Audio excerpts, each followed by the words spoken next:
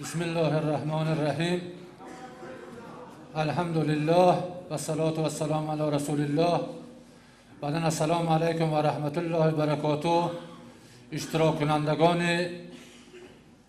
در اول مجلس فعالان حزب نهضت اسلامی تاجیکستان در نوع اسفره بود و ما حکومت توافق با بودیم که همه مجلس یک جای گذرانیم. هم مجلس فعالان و هم واخوری با فعالان ناحیه. پیش از همه از نام همه اعضا و جانبداران، مهمان اول قدر ما رئیس حزب اسلامی تاجیکستان محیدین کبیریه، همراه آن برادرانی که همراهی میکنن و یا که این دیار ناحیه اسفره و خیر مقدم میگم و از درگاه خداوند در حقشان دعاهای نیک میکنم که خدا هر نیتی نیکشون باشه خدا رساند.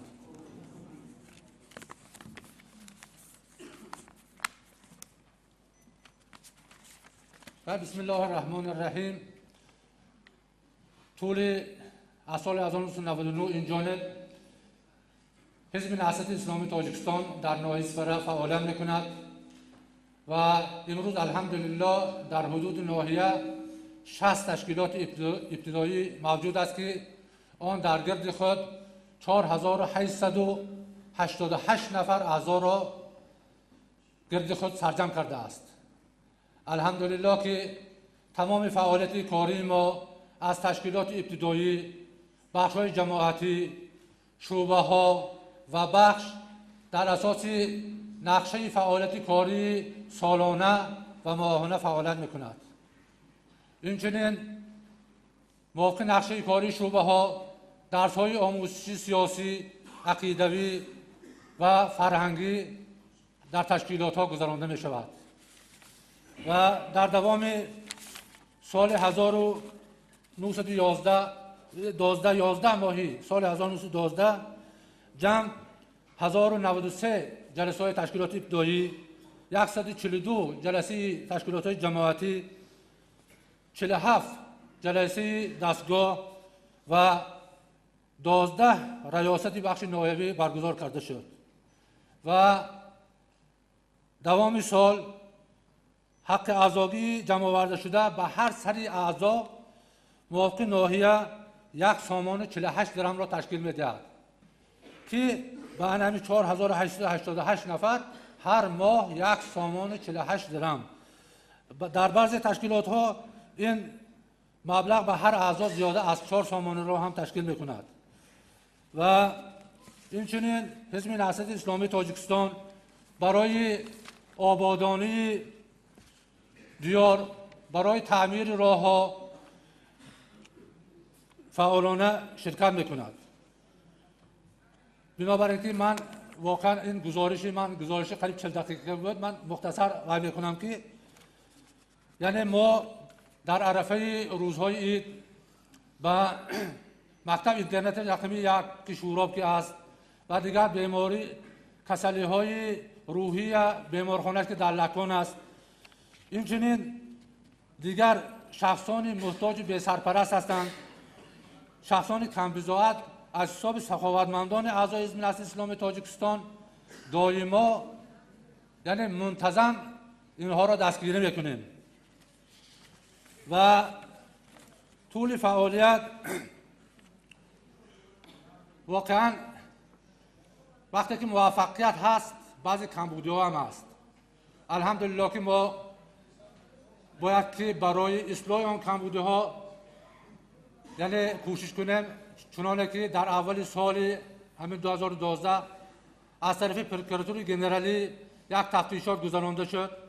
بعد از آن از طرف شعبه آمار و نظارت حزب نهضت اسلامی تاجیکستان با رهبری اکباش کبیری اینچنین یک سنجش پر در حدود تشکیلات‌های جماعتی ناحیوی ابتدایی گذرانده شد.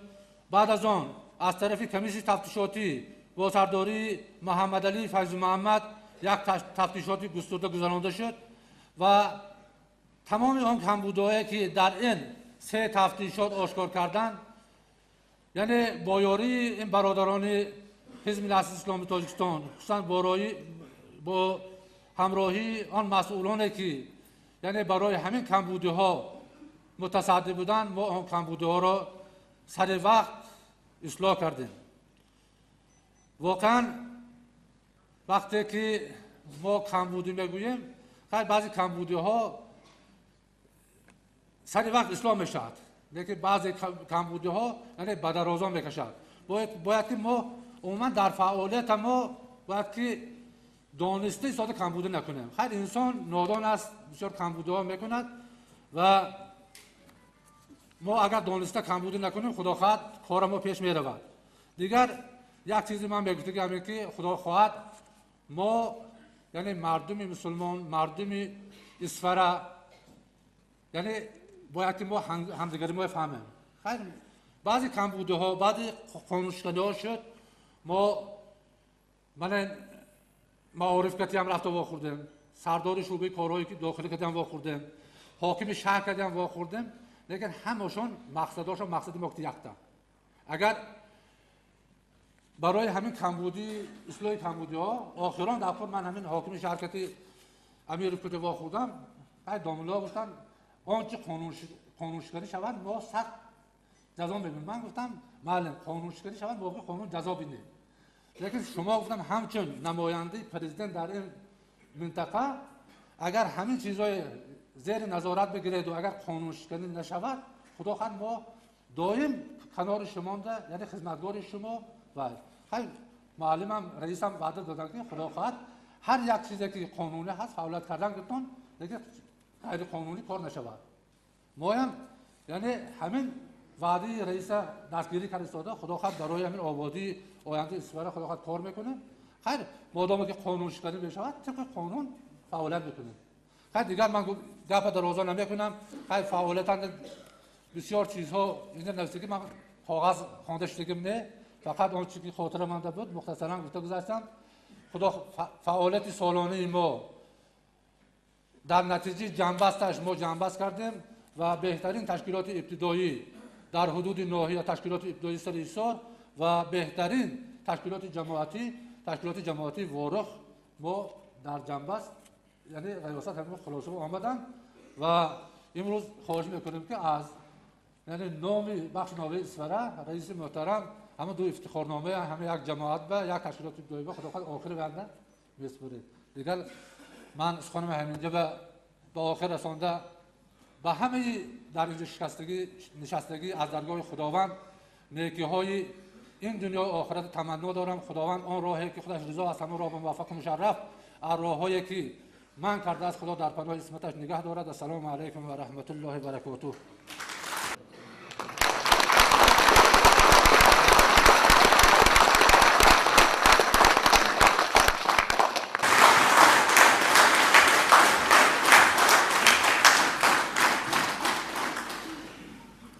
به نام خداوند بخشنده و مهربان،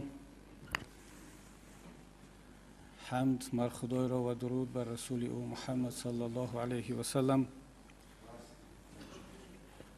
محترم معاون اول رئیس شهر، مهمانان گرامی، برادران، خواهران، همدیاران عزیز، خداوند را شکر میگویم در یک کم تر گرم شویم ان شاء الله صدا بلند برد یا میکروفون. من عادتا بسیار پست آرام گپ میزنم ولی در رفت صحبت ان شاء الله که بهتر خواهد شد. خداوند را شکر میگویم که بار دیگر برای ما این فرصت را داد تا به دیدار شما مشرف شویم و شاید که آخرین ملاقات ما با مردم اسفره شهر 2 سال قبل بود یا بیشتر هم شده باشد. هر باره که به اسفره سفر میکنم با یک تأثیرات مثبت و بای برمیگردم. تأثیرات هم از فرهنگ مردم، از معامله مردم، از خودشناسی، از وطن دوستی، از مسئولیت شناسی این مردم ما همیشه تأثیرات بای داشتیم و انشالله امید دارم که در آینده همین طور هم خواهد شد. اسفره معروف است با تاریخش. در سرچشمه‌های تاریخی ما، در سرچشمه‌های ادبی ما، شهر اسفره، اسفراین با چندین علمایی که در تاریخ ثبت شده است با نام اسفراینی. البته در کشور ایران هم یک شهر با نام اسفراین هست. بعضی علما اختلاف دارند که اون ادیبان و علمای مشهور که با نام اسفراینی معروف هستند از کدام اسفره هستند، از اسفره ما یا از اسفراینی ایران. ولی فکر میکنم که بین این دو شهر یک ارتباط معنوی هست و حالا دنبال آن نرویم که مربوط به کدام از این شهرها هستند. شخصیت‌های بزرگ همیشه در سرشون اختلاف است. هر کس می‌خواهد که شخصیت بزرگ مال او باشد.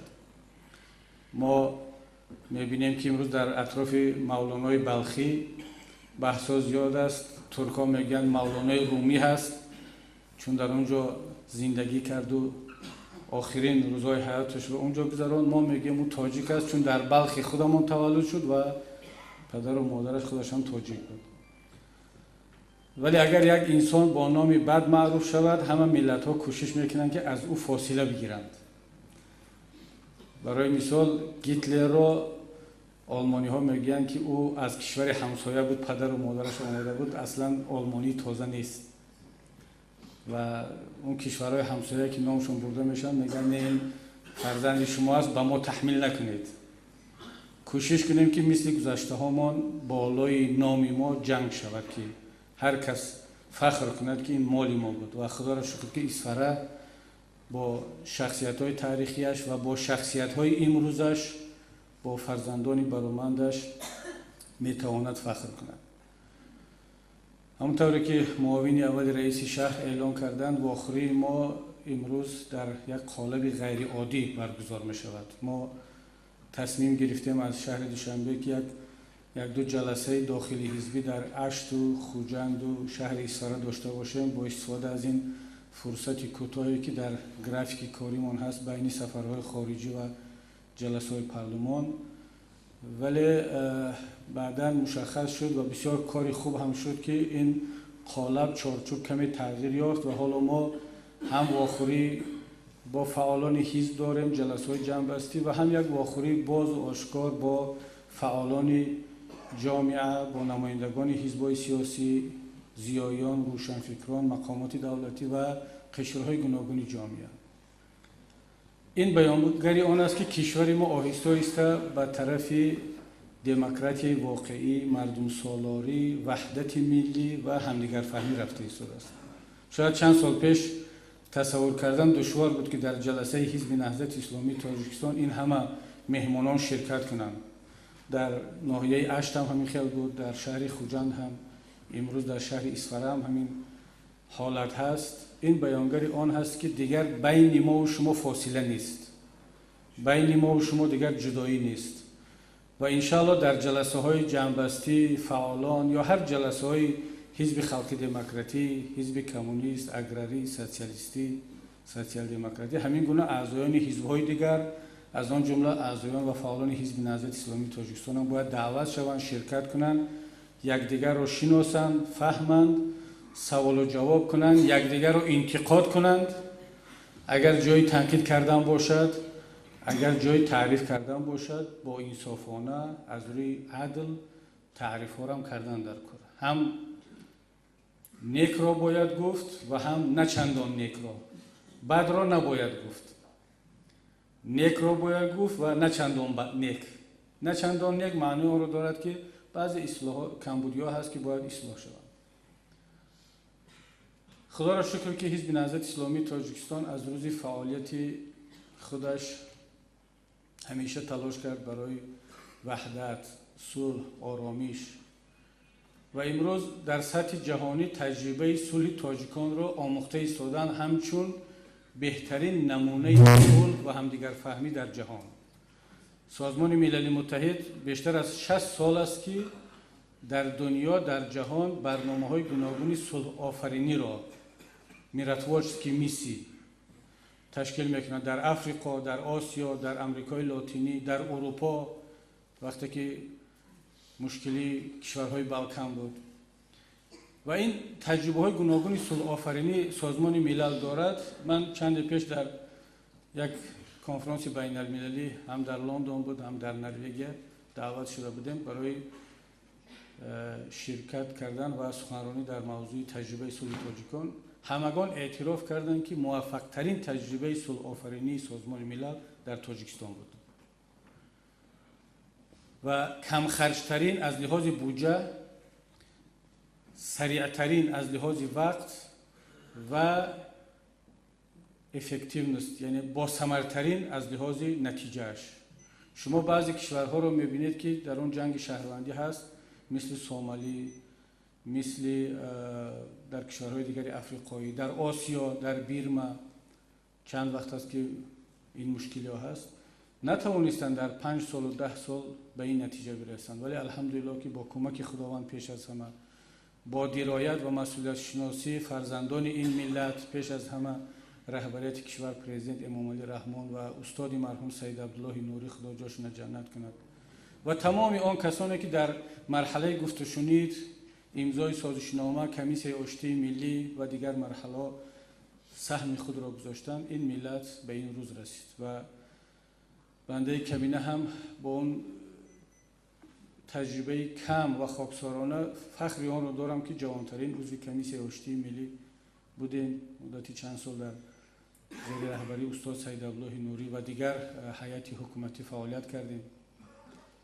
امروز نتیجهش آن شد که تاجیکستان یک کشوری آرام، کشوری با ثبات، رو به ترقی، رو به سوی دموکراتیا و نتیجهش همین است که دیگر ما در سنگرهای مقابل هم قرار نداریم، بلکه در یک تالار در پهلوی هم میشینیم، با هم صحبت کرده ایستادیم، یکدیگر رو میفهمیم، از یکدیگر دیگه دشمن نمیتراشیم، نمیترسیم. این نتیجه همون صلح بی‌نظیر و نادری تاجیکان است که باید شکر آن را کرد و تمام تلاش را برای حفظ آن خرج کرد. حزب نهضت اسلامی تاجیکستان تا امروز این کارها را کرد و از این به بعد هم یکی از اولویت‌های سیاست حزب در کشور باید همین باشد و من خیلی خرسند شدم که دانلای محترم هنگام گزارش مختصرشون اشاره به همکاری‌های حزب در شهر اصفهان با مقامات دولتی کردند. تمام مسئله را میشد با راه گفت و شنید و مکالمه حل کرد. هیچ مسئله حل نشونده وجود ندارد. مناقشه و نزاع کار بسیار آسان است. دلخراشی کاری آسان است. میگن که یک سنگ را احمق در چاه میپرتاید که 100 دانه بیرون کشیده نمیتوانند. یک احمق نادان میتواند یک سنگ 20 کیلوها را در چاه پرتاید، ولی 20 آدم عاقل برای بیرون کشیدن آن زحمت میکشند، شاید نتوانند. دلخراشی کردن، یک نفر را خفه کردن، وضعیت و صلح و ثبات را به هم زدن کاری یک نفر دو نفر هم میتواند انجام کرد، کاری دشوار نیست. ولی به هم آوردن، آرام کردن، همدیگر فهمی کاری بسیار سنگین است. این را کسی میداند که این روند را گذشته است، تجربه دارد. برای همین هرگاه که میشنوم این اخبارات را که همدیگر فهمی هست، همکاری هست، واقعا خرسند میشویم. و اون 4888 یا چند رقم مشخصش در یادم نیست شما گزارش دادید، برای یک شهر، برای یک ناحیه رقمی کم نیست، خوب است. ما نمیگیم از حد زیاد است، هنوز هم پتانسیل وجود دارد. برای اصفهان شاید کم باشد، ولی در مجموع میتوان گفت که رقمی میانه هست.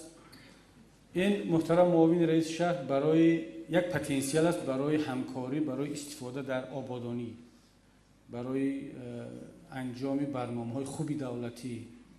از این باید استفاده برد. من بسیار خرسند شدم که همین دیروز به ما خبر رسید از شهر دوشنبه که در جلسه جنبسته شهر دوشنبه، میر شهر دوشنبه در همکاری با همه احزاب، حزب‌های سیاسی و سرمایه‌گذاران، صاحبکاران یک نقشه آبادانی دوشنبه را طرح‌ریزی کردند و حزب نهضت اسلامی تاجیکستان مسئولیت آبادانی و کمک در ناحیه شاه منصور شهر دوشنبه را به عهده گرفته است با چند صاحبکار دیگر که شهرداری معین کرده است. ان شاءالله یک برنامه خوب بعد بازگشت خواهیم داشت برای چگونه حزب در آبادانی وطنش، کشورش، پایتختش سهم بگیرد. چرا این تجربه را در اصفهان استفاده نکنیم، در خوجند استفاده نکنیم، در ختلان و بدخشان و دیگر منطقه‌ها استفاده نکنیم؟ مردم تاجیک تشنه کارند، مردم تاجیک میخواهند آبادانی کنند. این پتانسیل را باید که استفاده بود. از اون بحث‌های بیهوده، بحث‌هایی که ما را با سنگرها جدا میکند، اختلاف را با وجود میاد، آنها را کنار بگذاریم. حالا بیایم اطراف مسائلی که ما را متحد میکند. یک بزرگوار امام حسن البنا گفته بودن که این اشارهش به مسلمان ها بود که نتحد حول ما اتفقنا و نختلف بعضنا بعضا فيما نعتذر بعضنا بعضا فيما اختلفنا. بیاید دعوتشون این بود، ترجمهش این است که بیاید در اطراف اون ارزش هایی که اتفاقی نظر داره به هم بیاییم، جمع شویم، اتحاد کنیم و اون مسائل رو که اختلافی نظر داریم کنار بگذاریم، عذر یکدیگر رو قبول داشته باشیم. شرط نیست که همه ما یک خیل فکر کنیم. ما در این تالار اگر 200 300 نفر 400 نفر انسان باشد، در اینجا 400 جهانبینی است، 400 دیدگاه است. هر یک انسان، این ایندیویدوالیسم میگن، شخصیت است. شخصیت همون وقت میتواند باشد که دیدگاه خود را داشته باشد، وگرنه اگر ما دیدگاه های شخصی نداشته باشیم، نظرهای مختلف نداشته باشیم، من عذر میخواهم، بشریت نمیبود، تبدیل به یک توده، یک رمه میشد که باید یک مثل رمه گرگان وژک میگن، همون یک گرگی کلانتر اونا برد بیارد یا یک گله اسب. ولی جامعه بشری در نتیجه اِوولوسیا به این حد رسید که از هر یک انسان شخصیت به وجود آورد. مادامی که شخصیت هست، اختلافی نظر هست و اختلافی نظر اگر سازنده باشد، مصالحت آمیز باشد، در چارچوب قانون باشد، این باعث پیشروی هست. رکود عقیمانی همون وقت با وجود می آید که ما از گفتن نظرها هراس داشته باشیم، بترسیم و همیشه یک فضای با وجود می آوریم که گویا یک خطر وجود دارد، از گوناگون اندیشی ثبات از بین می رود. این طور نیست برادران. جامعه هایی که یک اندیش هستند، یک حزبی هستند، یک حکمران هستند، حد اکثر از 60 70 سال، بسیار برود 100 سال بیشتر نمی روند. این در عصرهای گذشته بود، چون که عصر سرعت نبود. حالا عصر سرعت است. بعضی دیناستی های گذشته حاکمیت ها تا 600 سال می رفتند. مثلا در خیتای همون دیناستی که چند خانواده دیوار بزرگ چینایی را ساخت، همش قریب یک اولاد بودند. 600 سال دوام کرد. ابن خلدون در مقدمه‌اش عمر یک حاکمیت، یک الیت را برابر عمر یک انسان دانسته است. این چند صد سال پیش ابن خلدون کتاب مقدمه را نوشت که عمر یک حاکمیت، یک سیستم از یک عمر یک انسان بیشتر نیست. و همین تجربه شوروی رو هم دیدیم. یک کشور پرقدرت، بسیار با نظام عادلانه اجتماعی، با بزرگترین نیروی ارمیه جهانی که هیتلر رو شکست داد، امریکا رو به زانو شناند، همه از اون میترسیدند، بدون آنکه یگان کس به وی هجوم کند، به یگان جنگ خودش پراکنده شد. یگان جامعه شناس، سیاست شناس سوال داد که چرا؟ خب معمولا کشورها از بین میروند در نتیجه جنگ، در نتیجه یگان فلاکت، فاجعه بزرگ. ولی یک کشور بزرگ با این همه اقتدار خود از داخل از بین رفت، برای آنکه تلاش میشد که یک اندیشی باشد، تلاش میشد که یک کس یا یک گروه، یک حزب حاکمیت کند و این باعث آن شد که کمبودی خودش رو ندید. وقتی که دیگران میگفتند یگان کس مثلا سالجنیتسین صدا بلند میکرد از نام زیایان روشنفکران که باید اصلاحات شود، گفتند که سالجنیتسین دشمن خلق است. اندری ساخروف عالم اکادمیک میگفت که ما چون میدید عقل انسانی بخصوص علما، زیایان، دانشمندان بعضی چیزها را میبینند که مردم عادی نمیبینند، تصور نمیکنند، ولی اونها میتونن پیشگویی کنند که اگر اصلاحات نشود جامعه میتواند که به بی‌ثباتی کشانده شود. ولی ساخروف را دشمن خلق اعلام کردند. من با رئیس محترم در کابینتم گفتم که کار به حدی میرسید که در ناحیه‌های دوردست ما حتی میتینگ تشکیل میشد بر ضد ساخروف، سالجنیتسین و یک کمپیر تاجیک که اصلا نمیدونی سالجنیتسین کی است، ساخروف کی است و چی گفته است، پلاکت میبرداشت که سالجنیتسین دشمن خلق سویتی باید که جزا بیند.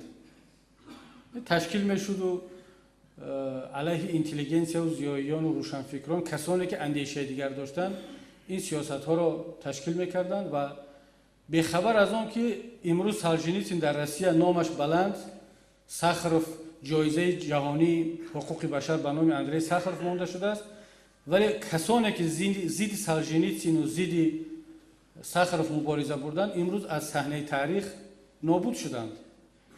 نه تنها خودشان نابود شدند، یک کشور بزرگی ابرقدرت رو از بین بردند. اگر حرف اونها رو میشنیدند، به گپ اونها در وقتش عمل میکردند، شاید که این کشور از بین نمیرفت. برای همین بیهوده نمیگویند که هر کی میخواهد شوروی رو برقرار کردنی شود عقل ندارد و هر کی برای پراکنده شدن شوروی افسوس نمیخورد دل ندارد. چون واقعا همه ما اکثریت در اینجا نسل‌های زمان شوروی هستیم، میدونیم که چی سیاست عادلانه اجتماعی هم داشت با وجود آن سیاست‌های غلطش. بنابر همین وقتی که در این باره صحبت میکنیم آماده باشیم که در جامعه گوناگون اندیشی هست، فکرهای دیگر هست و از قبول اندیشه دیگر نهراسیم.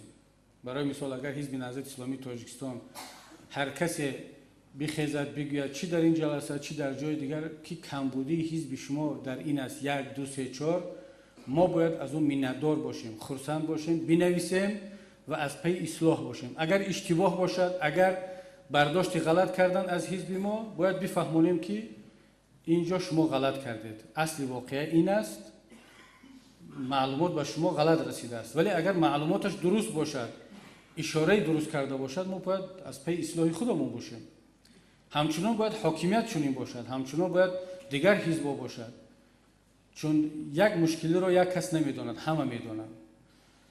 جامعه بسیار اندیش و گوناگون اندیش و بسیار حزبی ماهیتش در همین است. هدف مشخص است، کنستیتوسیا یکی هست، دولت یکی هست، ملت یکی هست، حکومت یک تا هست، پارلمان یک تا هست، حزب‌ها بسیارند، مردم زیاد است. باید که در چارچوب یک قانون، یک کنستیتوسیا، یک هدف، یک برنامه که اون هم آبادی کشور و ثبات جامعه و نیکوحوالی مردم هست، اختلاف نظرها باشد، راهها مناقشه شوند و از بین 8 راه بهتر یا مطرح شده یکی بهترش را انتخاب کنیم و مردم خودش انتخاب میکنند.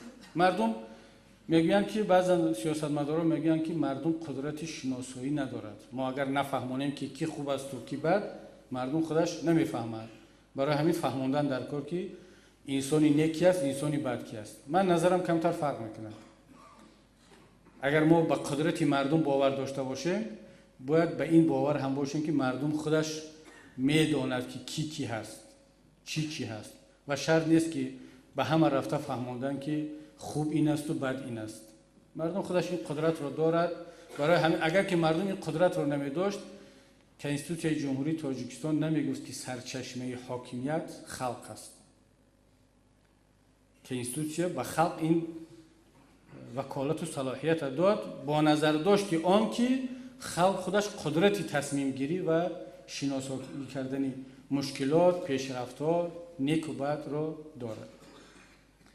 با نظر داشت که در این تالار بزرگان دینی هم هستند، شخصیت‌های خیلی معروف و خب اکثر هم الحمدلله مسلمان هستیم، ولی در هر جامعه متخصصان هستند. متخصصی هندسه هست، طب هست، دین هست. باید که هر گروه را با زبان خودش، با اسلوب خودش باید صحبت کرد. من نه همچون یک داننده خوبی این ساحه، بلکه همچون یک برادری خرد شما و خادم شما این را گفتنی هستم که جهان اسلام امروز در یک حالت دشوار قرار دارد. دیگر ملت ها، دیگر دین ها این مرحله دشوار را گذشتند. اروپا صدها سال با هم جنگید، مسیحی ها کاتولیک پروتستان را کشت، پروتستان کاتولیک را کشت. فرانسه با آلمان می جنگید، آلمان با بریتانیا می جنگید، همش یک جای با ضد شوروی جنگیدن، جنگ دوم جهان. اینا این مرحله را طی کردند. امروز یک اروپای آرام، یگانه، متحد، حتی امریکا هم با اینها همراه شده است، روسیه هم همراه شده ایستاده است، در یوروپیسکی سیوز، یوروپیسکی سویت، شورای اروپا تشکیل کردند. اینها به یک زندگی بهتر رسیدند، دینشان آزاد، مردمشان پیشرفته، آزادی وجدان، آزادی مطبوعات، انتخابات شفاف. اقتصادی پیشرفته. مردم دنیا از افریقا و آسیا همه کوشش میکنن ویزای اروپا بگیرن بیرون در اونجا، یا حداقل شهروند نشود همچون گریزه زندگی کنند. من در نروژ 10 روز پیش بچه تاجیک را دیدم، آمد مهمانخانه پیش ما، 8 تاجیک بودن که مقام گریزگی گرفتن. هنوز میگه 1.5 سال شد من مقام گریزگی گرفتن نمیتونم. تاجیک چون جای کار نیست، مشکلی دارد، آرزو میکند ازبکو که از ما زیادتر، هزارها ازبک است اونجا، روس از اینا بیشتر، افریقایی از همه زیادتر، آرزو میکنند که گریزه در اروپا باشد. آرزوی شهروندی کشور خودش نکرده است و آرزوی گریزگی رو، مقام گریزگی، استاتوس گریزگی رو در خارج میکنند. ما حق نداریم بگیم که آنها وطن دوست نیستند. باور کنید هر کی انسان هست دلش به اون زادگاهش میسوزد، دلش میکشد. اون جوان تاجیک زن و فرزنداش در این جمعونده است، میگیرد، گیره میکند، میگه خب آخران کوشش خودم میکنم، اگر که تونستم استاتوس میگیرم، فرزندا رو میارم، به خاطر آنکه فرزندام آینده خوانند و زندگی خوب داشته باشند. هرچند گفتم که بیا برگرد، جوان هستی، ساختمانچی خوب بود است، جای کار پیدا می شود، با زن و فرزندت باش. گو اگر که نتونستم برمیگردم. من حق ندارم اون رو بگم که تو وطن دوست نیستی. اون میلیون ها مهاجری که رفتند اونها وطن دوست هستند، ولی مشکلات اجتماعی مجبور میکند که بروند. در عصرهای گذشته مسیحیان برعکس عالم اسلامی میکوشیدند. در بغداد بیت الحکمه بود، اکادمی علوم در جهان، اکادمی علوم اولین شده مسلمان ها ساختند بیت الحکمه. وقتی که در اروپا سیاست انکویزیسیا میرفت، زدن و کشتن عالمان، وقتی که جردان برونو، نیکولای کپرنیک اینها گفتند که زمین در اطراف آفتاب میچرخد، زمین گرد هست، سیستم آفتابی رو در اساس گفته‌های بیرونی و خوارزمی مطرح کردند، به اینها حکم قتل دادن که زیدی دین خدا گپ زدی. اینها گریختن به عالم اسلام، به همشون، البته اونها نگریختن ولی شاگردانشون گریختن به اندلس، به بغداد، به دمشق، به بخارای خودمان، حتی اون عالمی ونگر که اومده بود. چرا؟ برای اینکه عالم اسلام گوناگون اندیش بود، آرامی بود، علم را احترام میکرد، ایده نو را احترام میکرد. در بغداد، در دمشق یک جریان قوی ترجمه بود. مشاوران، وزیران خلیفه ها مسیحی بودند، زردشتی بودند، یهودی ها بودند و هر خلیفه سپارش داده بود که برای هر کتابی ترجمه شده از زبان لاتینی و یونانی و هندی و فارسی برابر وزن کتاب طلا داده شود به مترجم. هر کی به عربی ترجمه میکرد برابر وزن کتابی ترجمه شده باید طلا برکشیده میدادن.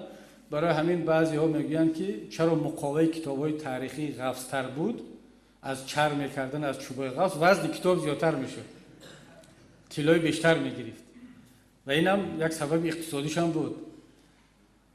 این باعث شد که عالم اسلام رشد کند. هجرت از شمال به جنوب بود، از غرب به شرق بود، ولی امروز برعکس شد. اونا پیش رفتن، عالم اسلام عقیب ماند و مهاجرت برعکس از جنوب به شمال رفته ایستاده است، از شرق به غرب رفته ایستاده است، از عالم اسلام به عالم مسیحی رفته ایستاده است. سببش در چی است؟ در آن است که ما مسلمان ها به خصوص علمای دینی، من خودم رو همچنین فرزند شما میدونم، همچنین خدمتگار شما، در عائله مولا تولد شدم، الحمدلله تا حد علوم دینی رو هم فرا گرفتیم. خودم رو تنقید کرده ایستادم، ما از زندگی قفا موندیم، ما خودم رو محدود کردیم، ما باعث وارد مشکلات جزئی شدیم، بحث‌های بیهوده کرده ایستادیم. یک مسئله رو امروز میبرداریم که اصلاً نباید به شریعت امروز بحث کند. من عذر میخوام، درباره رزمیر ریش صحبت کرده ایستادیم. امروز جهان در کاسموس رفته است، اونا فکر کرده ایستادن که در کیهان برای بشریت جای زندگی پیدا کنن، آب هست یا نیست، اکسیژن هست یا نیست، ولی ما در اطراف لباس و ریش و در اطراف، حتی من امروزم در بین 1.5 میلیارد مسلمان مسئله را حل کردند، امروز هیچ کس بحث نمیکنه. باز هم در تاجیکستان ما آیا در اسلام حزب هست یا نیست؟ فقط در تاجیکستان ما مونده است، در دیههای دوردست هنوز هم بحث داریم. ملاها بحث دارن که در اسلام حزب هست یا نیست؟ بشریت به سوی بسیار حزبی رفت. تمام جهان امروز در اطراف حزب‌ها و مبارزه‌های سیاسی در قالب حزب‌ها هست. چرا ما بحث‌هایی را کنیم که اصلاً بشریت رو، ذهنش رو به طرف دیگر میکشوند، عقب مانده میکنه؟ بیا درباره پیشرفت گپ بزنیم. اسلام دین مبین، اسلام پیامبر اون رسالتی که داشت بشریت رو از ظلمت به نور آورد، یک قدم بزرگ به پیش گذاشت. امروز ما به طور ثانوی خودمون وارد بحث‌های بیهوده شده، ملتمون رو، کشورمون رو، عالم اسلام رو به قفا کشیده ایستادیم. بعد سوال میدین، دیروز در خوجندم یک کس پرسید که چرا در سوریه جنگ است، چرا در عالم اسلام جنگ هست، در دیگر جاها آرامی هست؟ برای آنکه ما نتوانستیم خودمان رو از این مرحله بنبست بیرون کنیم، وارد بحث‌های بیهوده شده ایستادیم. بیا در اطراف دموکراسی صحبت کنیم، در اطراف آنکه چگونه یک انسان آزاد باشد، آزاد اندیشش رو گفته تواند، فکرش رو بیان کند، انتخابش رو درست کند. همه چیز رو بالای سر مردم نیستیم با فشار بگیم که مردم نادرست میفهمند. باید من بگویم، من سیاستمدارم، من دپوتاتم، من وزیرم، من رئیس حکومتم، من بهتر میدونم، این رو کنید، این رو نکنید. قانون هست، خوب است، بعد از قانون است. بسیاری قانون ها شاید با من معقول نباشد، ولی مادامی که قانون شد، آن رو باید از پرزیدنت شروع کرده تا اعضای قطاری حزب تا شهروند باید که رعایت کنیم. بعد جامعه ما آباد میشد. بعد ما میتوانیم بگیم که مسلمان ها هم توانستند یک جامعه آباد بسازند. چرا ترک ها مسلمانان توانستند و ما نمیتوانیم؟ چرا ایرانی ها توانستند در کاسموس بروند؟ 11مین کشور جهان هست که به کیهان راه یافت، ایران. چرا پاکستان با وجود همین قبیله ها، با وجود همون عقب ماندگی در پاکستان سلاح هسته‌ای ساختند؟ استحصالات خوب دارند. مالایزیا مسلمان است، اندونزیا مسلمان است. چرا اونها توانستند و ما نمیتوانستیم؟ همان دین، همان پیامبر، همان قبله، همان قرآن. برای آنکه در اونها این بحث‌های ما نیست، این اختلاف بین علما و بین شخصیت‌های دینی نیست. هر کس که منبر گرفت متاسفانه فکر میکند که از این منبر باید که حریف خود را سنگ اندازی کند، یک سخنی بگوید که باعث ضعف او شود.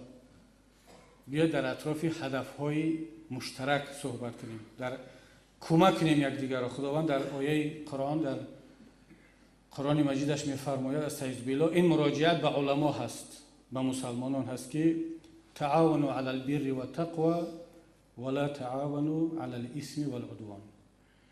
به همدیگر ای مسلمانان در مسائل بر و تقوا، نیکی و تقوا کمک کنید، یکدیگر رو کمک کنید، متعاون باشید. ولا تعاونوا علی الاثم والعدوان، ولی در کارهای بد، در اسم یعنی گناه ها و در دشمنی به یکدیگر کمک نرسونید. این خطاب است، این مراجعت است. من را پیش از همه به اعضایان حزب نهضت میگم، همچون برادر شما این مسئولیت را دارم، باید بگم که با هیچ کس وارد اختلاف نشید، وارد نزاع نشید. حتی اگر نسبت شما هر حرفی هم گفتن، امام مسجد میگید، خطیب میگید، رئیس میگید، حاکم میگید، یک شهروند میگید، شما صبر کنید. صبر مفتاح چی است؟ نجاح، مفتاح کلیدی دستاورد هاست. صبر کنید. پیامبر صبر کرد، پیامبران صبر کردند، اولیاء صبر کردند، بزرگان صبر کردند. اگر از عالم اسلام هم بیرون رویم، نیلسون ماندلا 30 سال در زندان شد، برای هدفهایش صبر کرد، دعوت به زورآوری نکرد، دعوت به قانونشکنی نکرد، بالاخره پیروز شد. مهاتما گاندی هندوستان را از استعمار بیرون کرد با واسطه دعوت و صبرش. اگر بگیم که از مسلمان ها مثال تنها نیاریم. بنابر همین شما وارد کشمکش و اختلافات و نزاع نشوید. ان شاء الله این مرحله دشواری که در منطقه آسیای مرکزی هست، این مهاجرت مردم، این نبودن جای کار، مشکلات برق، اینا همه موقتی هستند. با صبر و تحمل اینها را سپری کنیم، بگذاریم و وارد یک مرحله نو، مرحله سازنده، آرامش، پیشرفت و همدیگر فهمی در بین ملت و کشورمان باشیم. با همین صحبت خود را تمام میکنم و عذر که یک کمی طولانی تر، بیشتر از وقتی معین شده صحبت کردیم، ولی چون این تالار رو بسیار تالاری گپ فهم یافتم. معلوم است از چهره ها که گپ به قدر گپ میرسیدگی هستند و درک میکنند که مغز گپ چی هست. یک کمی سوء استفاده کردیم از صبر و تحمل شما. خداوند شما را موفق بگرداند. السلام علیکم و رحمت الله و برکاته.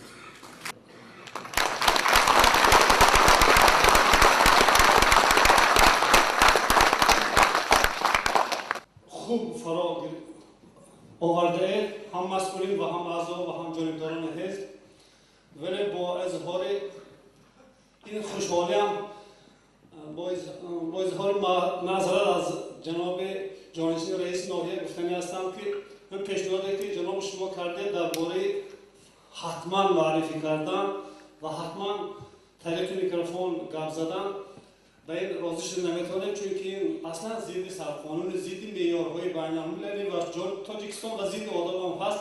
بعضی شرم دارن سخن کنی و بعضی امکاناتی آمدن ندارن. باشد که خطی هم شود، این هیچی کم نیست. مقصد من به خط مراجعه نکنید گفتم اون است که بعضا می نویسند خطی هر خیلی گپوی نام نصفشانه نمی نویسند. مقصد از اون است که کسی در چیز داره هم کمبودی هم پیشروی و همه جامعه هست خودش معرفی کنند معلومات کنند. اینجا با فکرم نگاه کنم شکلی نیست. بارمات خدا معرفی کنید. السلام علیکم برادر عزیز، شما را به همین اسفری باستان خیلی مقدم میگویم. از همین فرصتی مناسب استفاده بوده از برآمدی شما خیلی متاثر گشتم و من از بسیار حزبی همین تاجیکستانی عزیزمان خیلی خوشحال هستم، چون که از برآمدی شما خلاصه برآوردم که در حقیقت مقصد و مرام هر یک حزب تاجیکستان یک است: سرجم کردن خلق مسلمان در تاجیکستان، آسایش آرامی، آسمانی صاف و بی‌غبار است. این بناست که آینده ما. من دیرکتر مکتب تحصیلات میانی نمره 5 مبارک غایبوفه هستم. از شما خواهش کردم که سوال من چنین است: حرکت های حزب های سیاسی به همه ما معلوم است. خواهش من همین که مختصرا درباره حزب نهضت اسلامی تاجیکستان چند سخن می‌گفتید.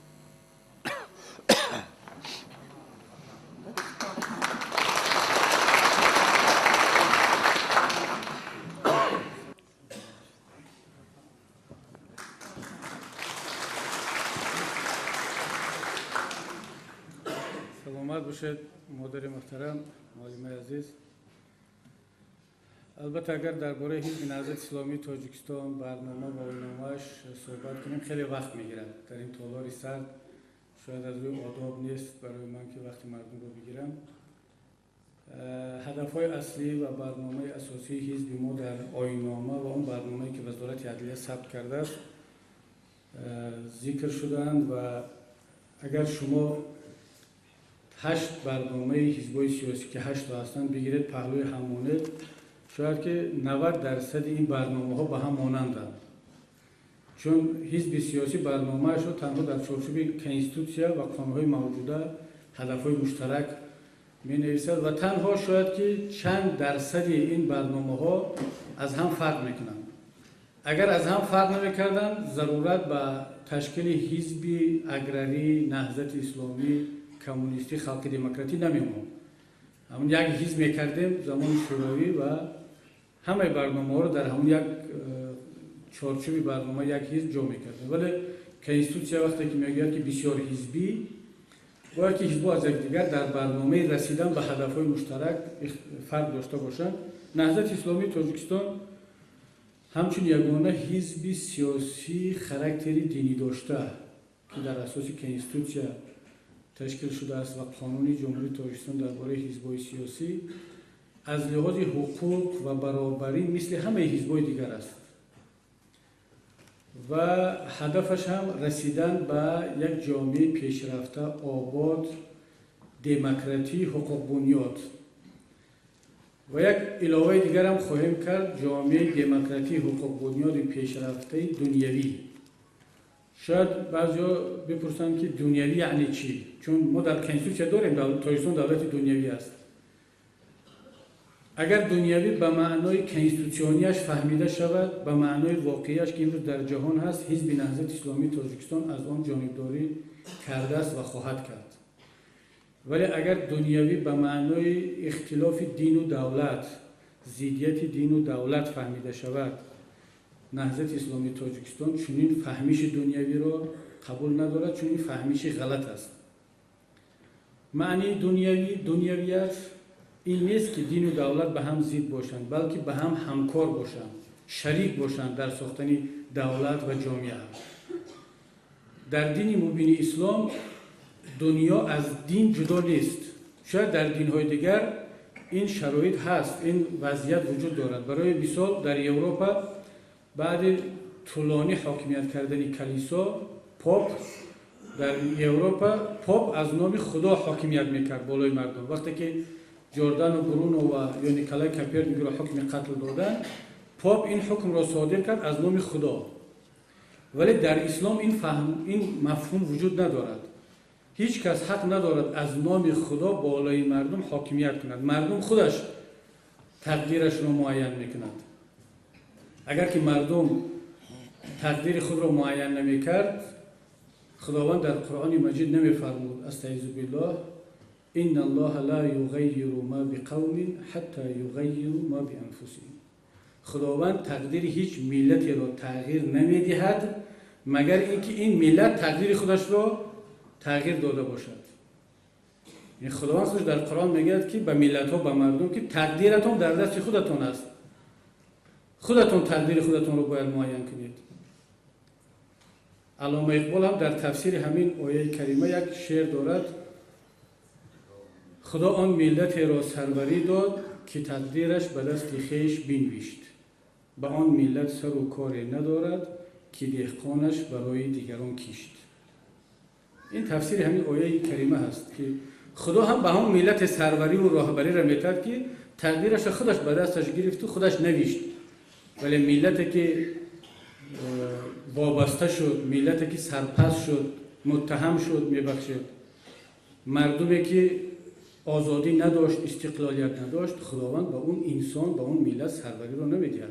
او یک عمر همین مظلوم، سرپست، سرکوب شده و دستنیگر باقی خواهد ماند. برای آنکه از این وضعیت بیرون برآییم، ما باید دین و دولت را، دین و دنیا را در مقابل هم نگذاریم، بلکه همون طوری که خداوند فرمود تقدیر ما رو به دست خود گرفته هر دو را با هم سازش بگیریم. اگر برای ما بعضا سیاست شناسای ما میگن که دین از دولت جدا است.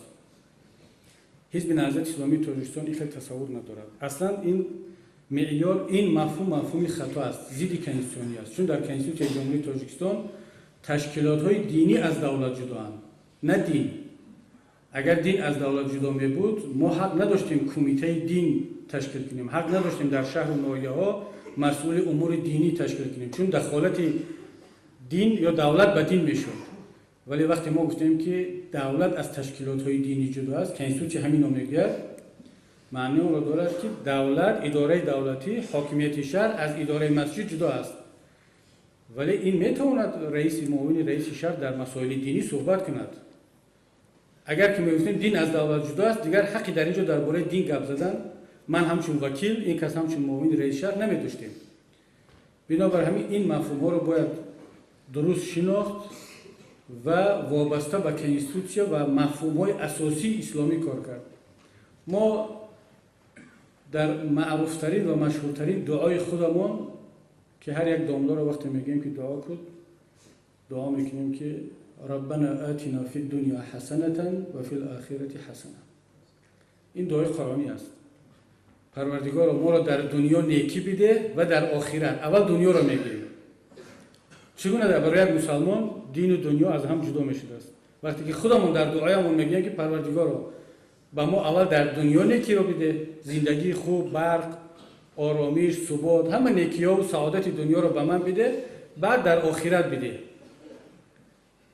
ولی شاید دین های دیگر بگن که پروردگار ما را در آخرت نیکی بیده و در این دنیا کار نداریم، هر چی که باشد ولی مسلمان این خیال نیست. برای همین فهمیش دنیویت در ما مادر محترم معلم عزیز به همین معنا است.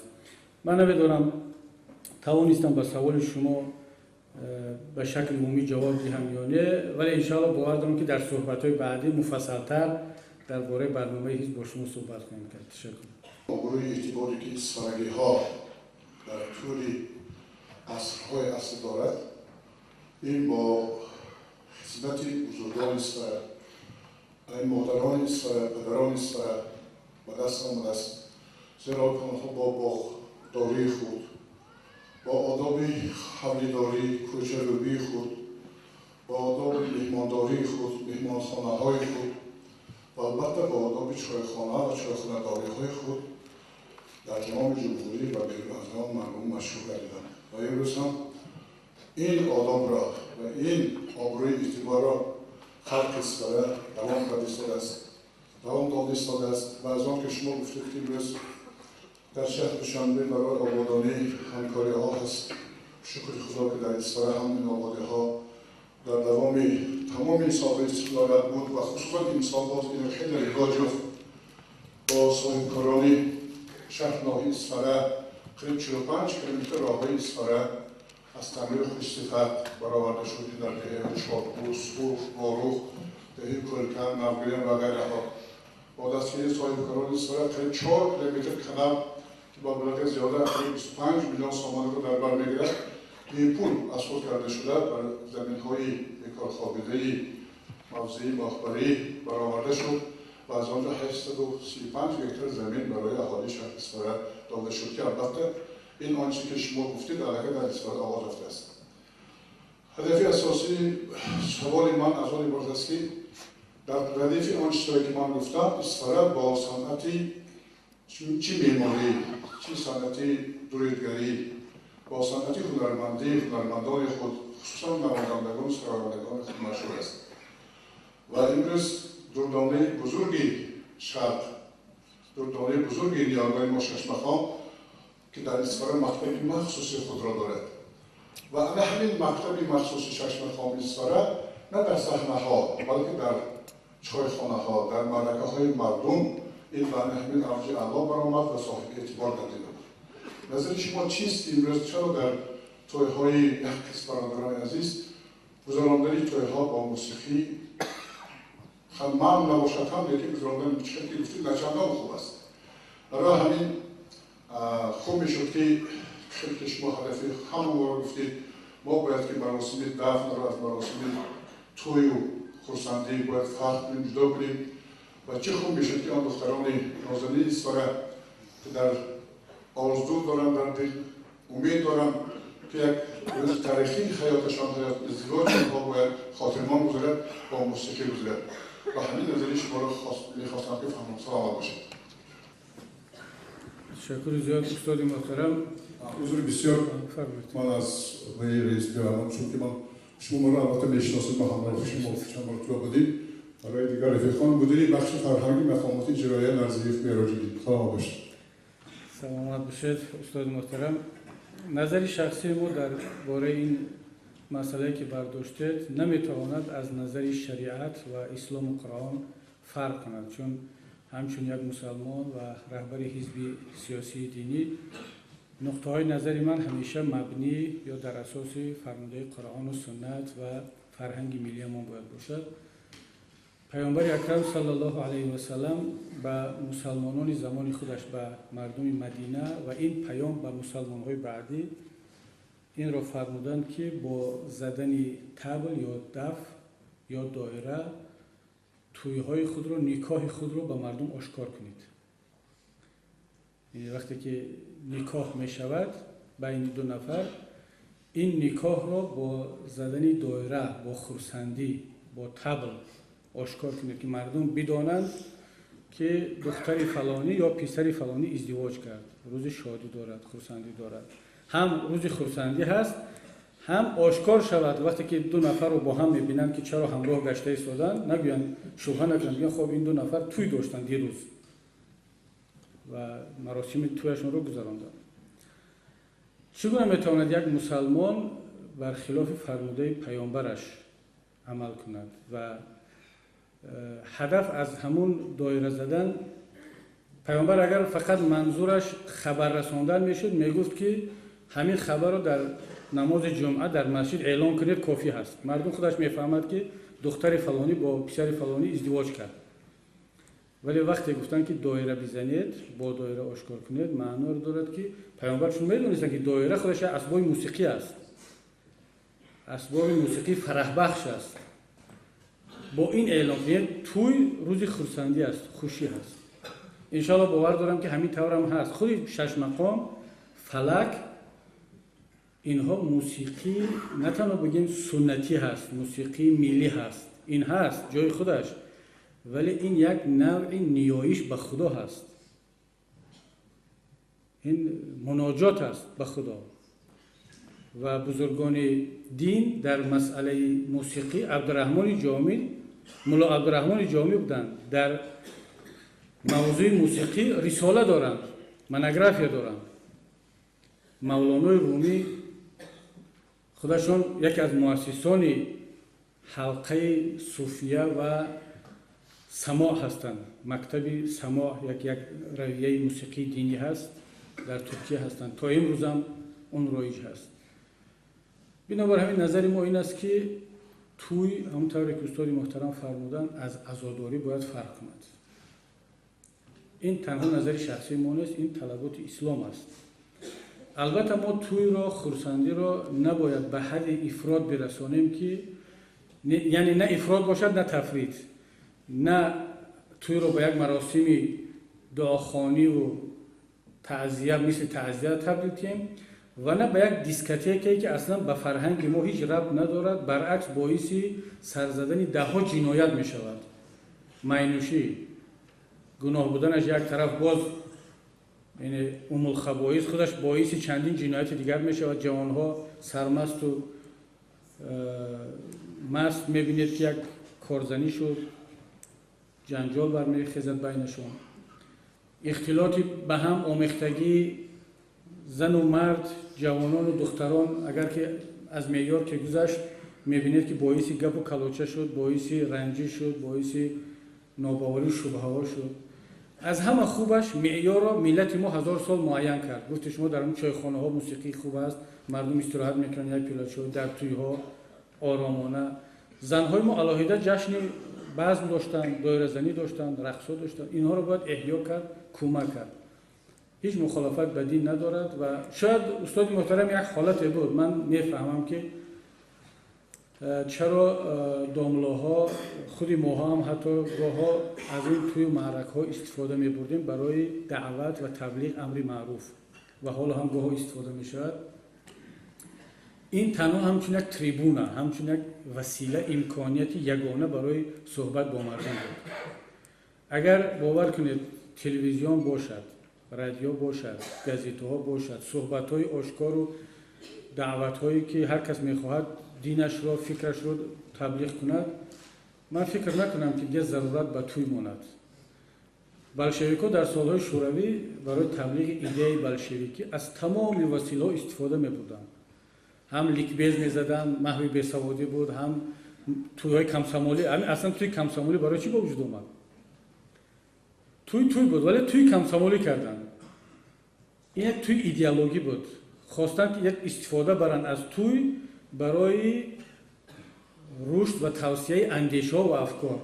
همین اسلوب رو در سالهای 80 و بعد تا امروز دیندارا استفاده کرده ایستادن. توی‌های کمسامولی رو تبدیل دادن به توی‌های اسلامی. حالا که توی نه اسلامی هست، نه کمسامولی هست، نه کمونیستی هست، نه خلقی دموکراتی. توی است. توی رو همه دارد. تاجیک هم توی دارد، روس هم توی دارد، هندو هم دارد، افریقایی هم توی میکند. ولی ما با این نامگذاری ها اون رو جنبه ایدئولوژی بخشیدیم و این انعنه فکر کرده برآورده دیندارها نیست. برعکس این ما از اگر که دیندارها گرفته باشن از سابقه‌داران حزب کمونیست، از کمسامولی‌های سالهای 20 و 30 این را میراث گرفتن. ولی اکنون به فکرم یک مرحله رسیدیم که دیگر باید که همین جداگی نشود. من بسیار خرسند شده بودم که داملا نعیم جان در توی فرزندشان و فکرم یک سرودخوان رو آورده بودن، سرود موسیقی شده بود و ما هم دعوت شده بودیم، متاسفانه ناآمدیم، نتونستیم، در سفر بودیم، ولی شنیدم که همین نیت رو داشته. خدا هم در توی پیسرم، در استاد محمد شریف مزرعه در توی پیسرشون دسته موسیقی رو دعوت کرده بودن. انشاءالله این مرحله رو استاد حتما میگذاریم و این فرهنگی که شما دارید باید حفظ شود. منظورم شش مقام که مکتبش در همین جا هست، این یک دردانه تنها اسفرگیان نیست، این فرهنگ ملی ما هست که باید حفظ شود. سلامت باشید. سلام علیکم. امیدخان ولیف، آموزگاه کارمند نوروز. محترم وکیل رئیس بسیار خوب قید کردید در برآمدی خود.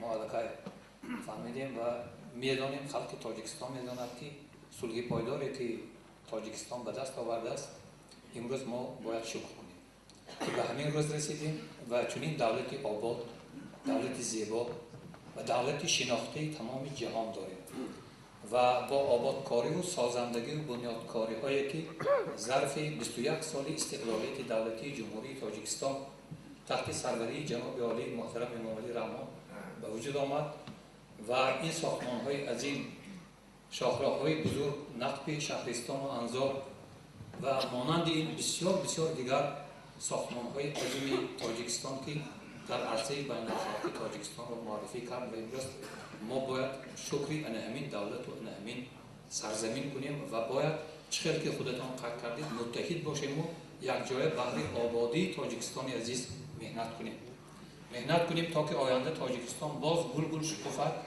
و در گرد پرزیدنت کشورمان محترم امام علی رحمان در دستگیری یک جای برای آبادی وطن کوشش کنیم و خرج دهیم. من در ظرف 21 سال استقلالیت دولتی من باز ساختمان های عظیم دیگر در برابر این آبادانی یک احوالی خلق بحر بیهودی خلق رفت ایستاده است. از آن جمله من آغاز ساختمان مسجدی از همه کلانترین در شهر دوشنبه، یا که من سالهای پیشتر تشکیل جشن بزرگداشت امام اعظم گذرانیده شدن و امروز بسیار میخواستم فهمم که در ظرف 21 سال استقلالیت دولتی جمهوری تاجیکستان از طرف حزب نهضت اسلامی تاجیکستان در کار آبادانی چگونه کارهای نظررس به سامان رسانیده شد. تشکر. سلامت باشید. بسیار سوال خوب است. من پیش از آن که به سوال این استاد محترم جواب بدم، از اهل تالار، از برادران و خواهران خواهش دارم که من در صحبتم گفتم که بسیار باید تحملگرا باشیم و صبر و تحمل را رعایت کنیم و همه گونه فکر و اندیشه ها را باید ما بشنویم. خصوصا استاد محترم بسیار حرفای خوب گفتن و درست است که در مقدمه سوال حتما باید یک گپای گفته شود، نمیشه سوال خشک و خالی دادن، باید حتما یک مقدمه هر سوال داشته باشد. البته هر چیزی که گفتنش زیاد شد، تکرار شد، کمتر قدرش پس میشد. اینم چه دین باشد، چه امر معروف هم، حتی همه سخن باید که معیار داشته باشد. ولی سوالشون بسیار سوال خوب بود که حزب نهضت اسلامی تاجیکستان در این 21 سال استقلالیت چی کار کرد، چه خدمت به مردم کرد. وقتی که در مقدمه آوردند ساختمان یکچند انشاءات های بزرگی ملی دولتی ما را ذکر کردن که با کمک پرزیدنت، با دستگیری پرزیدنت و رهبری پرزیدنت اینا ساخته شد و اگر من درست فهمیده باشم اینا همه ساخته شدند و شما چی کار کردید؟ یعنی درست سوال رو درست داشتن که حزب نهضت چی کار کرد؟ مثلا اینا ساخته شدند. ببینید برادر عزیز، استاد محترم، باید مسئله رو از هم فرق کنیم. پرزیدنت کشور پرزیدنت همه هست. همه ما در این تالار 400 نفر شدیم، در تاجیکستان 7.5 میلیون هستیم، شاید که 3 میلیون قوه کاری داشته باشیم، اندازه‌سپار داشته باشیم. هممون انداز میسپاریم از کیسه همون، چی نهضتی، چی کمونیست، چی خلق دموکراتی، چی معلم، چی دهقان، همه اندازها جمع میشوند. ما دپوتات ها این پولی که در اختیار وزارت مالیه هست در وقت قبول قانون بودجه اون رو تقسیم میکنیم به ساحه‌ها که در کجا صرف شود، چقدر. من سال 2013 بودجه ما یک ماه پیش، یک ماه پیش در پارلمان تصدیق کردیم. پرزیدنت و حکومت این پولی که ما جدا کردیم، پول شما را همون طوری که در بودجه معین شد اون رو صرف میکنند. گیس میسازند، راه میسازند و برق میسازند. باز دیگه چهارمی ها ده ها کار است، یعنی این یک کار نیست. پول خلق است، پول ما و شما هست، کادر ما و شما هست، پرزیدنت ما و شما هست، پرزیدنت همه تاجیکستانیان هست. بودجه در اختیار پرزیدنت و حکومت است، باید بسازد و حتما میسازد.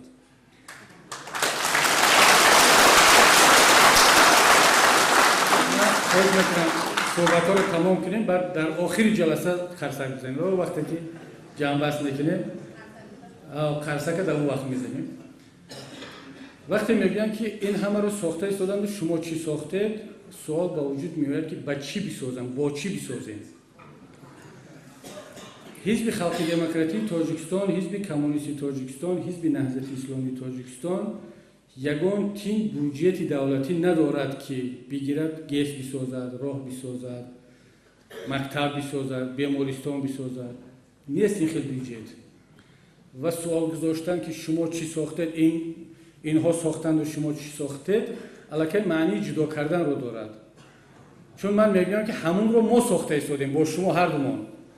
وقتی پرزیدنت ساخته ایستاده است همون التماس خرسک آخران من خواهش دارم یک صحبتی آزاد کنیم.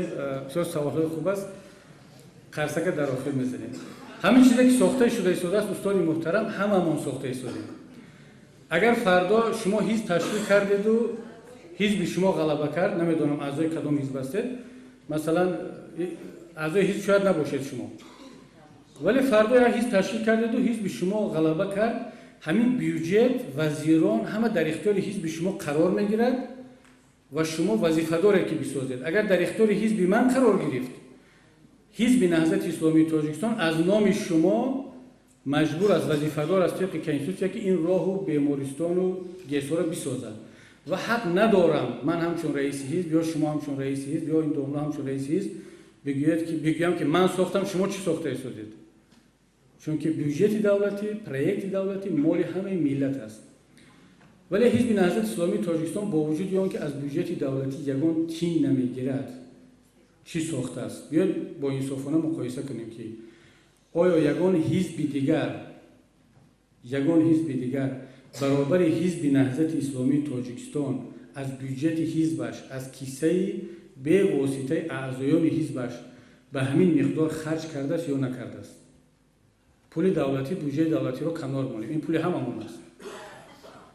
اگه شما سوال حزبی دادید، کدام حزب برابر حزب نهضت اسلامی تاجیکستان از پول خودش از جیب اعضایان حزبش خرج کرده است؟ ما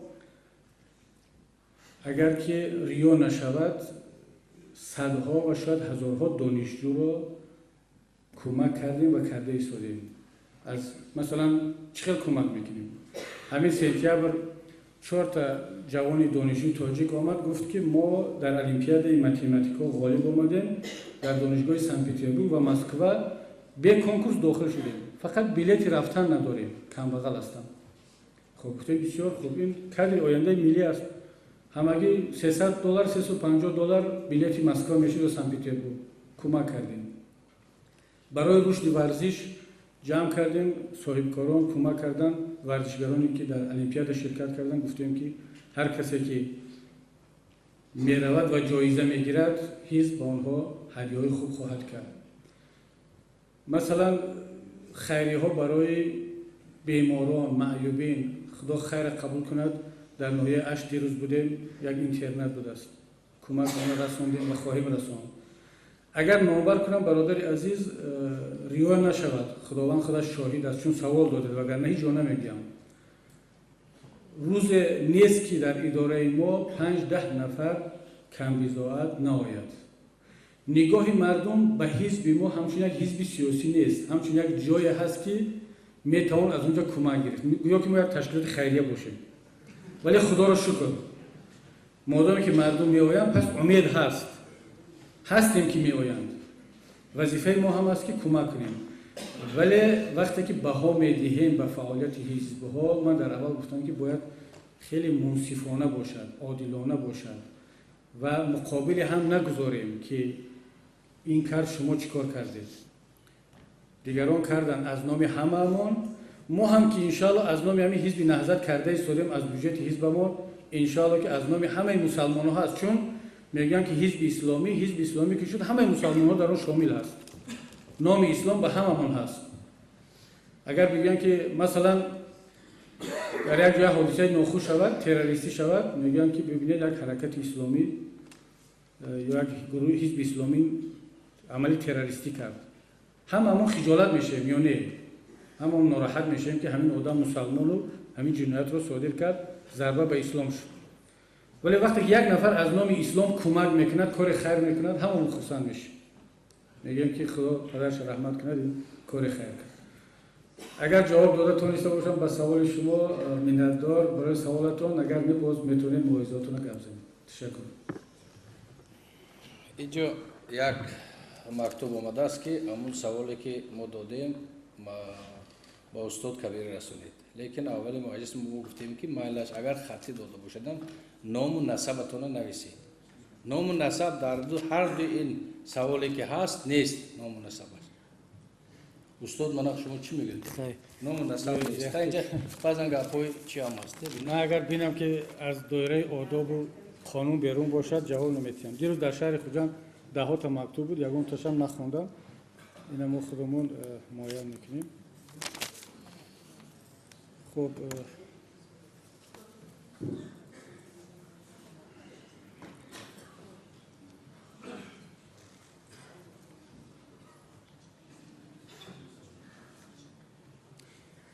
محتوای این سوال تقریبا همین است که این مراجعت کرده شده است که در دهه ما امام خطیب ثبت هم داریم، همه وقت ضد حزب نهضت اسلامی صحبت میکنند. خب من بیاید برادر عزیز، من در صحبتم گفتم که شما با صبر باشید و دیگر کم مونده است این گونه تنقیدها نسبت حزب نهضت و این گونه فقط در بعضی جاها مونده است. یک زمانی بود که همه وظیفه‌دار بودن که این حرفا رو بگن، حالا کم شده است، خدا را شکر همه فهمیده ایستادن. صبر کنید، طاقت کنید. یک نفر میگه بعد خسته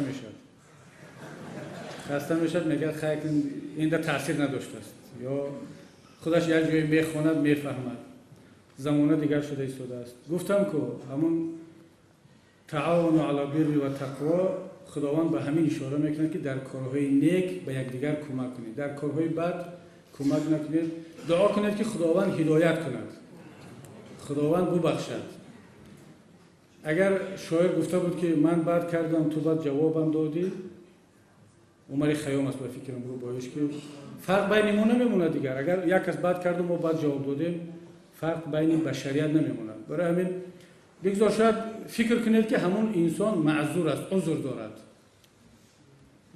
و شاید که خواسته دلش نباشد، شاید که مجبور است، شاید که واقعا خواسته دلش است، همین خیلی فکر دارد. بگذار بگید. فقط من خواهشم از علمای محترم این است که منبر پیامبر را، منبر رسول الله صلی الله علیه و سلم را به تبلیغ اندیشه های شخصی و گروهی تبدیل ندهیم، چون منبری همه هست، همه در اونجا نماز میخوانند. حزب کمونیست، حزب خلق دموکراتی، نهضت، به حزبی ها و جدا کردن مردم به حزب ها در مسجد خوب نیست، به خصوص وقتی میگویند که در اسلام حزب نیست. بسیار سخنی خطا هست، هم از لحاظ شرعی و هم از لحاظ کنستیتوسیون. وقتی میگوییم که در اسلام حزب نیست، تمام شهروندان تاجیکستان که اعضای حزب‌های سیاسی هستند گویا که بیرون از اسلام شدن. از پرزیدنت شروع کرده که رئیس حزب خلق دموکراتی است، اعضای حزب و رئیس حزب است. و شادیش عبدالوف و من و همه رئیسان و اعضای حزبا که قریب 300,000 شهروند تاجیکستان امروز رسما عضو حزبای سیاسی هستند، پس معنی دارد که ما هم از ضد اسلام هستیم مادامی که در اسلام حزب نباشد. بنابراین این سخن غیر کنستیتوسیونی هست. امروز اگر شاید کسی این رو درک نکرده باشد، فردا میتونه برای شما دلیل جنایتی کشاین که هم برای اختلاف اندازی، نزاع اندازی سیاسی، هم ضد کنستیتوسیا گپ زدن و هم شهروندان رو تحقیر کردن. شاید به نفع کسی هست که این حرفا امروز گفته شود، ولی فردا میتونن این دامنه‌های بزرگی ما رو یکم وقت این ثبت میشود، همش ثبت شده است. برای همین من خواهشم همین است که این کلمه‌ای که در اسلام حزب نیست، کلمه حزب در قرآن مجید 17 مرتبه آمده است، هم به معنای منفی هم به معنای مثبت. در اصطلاح‌ها حالت‌های گوناگون. یک سوره با نام احزاب داریم، حزب‌ها، سوره علاهیده هست. اصطلاح‌های داریم، حزب شیطان داریم، حزب الله داریم، حزب خدا. این مسئله ساده و اندک نیست برادران عزیز که یک کس از منبر بخیزد بگوید که در اسلام حزب نیست، یا برعکس بگوید که هر کی اعضای حزب نهضت نیست مسلمان نیست. هر دوشم خطا است.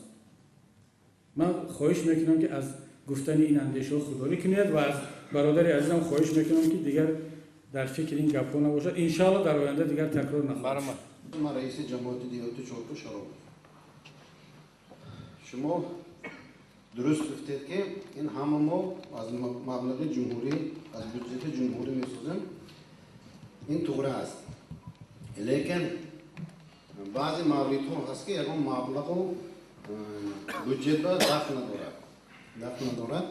من چون گفتم هستم که شما همچون دیپوتات، همچون شخصی که مقام قانونگذار جمهوری تاجیکستان معرفی میکنید، اینش به چی میگوید که سوال من چنین است. قرغزها دیپوتات‌هاشون مجلس قولشانده برآمد میکنند که تاجیکان امروز زمین‌های ما احاطه کردند، بچه‌های ما رو میزنند. اینا منطقه ما با تلویزیون قرغزستان میگیرد، هم میفهمند. یاد و مسئله هست که وی عمومی دولتی دارد، مقام عمومی دولتی دارد، همه باید وی کدام حزب حرکت نباشد باید از وی دفاع کند، وی به مبارزه برد. تاجیکستان برای اون عزیز باشد اگر این به خواب نشیند. به مانند آنکه بعضی مسائلی که سیاستی دولت روسیه با اگر منفی یگان دولت یگان یا گروه برآمد کند اگر اونجا حزب کمونیست، حزب لیبرال دموکرات رئیس ها کشتن برآمده همونا محکوم میکند، دیگر میکند. ما بسیار من در مقاله ها برآمدهای شما میخوانم میشنوم که بعضی مشکلات هست که شما تنقید میکنید و داخل جمهوری تاجیکستان خودمون چقدر که شما برآمدتون من نقص گوش کردم، اینا بین خود ما امروز نه پگاه نه بس پگاه حال میکنن. مثلا کمبودی بعضی کمبودی که شما ایراد میگیرتون درباره قانون، درباره تنظیم، درباره مسئولیت پدر و مادر در تعلیم تربیت، ایناش چقدر که گفته بین خود ما حل میشه، رفته. دویما شما بسیار خوب گفته که باید ولایت قانون همه جانده عمل کند. قانون اولی مجلس عالی قبول کرد، حزب شما کم بود آواز داد نداد و باید قانون که قبول شد و باید عمل کند.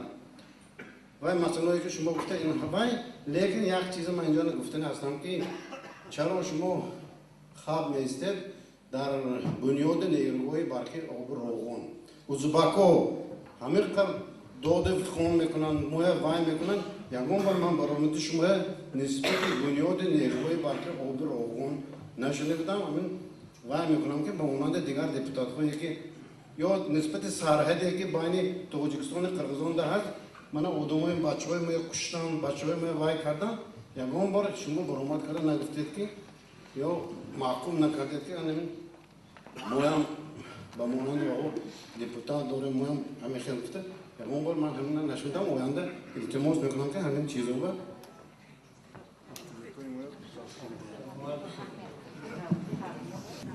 تشکر زیاد. مسئله بسیار خوب برداشتید معلم.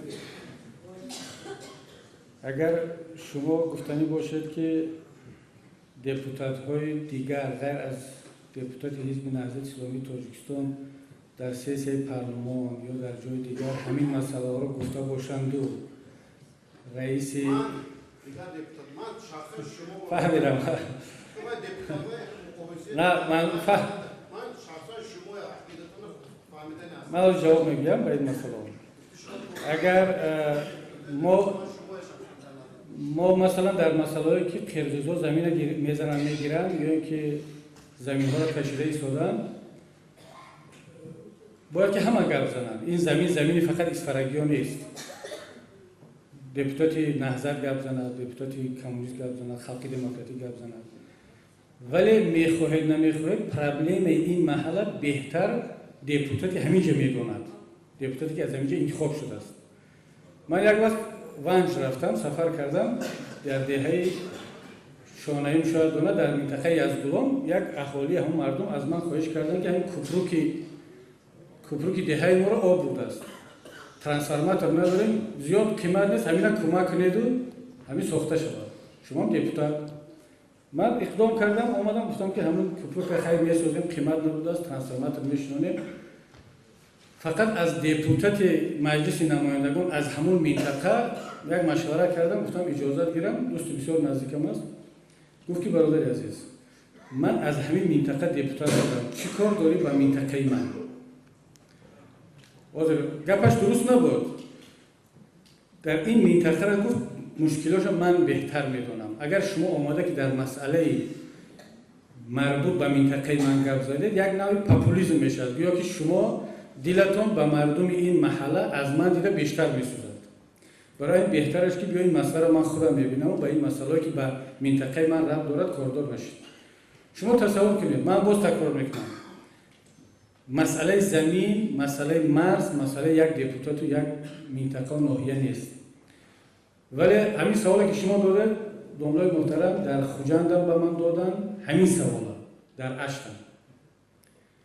و نه تنها این سوالا، همون سوالی که معلمم داد با دیگر سوالام شد، همین سوالها رو دادم. من الکی ازش وقتی شما خواستید من گفتم کدومی از این سوالها رو میداده باشد، چون یک دو سوال دیگر من عذر میخواهم. بیاید فقط از دپوتات مجلس دوملای محترم شما سوال شما با عصبی نشید. شما من را تحقیر کردید. شما اخی نگویید. منم رنگ شما 5 سال دپوتات مجلس عالی بودم. تشکر بسیار. فهمیدید؟ در 5 سال دپوتات مجلس عالی بوده چند مسئله مرزی را حل کردید؟ من مسئله مرزی حل کردم.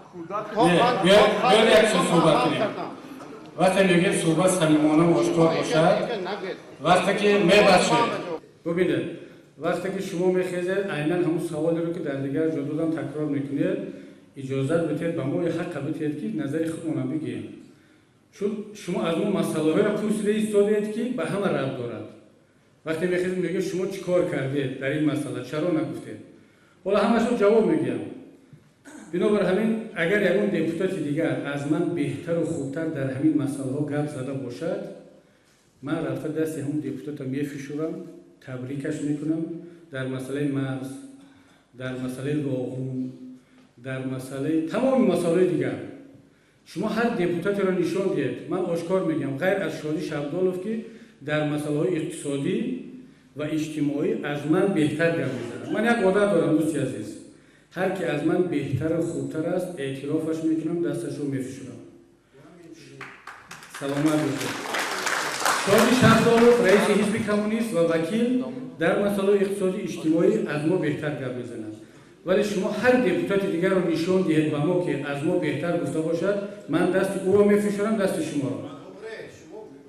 خب من بیشتر جواب دیم. شما حالا همون شما بینید.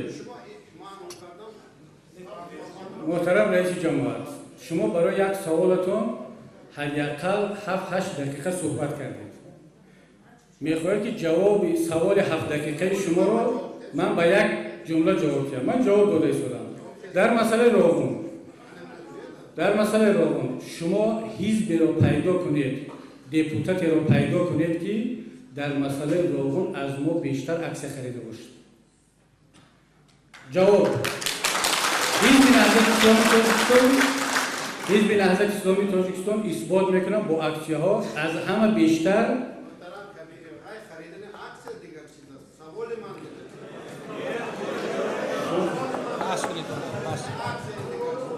ببینید شما اصلا منتظر جواب نمیشه. شما من گفته شدم وقتی که میگویم که الف را گفتی منتظر با هم باش، حزب را پیدا کنید که از ما بیشتر سهمیه خریده باشه. خلق دموکراتی ما رئیس چورکنده 350,000 اعضای حزب خرید.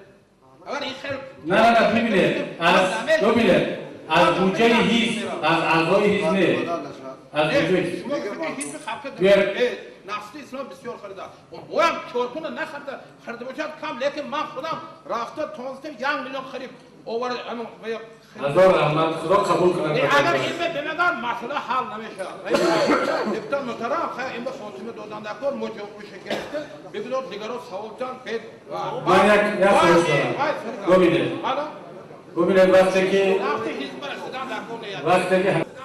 وقتی که همینجا خسته سوال ها شد حزب شما چیکار کرد، حزب شما چیکار کرد، ما فقط گفتیم که حزب ما همین کار کرد، نامی حزب نگرفتم، گفتم یگان حزب دیگر از ما کرده باشد بهتر نشان که این عصبانیت نشانه چی است؟ کبیری شما حاضر یادسگیده دیپوتاتی که شما انتخاب کردید باید چیکار کرد؟ شما باید جماعت چورکنده اگر من وای نکنم حزب شما با ممکن همین آواز چورکو حل کرد که شما دیپوتات شدید. شما اینجا یک من نه اونجا اعضای حزب نهضت اسلام میبرم قرقیزا عذاب شکنجه میتن دیگرها وای میکنن شما منتظر جواب نمیستید. همین شما منتظر جواب نمیستید. برادر عزیز. نه همین معلوم شد که یک کمتر همین آمادگی پیشین داره. همون وقتی که گپ کمتر چون علنگه میگیره یک کمتر آرام صبر کنید همش جواب گفته میشه. چون که درست است که ما یک حزب اپوزیسیونی هستیم میبخشید وظیفه ما هم تعریف کردن زیاد نیست. ببینید حتما دیگه موضوع میگذاریم. من تشکر میگم از اعضایان حزب نهضت که با واقعا من خواهش میکنم وقتی که با رئیس یا وکیل یک حزب دیگر گفتگو میکنید همین کارها را تکرار نکنید. با صبر باشید، با دقت باشید و عنعنه های خوب بگیرید ولی تجربه عبرتی بد هیچ وقت نگیرید. مثلا ببینید که ما پیشتر همین حزب نهضت اسلامی ترکستان در بسیار مجلس‌ها تکبیر میگفتن. ما خواهش کردیم که از این بابت قرصک زنید. لازم قرصک هم خیلی بزنن همین حوزه را گپو قرصک. بله درسته. حتی من گفتم که چون قرصک زنی شما باعث ناراحتی بعضی ها میشه در آخر قرصک زنید. بیاید یکدیگر را فهمیم. ببینید انا همین گپ ها و کنایه ها استاد محترم سال 92 میدونید از کجا شروع شد؟ از اون که یکدیگر را طاقت کردن نتونستیم. قرصک یکدیگر را سخت قبول کردیم، تکبیر یکدیگر را سخت قبول کردیم، کنایه زدیم، پیچینگ زدیم، یکدیگر را فهمیده نتونستیم. از پیش سوال آماده کردیم، از پیش جواب آماده کردیم. الکه میگن که این پردیزیت است.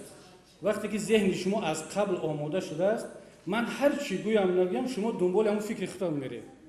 یعنی شما وقتی که یک نماینده حزب ما از اول وظیفه‌دار شده باشد نزد خودش که همین حزب خلق دموکراتی اینجا سخنرانی کرد، باید سوال‌های دیگر کار کند که وضعیت کم ترک یعنی به طرف دیگر رود. شما هر چیزی که بگید و هم کار خودش انجام میدید. قبول نمیکنه گپ شما. من خواهش میکنم از همتون به این برادرها دخل ندارد.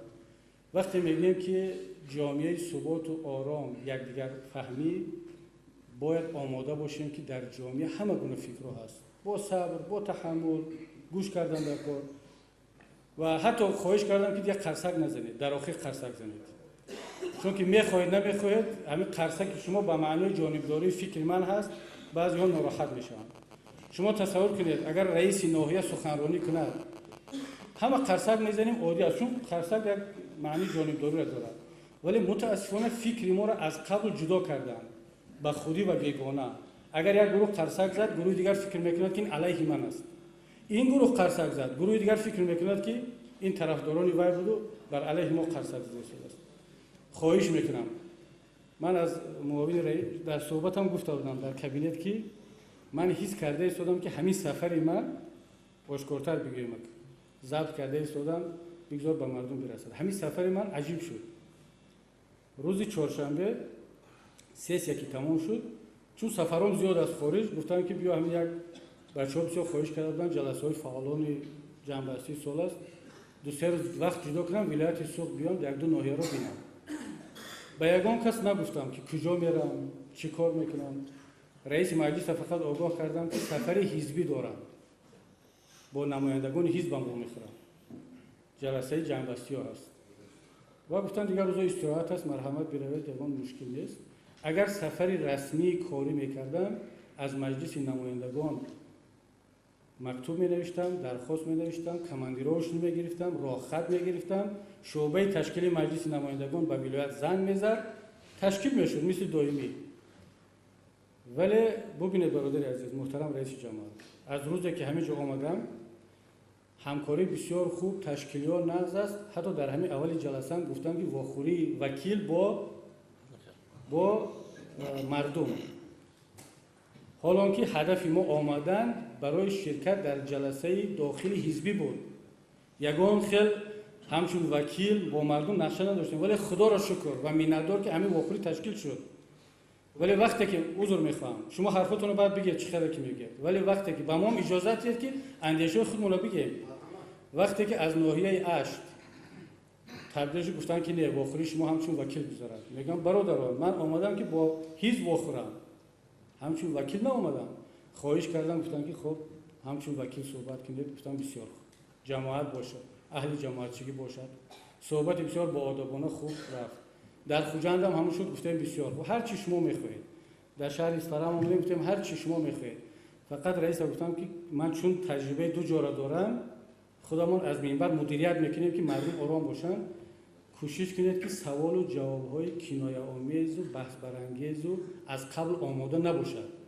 چون که من شما چی کار کردید، معاینه کردیم، حزب شما با این چی کار دارد، این سوال‌ها در ذهن یک حالت‌هایی رو با وجود میاد که ما و شما جدا میشویم.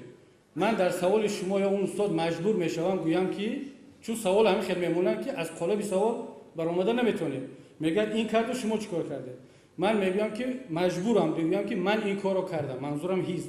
شما در جواب میگید که چرا حزب خودتون رو تعریف میکنید. او برادر شما سوال دهنده رو پرسید چرا چنین سوال داد که من مجبور شدم که همین جوابتیم.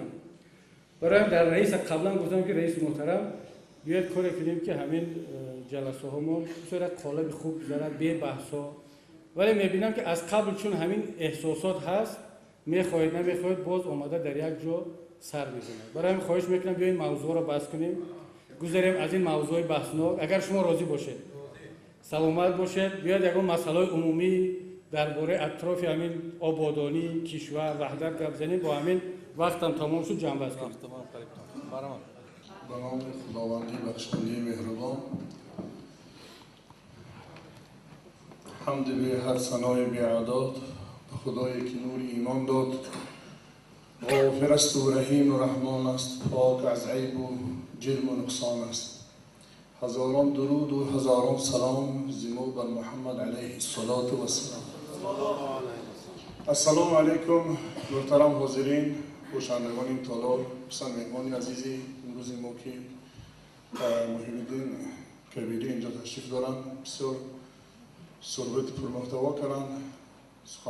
سخنهایی بود که در حقیقت در روزی جمعیت ما است، هجروی جمعیت ما است. سخنهای خوب کردن. اگرچه پیش خیرتمند خاموشی ادب است، با وقتی ضرورت آن به که در سخن کوشی. در حقیقت پیش خیرتمند باید خاموشی ادب رعایت کنیم. با وقتی ضرورت آن به که در سخن کوشی. دو چیز تیره عقل است، دم فرو بستن به وقت گفتن و گفتن به وقت خاموشی.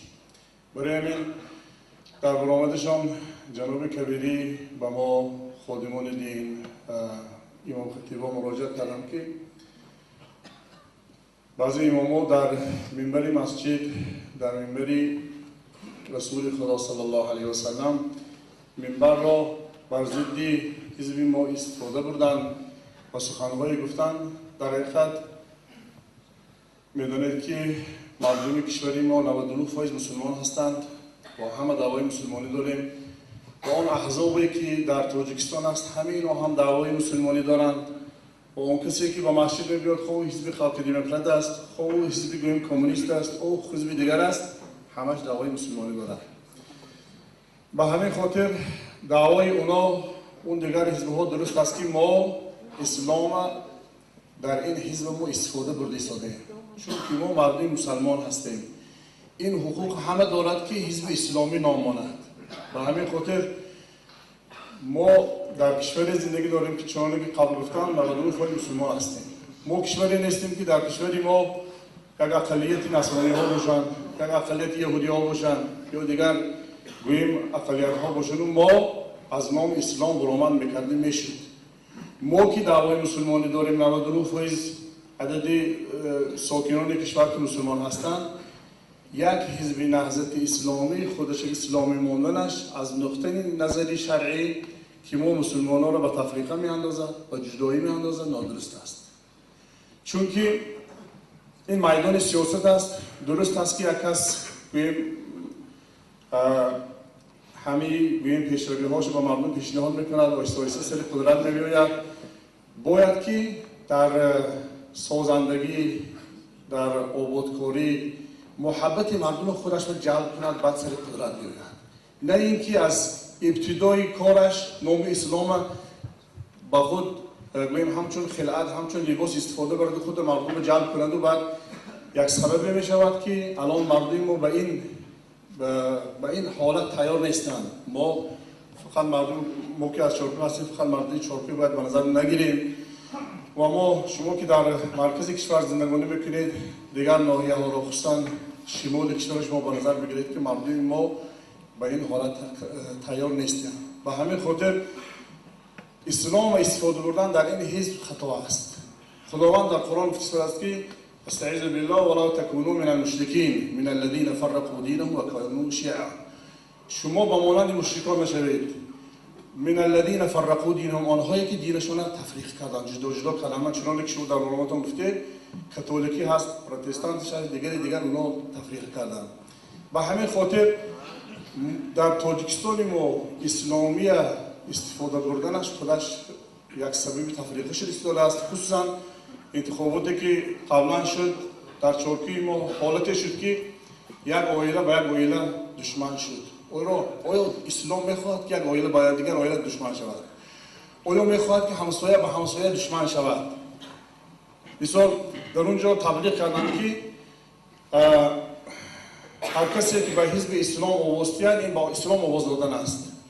آیا ما حزب خلق دموکرات یا حزب دیگر شما او را کفر گفته میتوانیم یا او را از اسلام که بیرون گفته میتوانیم که ما این دعوی میکنیم؟ دیگر اینکه حالتی شد که در حالت انتخابات و در حالت حرکت سیاسی شریعت پایمال کردن. مثال به شما یک سخنی از همه قبیحش میگم که حالتی شد که نظارت ارنه انتخابات یا حالت حساب کنی آوازها یه بار در وقت نماز شده است نماز بخوان، همون حالت اعضایی که جانبدارای شما گفتن که حوض شریعت یک طرف مانع نکار، حوض اینو باید حساب کنیم. آیا این اسلام است؟ و همین خاطر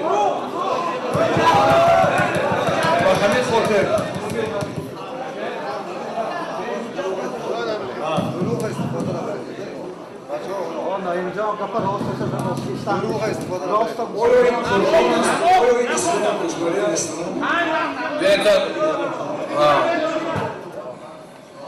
بیادان احساسات و دادن اشیم دولا اکو صادر خواه شما رو گفته بودم، اکو صادر خواه گفتم که تیاری دیده گفتم شما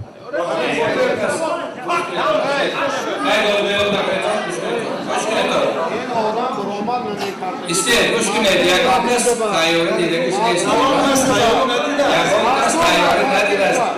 Hayır kuş güneydi, domlo, ince hamur savul olmadı ki, kuş güneydi savul olmadı. Bari hamin cevap verdi.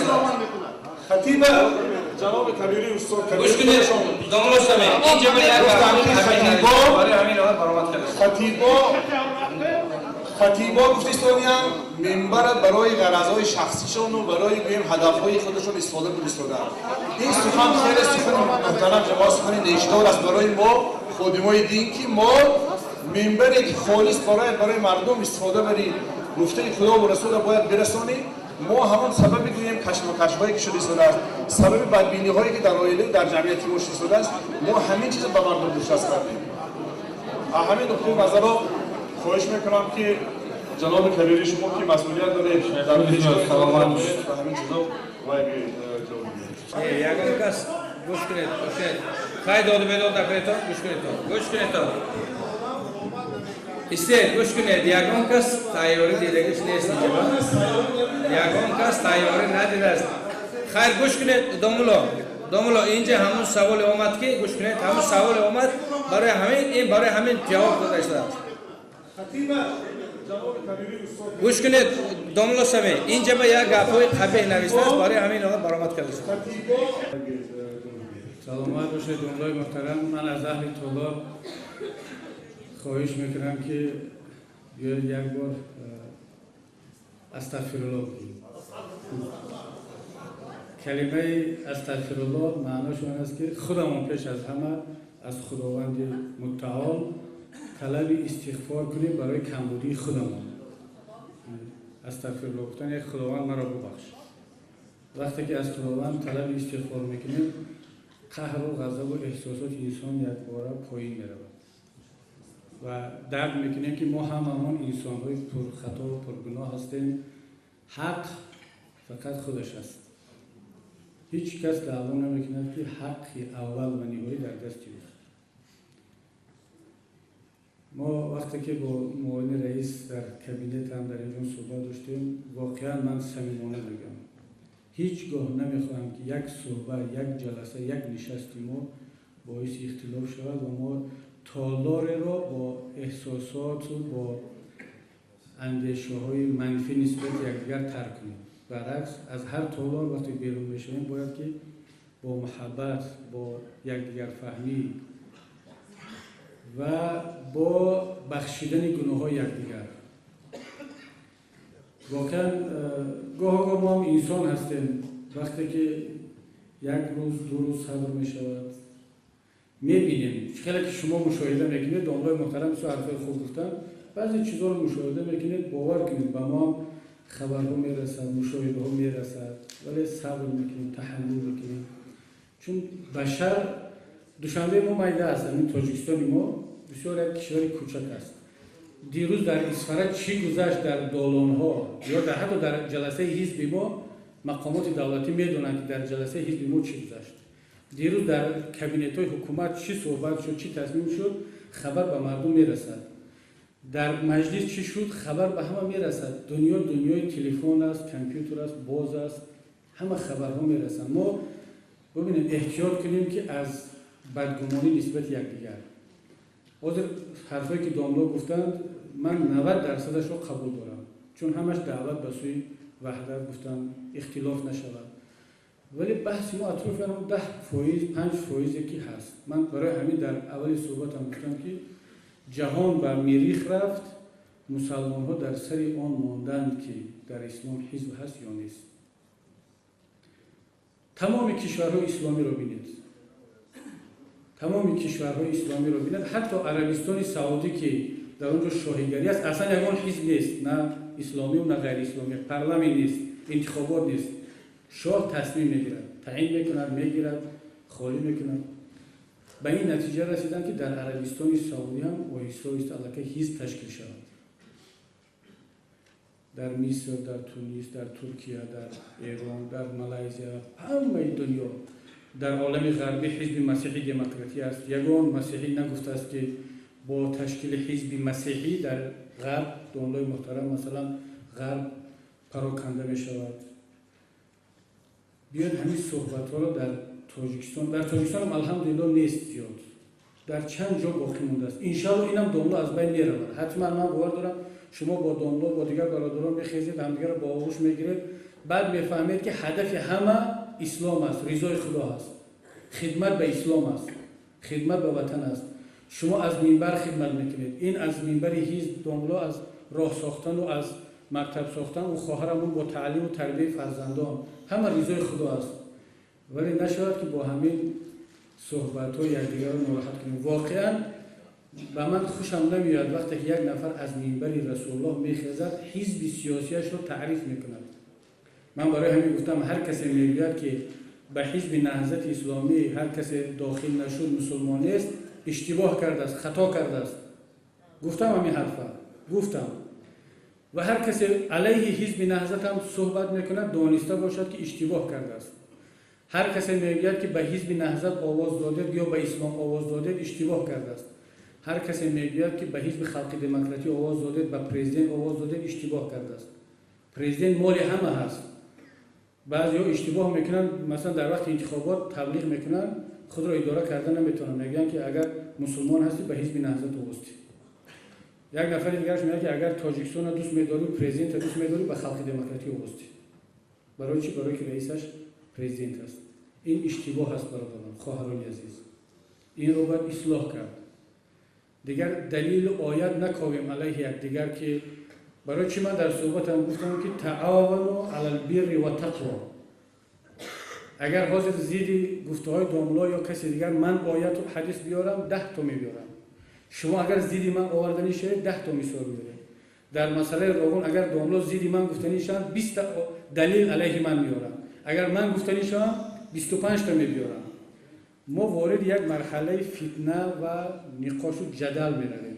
داملا خوب میدونم که عالم اسلام از کدام رو به کدوم وقتی که فلسفه جدلیه به انگلیسی میگن جدلیزم، جدلیه رشد کرد. جدلیه یعنی چی؟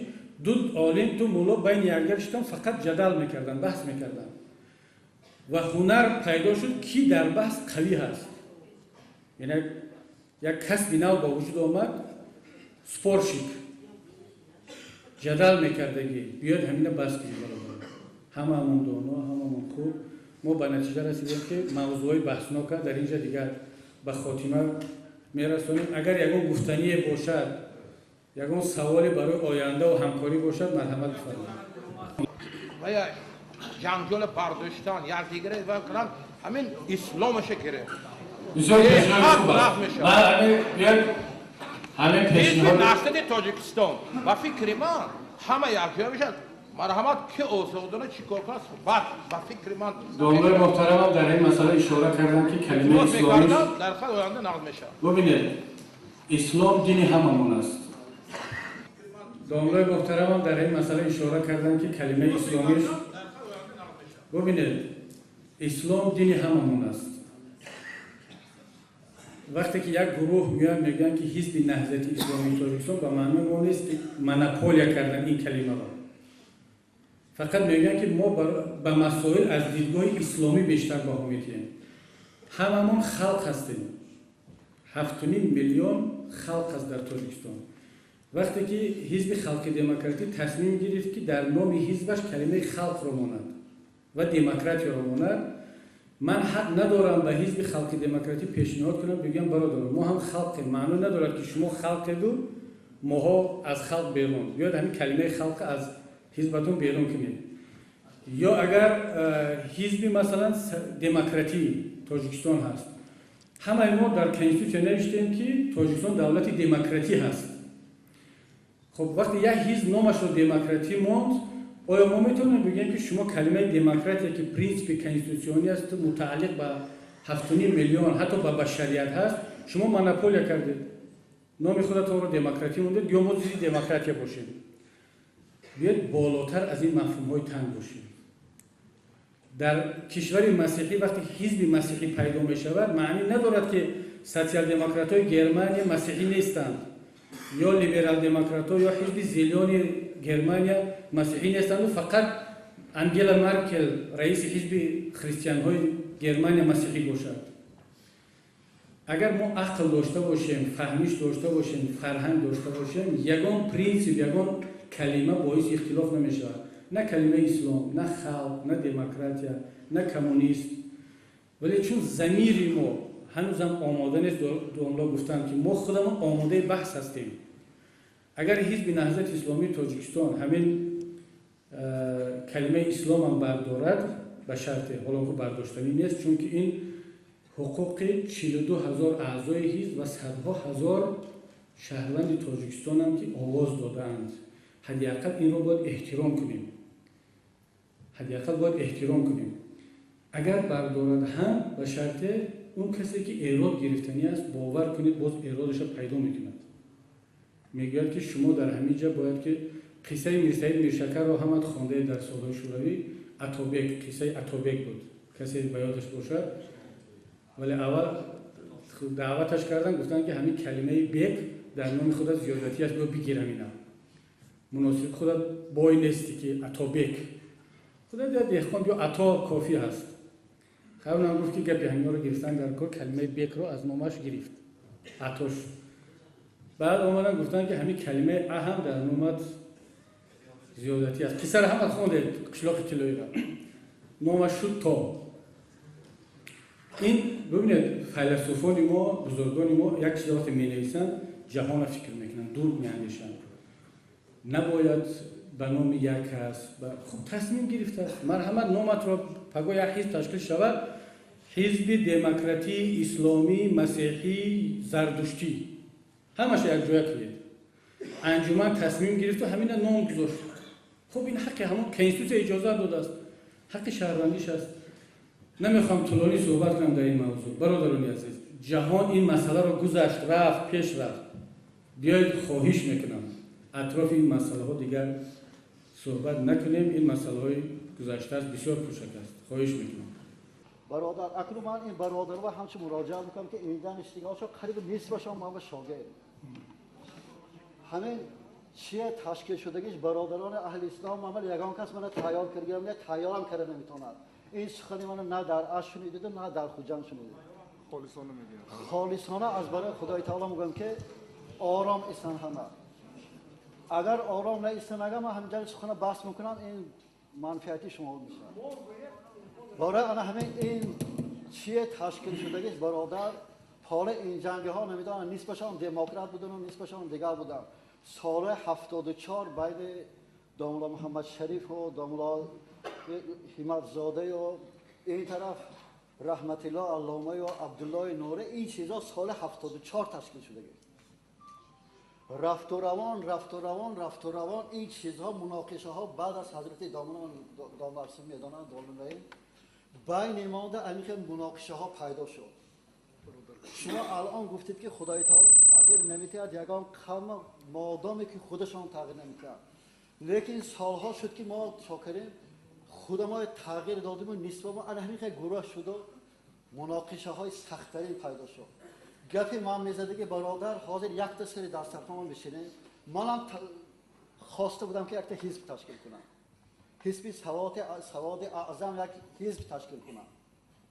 لیکن آیه های کریمه مراجعت کردم که خداوند عظیم و شان که انا همین راه راست کاپیتان، همین راه راست دیگر راه ها به نرویتان. وصیت شما به انا همین وصیت خداوند عظیم و شان به سرپرودار می استاده.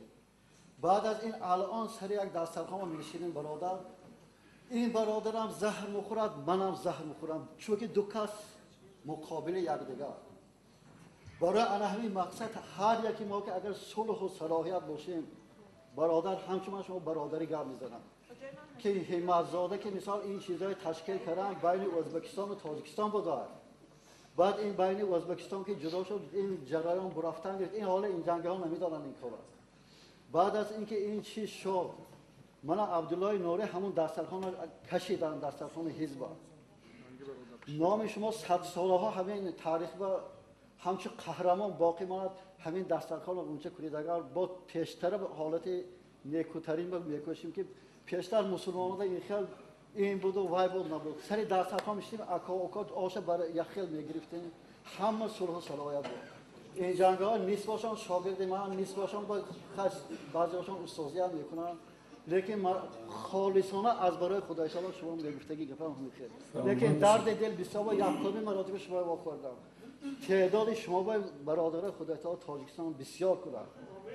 مقصد اینجا میگفتگی گفتم همین برادرها و آداب خدای تعالی شما چقدر حرف زدید علماها امینبری مسجد گام میزنند ما سکوت ایستادیم یگان خیلی گپ زدیم برعکس چهره‌تون خوش‌ترتر نگاه کرد ایستادیم لیکن برادر همین هم من این کسام نمیشناسم خیلی هم ایزای سخت کشید دویم برادرم ایزای سخت کشید برادرها اینجا اگر شما 500 نفر اومده ایستاده باشید اگر یک برادر ایزا دادنش خانه کعبه درست کرده میتونیم لیکن دل این بنده دیگه یافته نمیتونه این بنده شاید که هرگز دیگه خودش به نبیاد لیکن ما این کوچه ها گذشته برادر سال 74 باز ما این چیزا شام کنیم رفته آمد بشه دامدار محترم من یک چیز برادران عزیز خدا شاهد است من با دقت این دامدار رو گوش کردم هر حرفشون در ترازوی عقل و انصاف سنجیدم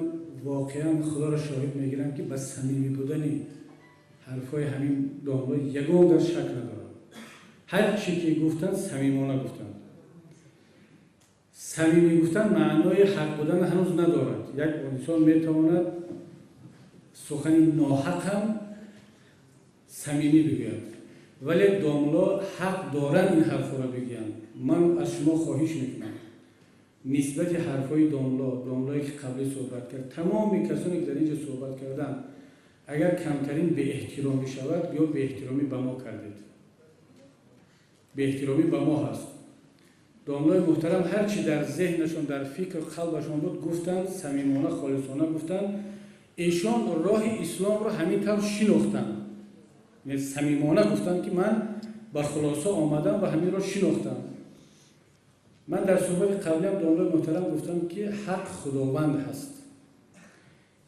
نه نظر شما حق است نه نظر ما حق است نه نظر یک کسی دیگر حق است داور فردا روز قیامت خداوند خودش است هر کسی میگوید که من راه را تنها من شناختم همین چیزی که گفتم درست است باقی غون داره دسترخوان را بکشه خدا رو بخشد ما را تقریبا خودش رو در مقام الوهیت میماند که میگه من شناختم من دیدم میدونم ولی هممون نسبی صحبت میکنیم ابن عباس بزرگترین مفسر یک کلامی بسیار کوتاه دارن میگه که القرآن یفسره الزمان القرآن یفسره الزمان خودش مفسر بود تا امروز از آیات های قرآن ده ها و هزارها برداشت گوناگون به وجود آمد تفسیرهای گوناگون شد طرزی که شما خوندید داملای محترم برداشتی که از قرآن و از احادیث کرده این برداشت شخصی شما است اون چیزی که داملا خواندند این کس خوندن برداشتی شخصی خودشان هست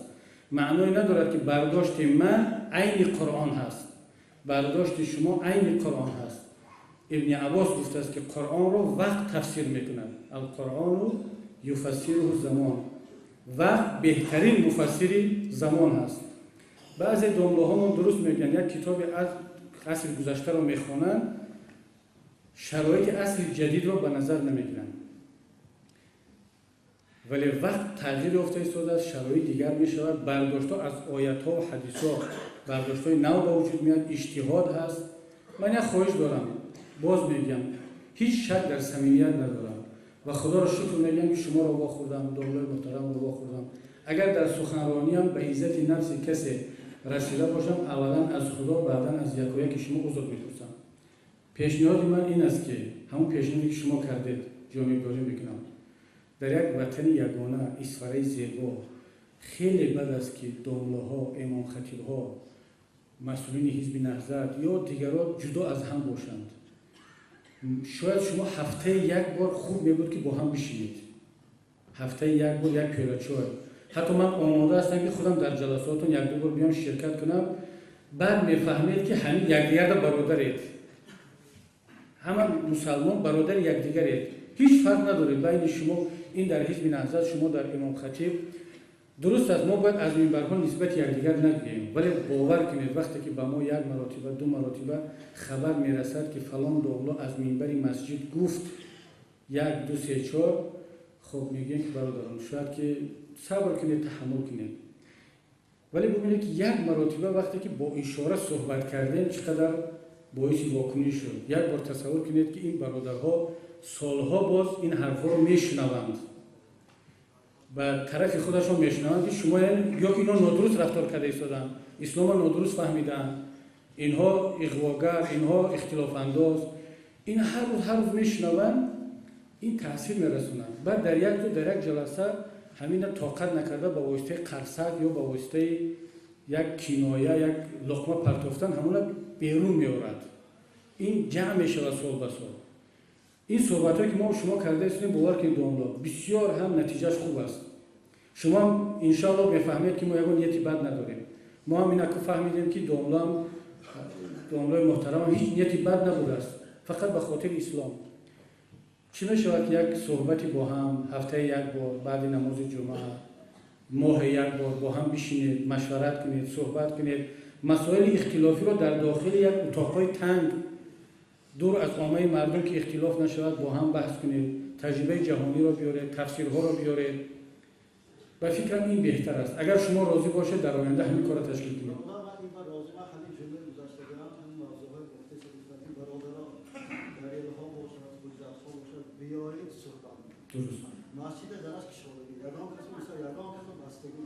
بهترین پیشنهاد بهترین همین خواهش میکنم با هم بشینید صحبت کنید. صلوات و سلام علی رسول الله. من امام خطیبی مسجد عمر عادل شهر اصفهان هستم. محترم رئیس، البته بسیار سخنهای نیک شد. البته من مقدمه سخن نمیبیارم زیرا که وقت ما تنگ است. یک چند مجلس های حکومتی داریم، یک چند مراتبه از چنانی که دوملا گفتم در حقیقت انا اینجا 12 تا امام خطیبا استاده باشیم. اگر امام خطیبا از مسجد از منبر مسجد سنگ میپرتارن گفتگی سخنهای شنیدیم. شما هم رئیس سخنتان در همچنان گفتید که از منبر استفاده میبرن گفته. محترم رئیس، ما خادمان دین از همین آیه که برادر عزیز گفتن که ولا تکونوا من المشرکین، یعنی سوره آیه روم 32 آیه، همین چیزا منبرنده ما تفسیرش گفته. فقط ما گفتیم که در اسلام حزب نیست، چون که خداوند گفت که کل حزب بما لدیهم فرحون، هر یک حزب دستاورد خودش بپرسند. چون که مثال آورده بودن که افغانستان اند 100 تا حزب اسلامی هست و همش الله اکبر گفته ارتش به تیر میپرانند. لیکن این از برای امام خطیب هم تحقیر است که هر یک منبر و برآمدگی آدم گفت که امام خطیب البته نگفته است، این چیز سنگپرتویی هم نکرده است، حق و حکم ندارد که منبر پیغمبر خدای سنگپرتویی به تبدیل کرد، حق و حکم ندارد. این البته یک سخن ناجا است در حق همین امام خطیب. سخن ناجا است که امام خطیب یک چند مراتبه همین برادرای هم اون سخنان شدند برآمده گفتن که امام خطیب از منبر مسجد سنگ میپرتایند. البته ما حق و حقوق نداریم، لیکن ما حق و حقوق نداریم که آیت تفسیرش هم نگوییم. ما گفتیم که در اسلام حزب نیست. خداوند همین سوره روم مانده آیت 31-32 مانده همین چیزا بیان کرده است. از برای همین من فکری شما را میخوام که سلامت باشید.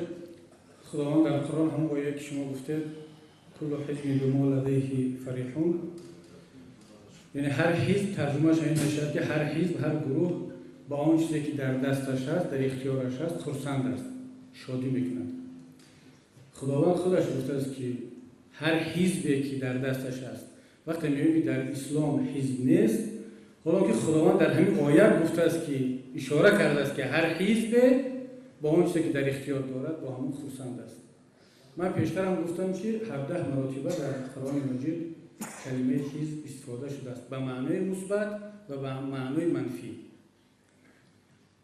حزب یعنی چی؟ ببینید کسانی هم میگن که در اسلام حزب هست و باید باشد خطا میکنند و کسانی هم خطا میکنند که در اسلام حزب نیست. خداوند در یگان جای قرآن و پیامبر نگفته است که حزب تشکیل کنید. این سفارش به هیچ کس نداده است. در هیچ جا هم نگفته است که در چاره‌بینی‌های سیاسی در معرکات شرکت نکنید. کنستیتوسیای جمهوری تاجیکستان امروز تشکیل حزب را راه یگانه و قانونی شرکت در فعالیت سیاسی معین کرده است. اگر فردا کنستیتوسیای جمهوری تاجیکستان مشخص کند که در تاجیکستان تشکیل حزب‌ها ممنوع یا تشکیل حزب دینی ممنوع، مطمئن باشید داملای محترم، استاد محترم، اولین کسی که از قانون اطاعت خواهد کرد بنده است. خودم از برادران خواهش میکنم که کنستیتوسیای جمهوری تاجیکستان این رو طلب کرده است، ما باید فعالیت حزب را قطع کنیم. ولی وقتی که کنستیتوسیای جمهوری تاجیکستان نشان داده است و یگانه راه نشان داده است، اسلام منع نکرده است و سفارش هم نداده است، چون امور مردم را خداوند همونجا گفتیم که تقدیرتان را خدا معین کنید به دست مردم داده است. این حق مردم است که تشکیل کند یا نکند. این رو به مسائل دینی ربط دادن در کار نیست، هیچ ربطی به این مسائل ندارد. یک استاد دیگر هم بسیار خوب گفت که اسلام به حزب نیاز ندارد، ما مسلمان ها نیاز داریم. اگر فردا این نیاز از بین رفت، این ضرورت از بین رفت، برای مسلمان ها واجب می شود که حزب را منع کنند، چون نیاز و ضرورت از بین می رود. ولی وقتی که نیاز و ضرورت به وجود آمد، بالای یک گروه فرض کفایه می شود، نافله می شود، سنت است که باید این گروه را تشکیل کنند. ضرورت این را تقاضا میکنند، طلب میکنند. باز میگم این بحثا 100 سال شد در عالم اسلام شروع شد، از زمان جمال الدین افغانی، حسن البنا، محمد اقبال تا امروز در 99% جهان اسلام حل خود را پیدا کرد.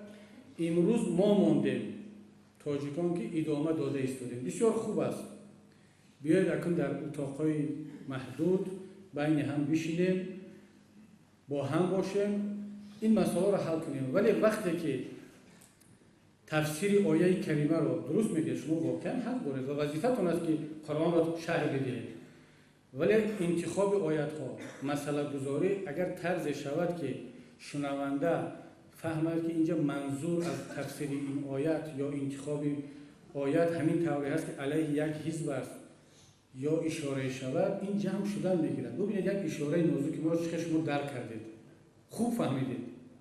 ذکاوت انسانی این همین است که اشاره من یک اشاره نازک کردم که از منبرها استفاده میشد، شما خوب این فهمیدید و ناراحت هم شدید.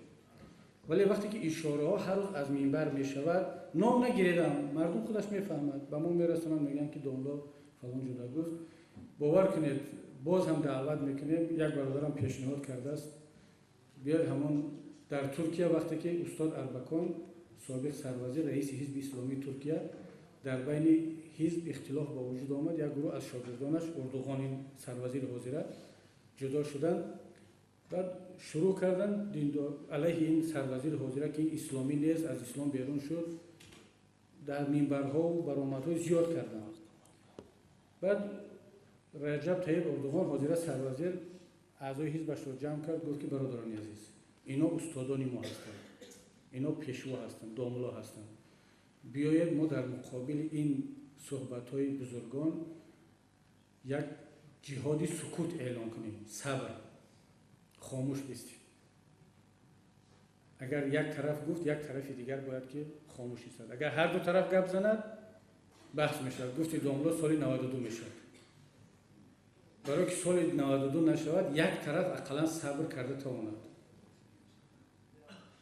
برای همین من خواهش میکنم اگر امکانیت دارد هر دو طرف صبر کند، خوب سکوت بستند. اگر نتوانسته حداقل یک طرف، این وظیفه حزبی اعضایان حزب نهضت است، سپارش حزبی که شما سکوت کنید، ساکت باشید، صبر کنید، مشورت کنید، دعای بزرگوار را بگیرید، ان شاء الله برکت خواهید یافت. محترم کبیری، من استقامت کننده شهر اسفرار محله جوی بالا می باشم که امروز وضعیت همین تروریستی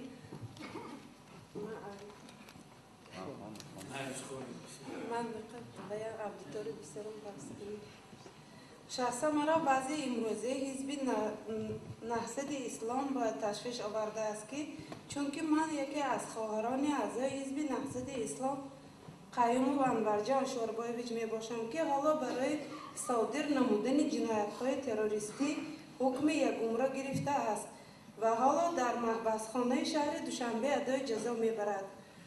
او از سال 1997 به حزب نهضت اسلام اعضا شده، بعدا به ناحیه طویلدره رفته در نزد جمعه نمایندگانی تعلیمات اسلامی و حربی گرفته و یک چند نفر دیگر را از شهر اسپره محله مولدان اول اعضای حزب نهضت اسلام کرده، بعد آنها را به مقصد تعلیماتی دینی و حربی به ناحیه طویلدره میبرد که حالا اکثریت آنها در کافتوکاوی رسمی قرار دارند یا در محبس میباشند.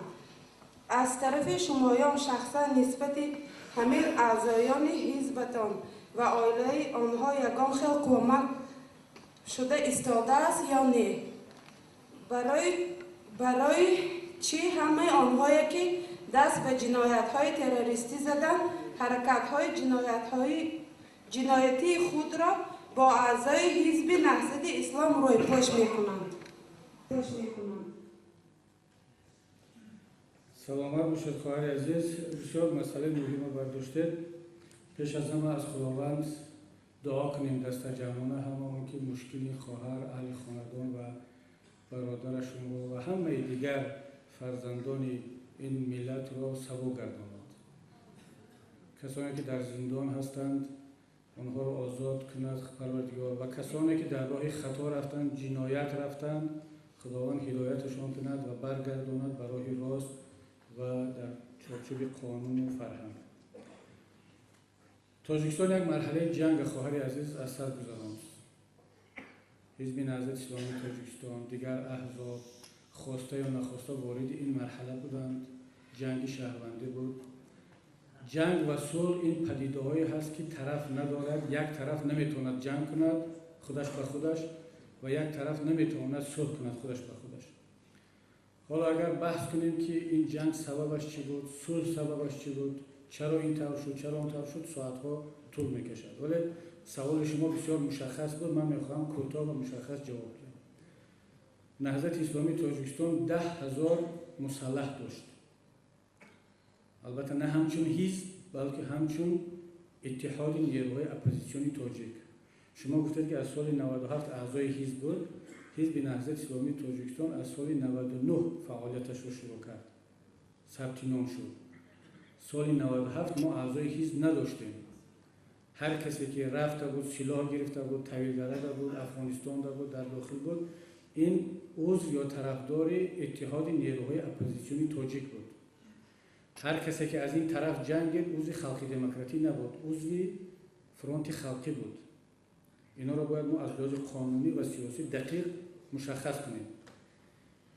نه همه کسانی که اعضای اتحاد نیروهای اپوزیسیون تاجیک بودند پاکیزه بودند و نه همه کسانی که در این طرف بودند. تجربه نشان داد. از آن جمله نفری که برادر شما متاسفانه در همون گروه بوده است. جمعه نمایندگانی دیگر گروه ها اینها صلح تاجیکان را قبول نکردند. برای همین جنایتکار شدند و تروریست شدند که روند صلح تاجیکان را قبول نکردند.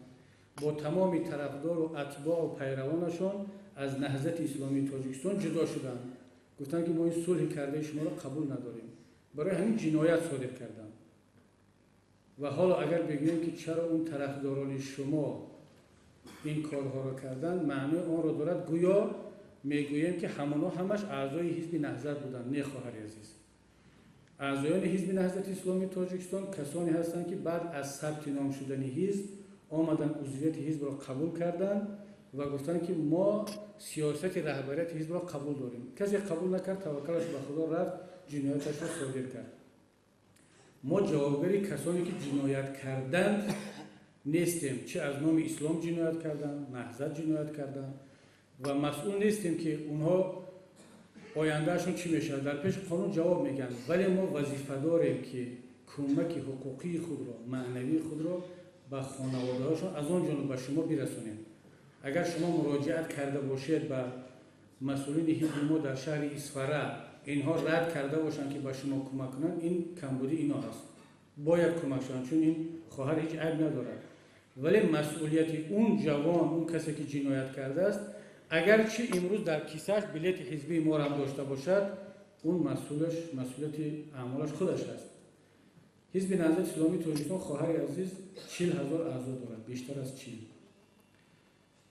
شاید که در بین اینها کسانی هستند که غرضناک اعضای حزب شده است. ما مشخص کردیم بعضی وقتی که پیگیری و تفتیش حزب التحریر و دیگر جریان‌های ممنوع حرکت اسلامی ازبکستان اینا شروع شد، بعضی‌ها خواستند با عضویت در حزب نهضت جنایت‌های خود را روپوش کنند. مثلا اگر کاری دارد میگه که من اعضای حزب نهضت هستم، میلیسیونر میگه خب پس تو آزاد هستی چون عضو حزب رسمی هستی.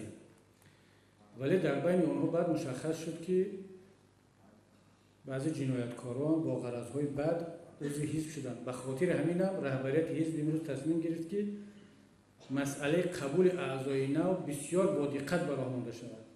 ما علاقه توصیه 2 نفر رو جاری کردیم. حتی احتمال دارد که نامزدی به اعضای حزب رو هم جاری کنیم. یک نفر اول سنجیده شود که عقیده‌اش چی است، فکرش چی است، تاریخش چی است. ولی ما نمیتونیم همه را خواهر عزیز بسنجیم، چون آیین‌نامه معین کرده است، قانون معین کرده است. بسیار ساده است اعضای حزب شدن در تاجیکستان. هر حزب، نهضت، خلق دموکراتیک، کمونیستی. ولی اگر یک اعضای یک حزب جنایت کرد، معنی ندارد که همه حزب جنایتکار است یا حزب رو سپارش داده است. دیروز در شهر خوجند هم همین صحبت‌ها شد. خواهر عزیز همین سوال رو دادم. ما گفتیم که مثلا عجیب است، حزب نهضت اسلامی تاجیکستان تمام تاجیکستان میداند که چند جنایتکار داده است. مثلا در همین از سال 2009 تاجیکستان رقمش رو میداند که حزب نهضت چند جنایتکار داده است در همین 4-5 سال. بیایید یا جنایتکارا را منصوبیت حزبی همش رو آشکار کنیم، بگیم که مثلا فلان جنایتکار عضو این حزب بود، یا یک استاتستیک پیشنهاد کنیم که کدام حزب چقدر جنایتکار از سال 2009 تا امروز داده است، یا منصوبیت ملی و حزبی و دینی جنایتکارها را آشکار نکنیم. جنایتکار است، جنایت صادر کرده است. تروریست جنایتکار نه ملت دارد، نه دین دارد، نه آیین دارد، جنایت را صادر میکنند. ولی عجیبش همین است که تنها شماره، رقم و آمار حزب نهضت رو میگویند و من از اعضایان حزب دیدید چه مسئله گذاری هست. شما باید احتیاط کنید. شما بدانید که تمام چشمها به طرف حزب نهضت دوخته شده است. بسیارش خیرخواهانه است، بسیارش صمیمانه است، میخواهند که نام اسلام پاک باشد. ولی از طرف دیگر خب بعضا همین گونه سوال ها میشود که چرا مثلا حزب نهضت این کار. حالا من اگر یک مثال بیارم ممکن دوستانمون باز ناراحت شدن بگن که چرا فقط حزب دیگر رو مثال میارید، گپ درباره حزب شما هست. ولی خواهش میکنم در آینده منصوبیت جنایتکارها رو به حزب ندانیم و هممون متحد شویم برای پیشگیری کردن از تروریست‌ها و جنایتکارها. باید مدیر بخش باید به کارهای دین مقامات و گروه جلوی شهر استفاده. البته جمهوری تاجیکستان در موقع ژئوپلیتیکی خود در دو راهه جایگیر شده است که از یک جانب مدنیت و معرفت غرب و از جانب دیگر مدنیت شرق احاطه کرده است و خوشبختانه در چنین دو راهی که تاجیکستانیان انتخاب کردند بنیاد دولت واقعاً دموکراتی دنیوی حقوق بنیاد و یگانه است.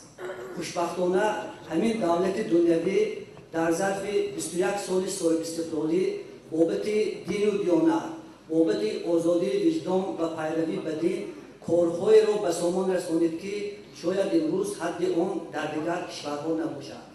خود یک قضاوت کنید، اگر به هر یک 3,500 ساکن ایران زمین اسلامی یک مسجد راست آید، با 700 نفر ساکنان یک دهه خردکک سرخ یک مسجد راست می آید. البته همه این کارها خوبند. شاید از این رو من بی‌واسطه پرزیدنت کشور ما توسط همین سیاست دینی که کلی ساکنان کشور اعتراف کردند، این چنین بی‌واسطه در مقیاس بین الملل و فهرست 500 نفر مسلمانان با نفوذ وارد گردیدند. این همه باید که افتخار ناوابسته به حزبیت هر یک ساکن کشور باشد. امروز مسئله خیلی مهم و بستوک این مناسبت دین و حزب سیاسی است. البته دین مبین اسلام این مقدسات کل مسلمانان است. حزب سیاسی باشد این عقیده گروهی آدمان است، نوابسته از آن که این کدام حزب است. حزب خلق دموکراتی است، حزب کمونیست است، حزب نهضت اسلام. و در سرقانون کشور آمده است که حزب سیاسی برای افاده اراده مردم برای صاحبیت شدن و حاکمیت فعالیت میبرد. یعنی یک چیز سیاسی است حزب سیاسی.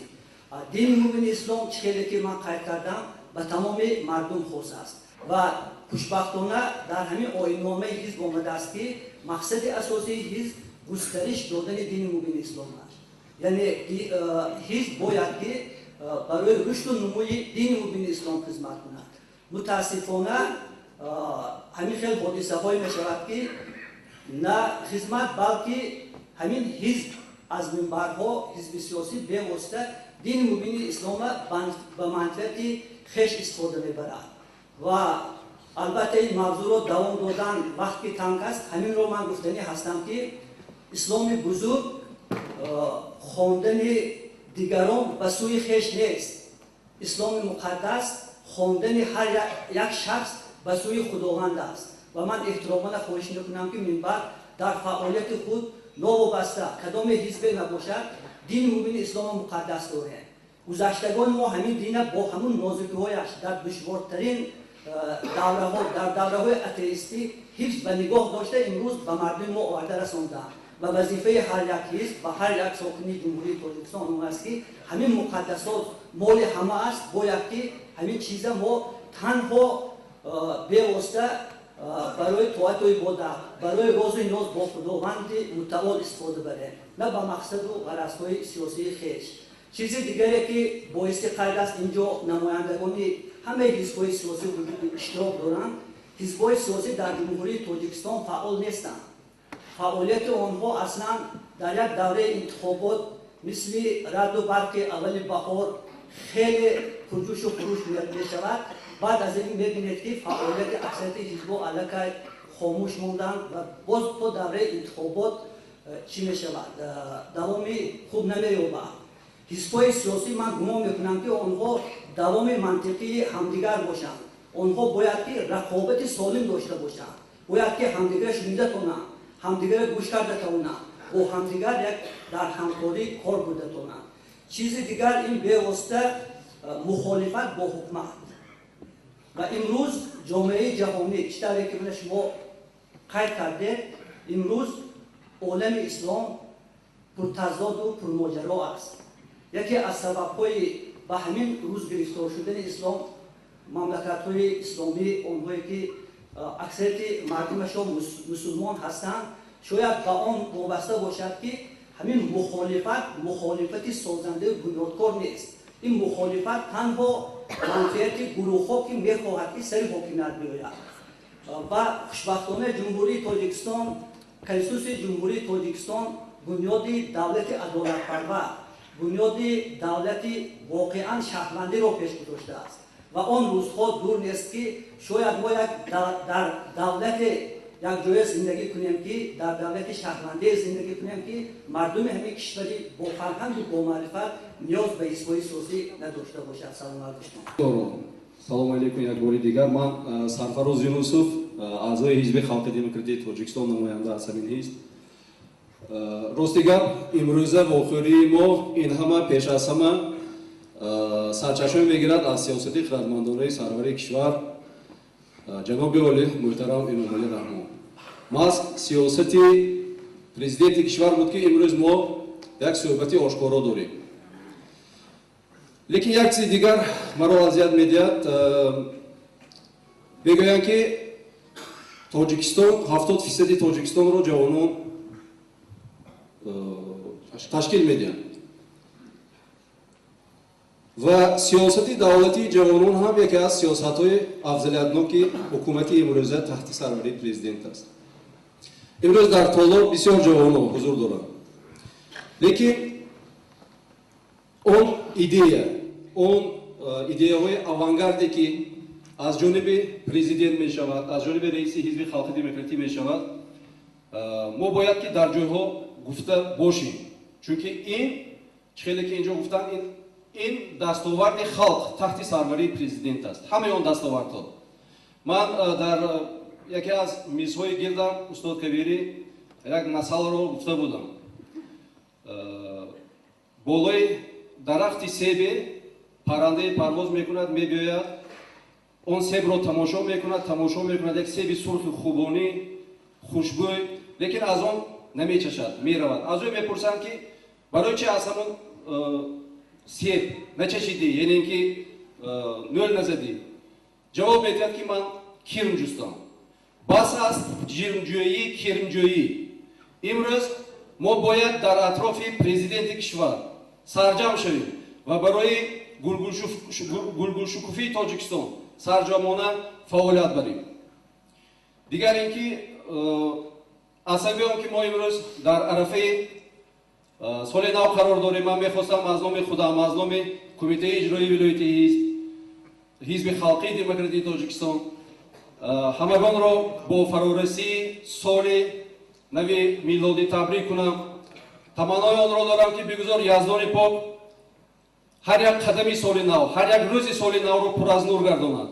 бигузор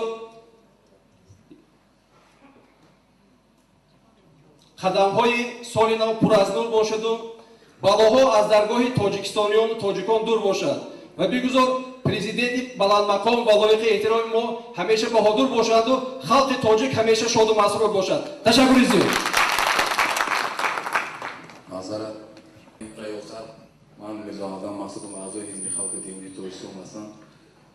аз иштирок дар ин ҷаласа хурсанд аз он гардидам ки вакили мардумӣ дар маҷлиси олии мо муҳтарам кабирӣ аз оғози баромадашон мардумро даъват ба дӯстӣ ваҳдат ба якдигарфаҳмӣ карданд. ин нишони он аст ва ман гумон мекунам ки ин хулоси ман ҳам ин гуфтаҳои кас беасос нест. асос дар он аст ки тоҷикистони азизи мо дар инҷо зикр кардем ки хеле рӯзҳои баъзе ногузарон ҷанги шаҳрвандӣ буд ва дар ҷаласаи 16 тақдирсоз ки халқи тоҷик дар инҷо ахири соли маҷғалаба кард, фарзанди фарзони худро сари кор дорад ва насибаш тақдираш ҳам буд аст ки роҳбариро ба зимма гирад ва чун дар инҷо мардуми зиёд ҳастанд, иштирокчиёни ҷаласа ҳастанд, ман як бор дигар хоҳиш мекардам ки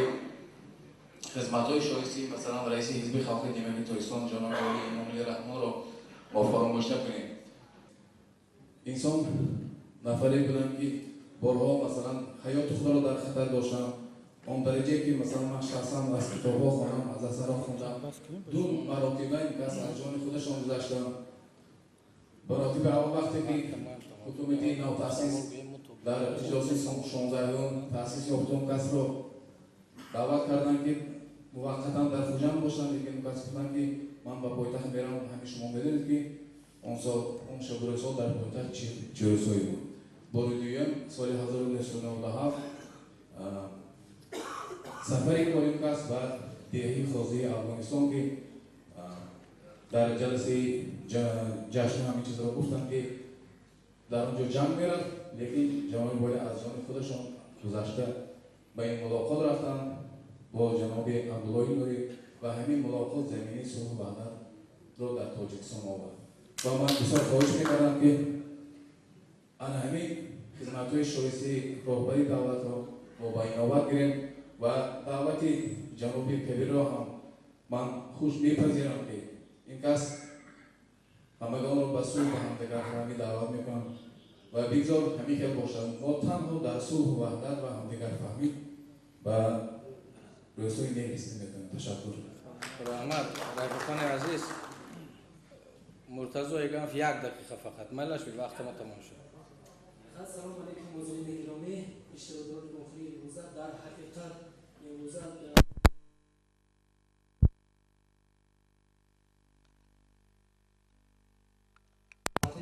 демократии Тоҷикистон дар шаҳри Исфара низ гуфтанӣ ҳастанд ки мо намояндагони аҳзобҳои сиёсӣ یک وطن، یک مادر و یک خانه داریم که نامش تاجیکستان است. بگذاریم که همین در همین تاجیکستان ما یادگارفهمی باشد برای پیشرفت. مقصد اساسی هر حزب این پیشروی جامعه است و مهیا ساختن شرایط برای زندگی شایسته مردم است و البته خواهد نخواهد برای به مقصد رسیدن آیین‌نامه و برنامه هر حزب رقابت‌ها به میان می‌آید.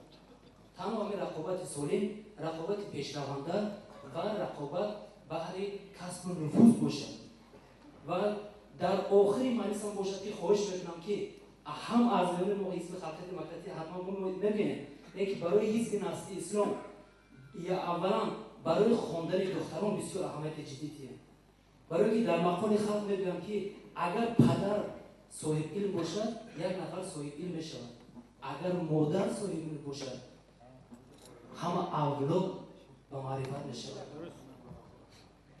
و دیگری که در شعاری که در گرد زبان هر یک اعضای حزب نسل اسلام هست، ایمان به خدا، صداقت به وطن، خدمت به مردم. بسیار خواهش میکنم همین در همین دعوت آخران ما مثال میبرم، همین قدر عذاب و همین قدر کلفت کنی صداقت به وطن. بسیار خواهش میکنم که ما اطراف حزب خلق دموکراتی کوشش میکنیم و شما نیز از حزب نسل اسلام باید به این مسئله ها مساعدت کنید و بار دیگر ما باوری کامل دارم که ما به دست یکدیگر میتیم و برای پیشرفت، برای آبادی تاجیکستان، برای گلگشکوفی تاجیکستان سهام‌گذار می‌باشیم. تشکر می‌کنم. چیزی که من قید کردیم در برآمدها در سوال‌ها مقصد و مرام همه ما یک است. ما باید برابری جناب عالی محترم امامی رحمان پرزیدنت کشور ما که همه وقت تلاش و جهادها میکنند بهر آبادی وطن. بینید که ما در 21 سال استقلالیت بنبست کمونیکاسیونی برآمدیم. راهها تعمیر کرده شدند، نقاب شده شدند. پرزیدنت محترم ما بین 500 مسلمانان جهان بر اعضا هستند. ما همه یکی، ما تاجیکستانی بیایید در زیر یک شعاری که تاجیکستان رو آباد میکنیم برابری پرزیدنت محترم کار کنیم. انا بینید که تا 11 ما که رئیس محترم ما رحمانلی امیر و پریسپر آمدن چکل آبادی ها شد، چکل دستاورد ها شد، راه ها منفرد شدن، چکلی که قید کردن زیاده از 70 کیلومتر راه ها منفرد کرده شدن، زیاده از 1000 نفر آدمان جای خانه جای گرفتن، 4 کیلومتر کانال کوفته شد و به موضع مقبره آب برده شد. همه این دستاوردها البته خدمت راهبری رئیس و خدمت همه مردم ناحیه اصفهان است. برای همین بهتون کوشش کنیم که همه یک جایه همچون یک تن به وطن خدمت کنیم. رحمت، تشکر برای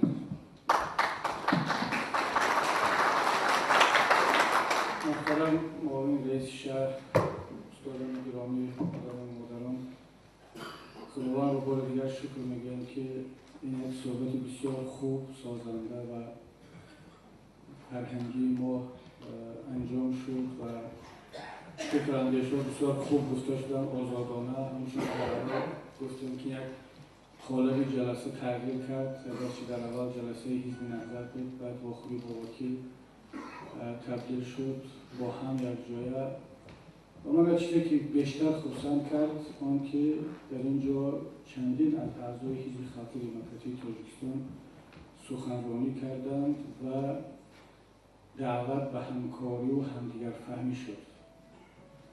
ببینید یک فضا را که در جلسه حزب نهضت اسلامی تاجیکستان نماینده حزب حاکم و حزب دیگر برآمد کرده دعوت به همکاری میکند.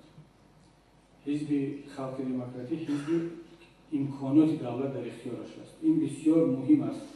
شاید در کشورهای دیگر اگر کشور دموکراتی نباشد، حزب حاکم فکر نکنم که در جلسه حزب اپوزیسیونی، حزب نهضت یا هر حزب دیگر، حزب در حکومت نبوده بیاید شرکت کند و سخنرانی کند، دعوت به همکاری کند. این خودش یک نعمت است. به قدر این گونه نعمت ها باید رسید و از آن خوب استفاده بود. ما و شما انشاءالله جلسه های زیاد داریم. منظورم اعضای حزب نهضت اسلامی تاجیکستان است، صحبت میکنیم. ولی این فرصت که دامله های محترم بودند، اکتیوی ناوی شهر بود، حزب خلق دموکراتیک تاجیکستان بود، ما حرفای یکدیگر رو گفتیم، شنیدیم و خلاصه آمدیم که یک وطن داریم، یک کشور داریم، یک هدف داریم که آبادی هست و باور که در سخن هیچ کس من دعوت به اختلاف و به ضدیت رو ندیدم. حتی من خیلی خوشم آمد دعوتی که جوان عزیز به خلق دموکراتیک کردن. این مسئولیت ما نهضتی‌ها هست که در فکر مادران و خواهران و دخترانمون باشیم. حتی اگر لازم شود من تنها فتوا می‌بیارم از علمای اسلامی که در همین گونه شرایط خواندن دختران فرض و واجب است. در همین گونه شرایط بخصوص برای ناحیه‌های کوهستان که اگر می‌خواهیم دختران ما را، فرزندان ما را معلم‌های باسواد، دخترهای زنی باسواد تربیت کنند، معلم‌های باسواد تربیت کنند. در اداره که درآمد یک زن مسلمان تاجیک در پس میز کامپیوتر یک خواهر نشسته باشد که با او صحبتی زنانه کرده تا آمد. برای به این مقصد رسیدن باید که دختران رو بخوانیم، مانع رفتن به مکتب و به دانشگاه نشویم. این مسئولیت و وظیفه اعضایان حزب نهضت اسلامی تاجیکستان است. در این گونه مسئله‌های ملی و اسلامی فرق ندارد که از نام حزب خلق دموکراتیک پیشنهاد می شود، از نام کدام حزب باشد باید که همکاری کنیم، شریک باشیم. و بار دیگر مینداری خود را به رهبریت ولایت، چون که حالا سفر دارم دیگر شاید فرصت نشود، به رهبریت ولایت و رهبریت شهر اسفر و جنوب شما و نمایندگان حزب خلق دموکراتیک تاجیکستان، حزب کمونیست، حزب سوسیال دموکراتی، سوسیالیستی دموکراتیک اینجا هستن. من شنیدم و دامله‌های محترم بار دیگر حضور میخوام اگر در اشاره و صحبت‌های بنده اون کمتر تندی بود. بالاخره بشر هستیم، بشر هم خطاکار هست و پیش از همه به مردم عزیز که در این تالار سرد ما رو تحمل کردن، گوش کردن، خداوند ملت عزیزمون رو، کشور عزیزمون رو در پناه اسمتش نگهبان باشد و تا جلسه دیگر خدا نگهبان. سلام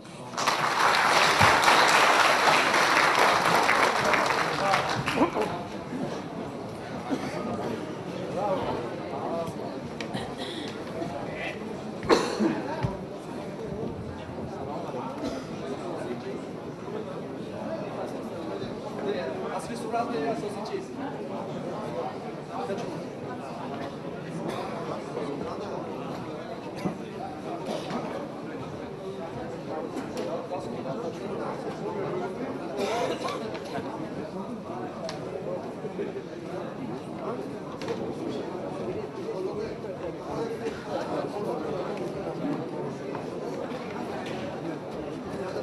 Peki boya çıkıyor.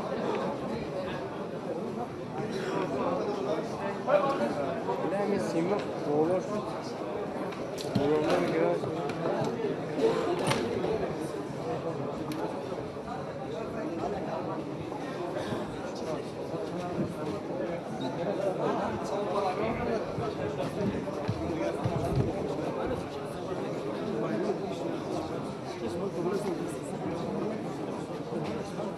Şimdi bu.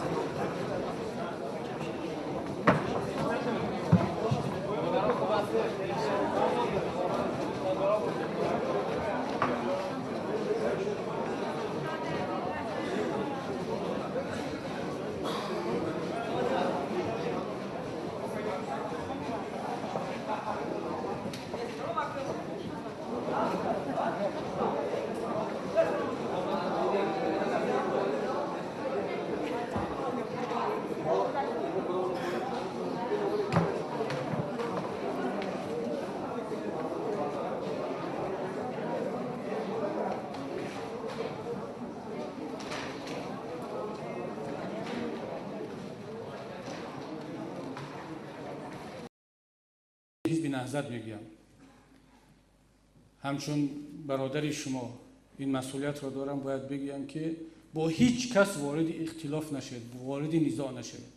حتی اگر نسبت شما هر حرفی هم گفتن، امام مسجد میگید، خطیب میگید، رئیس میگید، حاکم میگید، یک شهروند میگید، شما صبر کنید.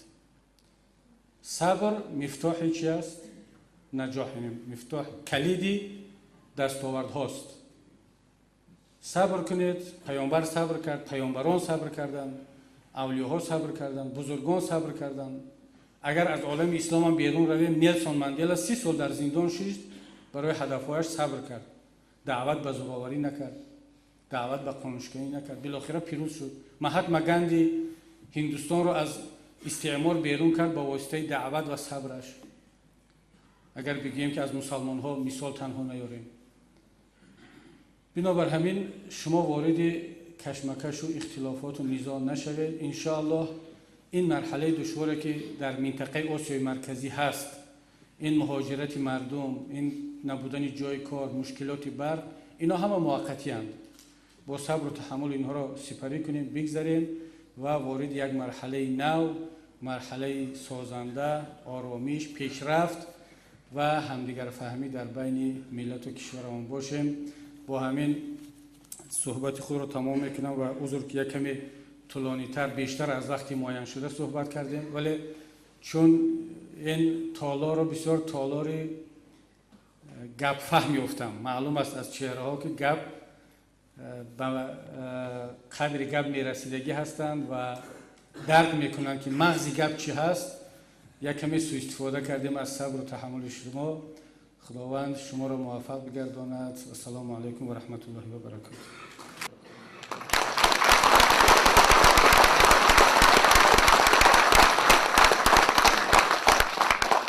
خوب فرا آورده اید، هم مسئولین و هم اعضا و هم جانبداران حزب، ولی با اظهار این خوشحالی هم با اظهار معذرت از جناب جانشین رئیس ناحیه گفتنی هستم که من پیشنهادی که جناب شما کرده درباره حتما معرفی کردن و حتما طریق میکروفون گپ زدن به این راضی شده نمیتونیم، چون که اصلا ضد سرقانون، ضد معیارهای بین‌المللی و تاجیکستان و ضد آداب هم هست. بعضی‌ها شرم دارن سخن کنی و بعضی‌ها امکاناتی آمدن ندارن. باشد که خطی هم شود، این هیچی کم نیست. مقصد من به خطی مراجعه نکنید گفتم اون است که بعضا می نویسند خطی هر خیلی گپ باید نام نسبشان نمی نویسند. مقصد از اون است که کسی در این چیز دارد، هم کمبودی، هم پیشروی و هم جامعه هست، خودش معرفی کنند، معلومات کنند. اینجا با فکرم میگم قانون شکنی نیست. آرامت دوست بارامت خدا معرفی کنید. السلام علیکم برادر عزیز، شما را به همین اسکری باستان خیلی مقدم میگوییم. از همین فرصتی مناسب استفاده بوده از برآمدی شما خیلی متاثر گشتم و من از بسیار حزبی همین تاجیکستانی عزیزمان خیلی خوشتند هستم، چون که از برآمد شما خلاصه برآوردم که در حقیقت مقصد و مرام هر یک حزب تاجیکستان یک است: سرجم کردن خلق مسلمان در تاجیکستان، آسایش آرامی، آسمانی صاف و بی‌غبار است. این بر نسل آینده ما. من دیرکتری مکتب تحصیلات میانی رقم 5 مبارک غایبوفه هستم. از شما خواهش کردم که سوال من چنین است: حرکت‌های حزب‌های سیاسی به همه ما معلوم است. خواهش من همین که مختصراً درباره حزب نهضت اسلامی تاجیکستان چند سخن می‌گفتید.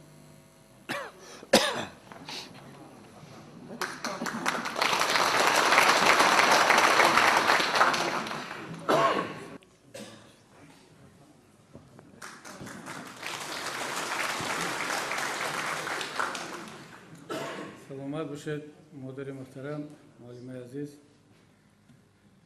البته اگر درباره حزب نهضت اسلامی تاجیکستان برنامه و آیین‌نامه‌اش صحبت کنیم خیلی وقت میگیرد. در این تالار سرد شاید از روی آداب نیست برای من که وقت مردم رو بگیرم. هدف‌های اصلی و برنامه اساسی حزب ما در آیین‌نامه و اون برنامه‌ای که وزارت عدلیه ثبت کرده است ذکر شدند و اگر شما 8 برنامه حزب‌های سیاسی که 8 هستند بگیرید پهلوی همونه، شاید که 90% این برنامه‌ها به هم مانندند، چون حزب سیاسی برنامه‌اش رو تنها در چارچوب کنستیتوسیا و قانون‌های موجوده هدف‌های مشترک می‌نویسد و تنها شاید که چند درصد این برنامه‌ها از هم فرق می‌کنند. اگر از هم فرق نمی‌کردند ضرورت به تشکیل حزبی اگرری نهضت اسلامی کمونیستی خلق دموکراتی نمی‌ماند. همون یک حزب می‌کردیم زمان شوروی و همه برنامه‌ها رو در همون یک چارچوب برنامه یک حزب جمع می‌کردیم. ولی کنستیتوسیا وقتی که میگه که بسیار حزبی باید که حزب‌ها از یکدیگر در برنامه رسیدن به هدف‌های مشترک فرق داشته باشند.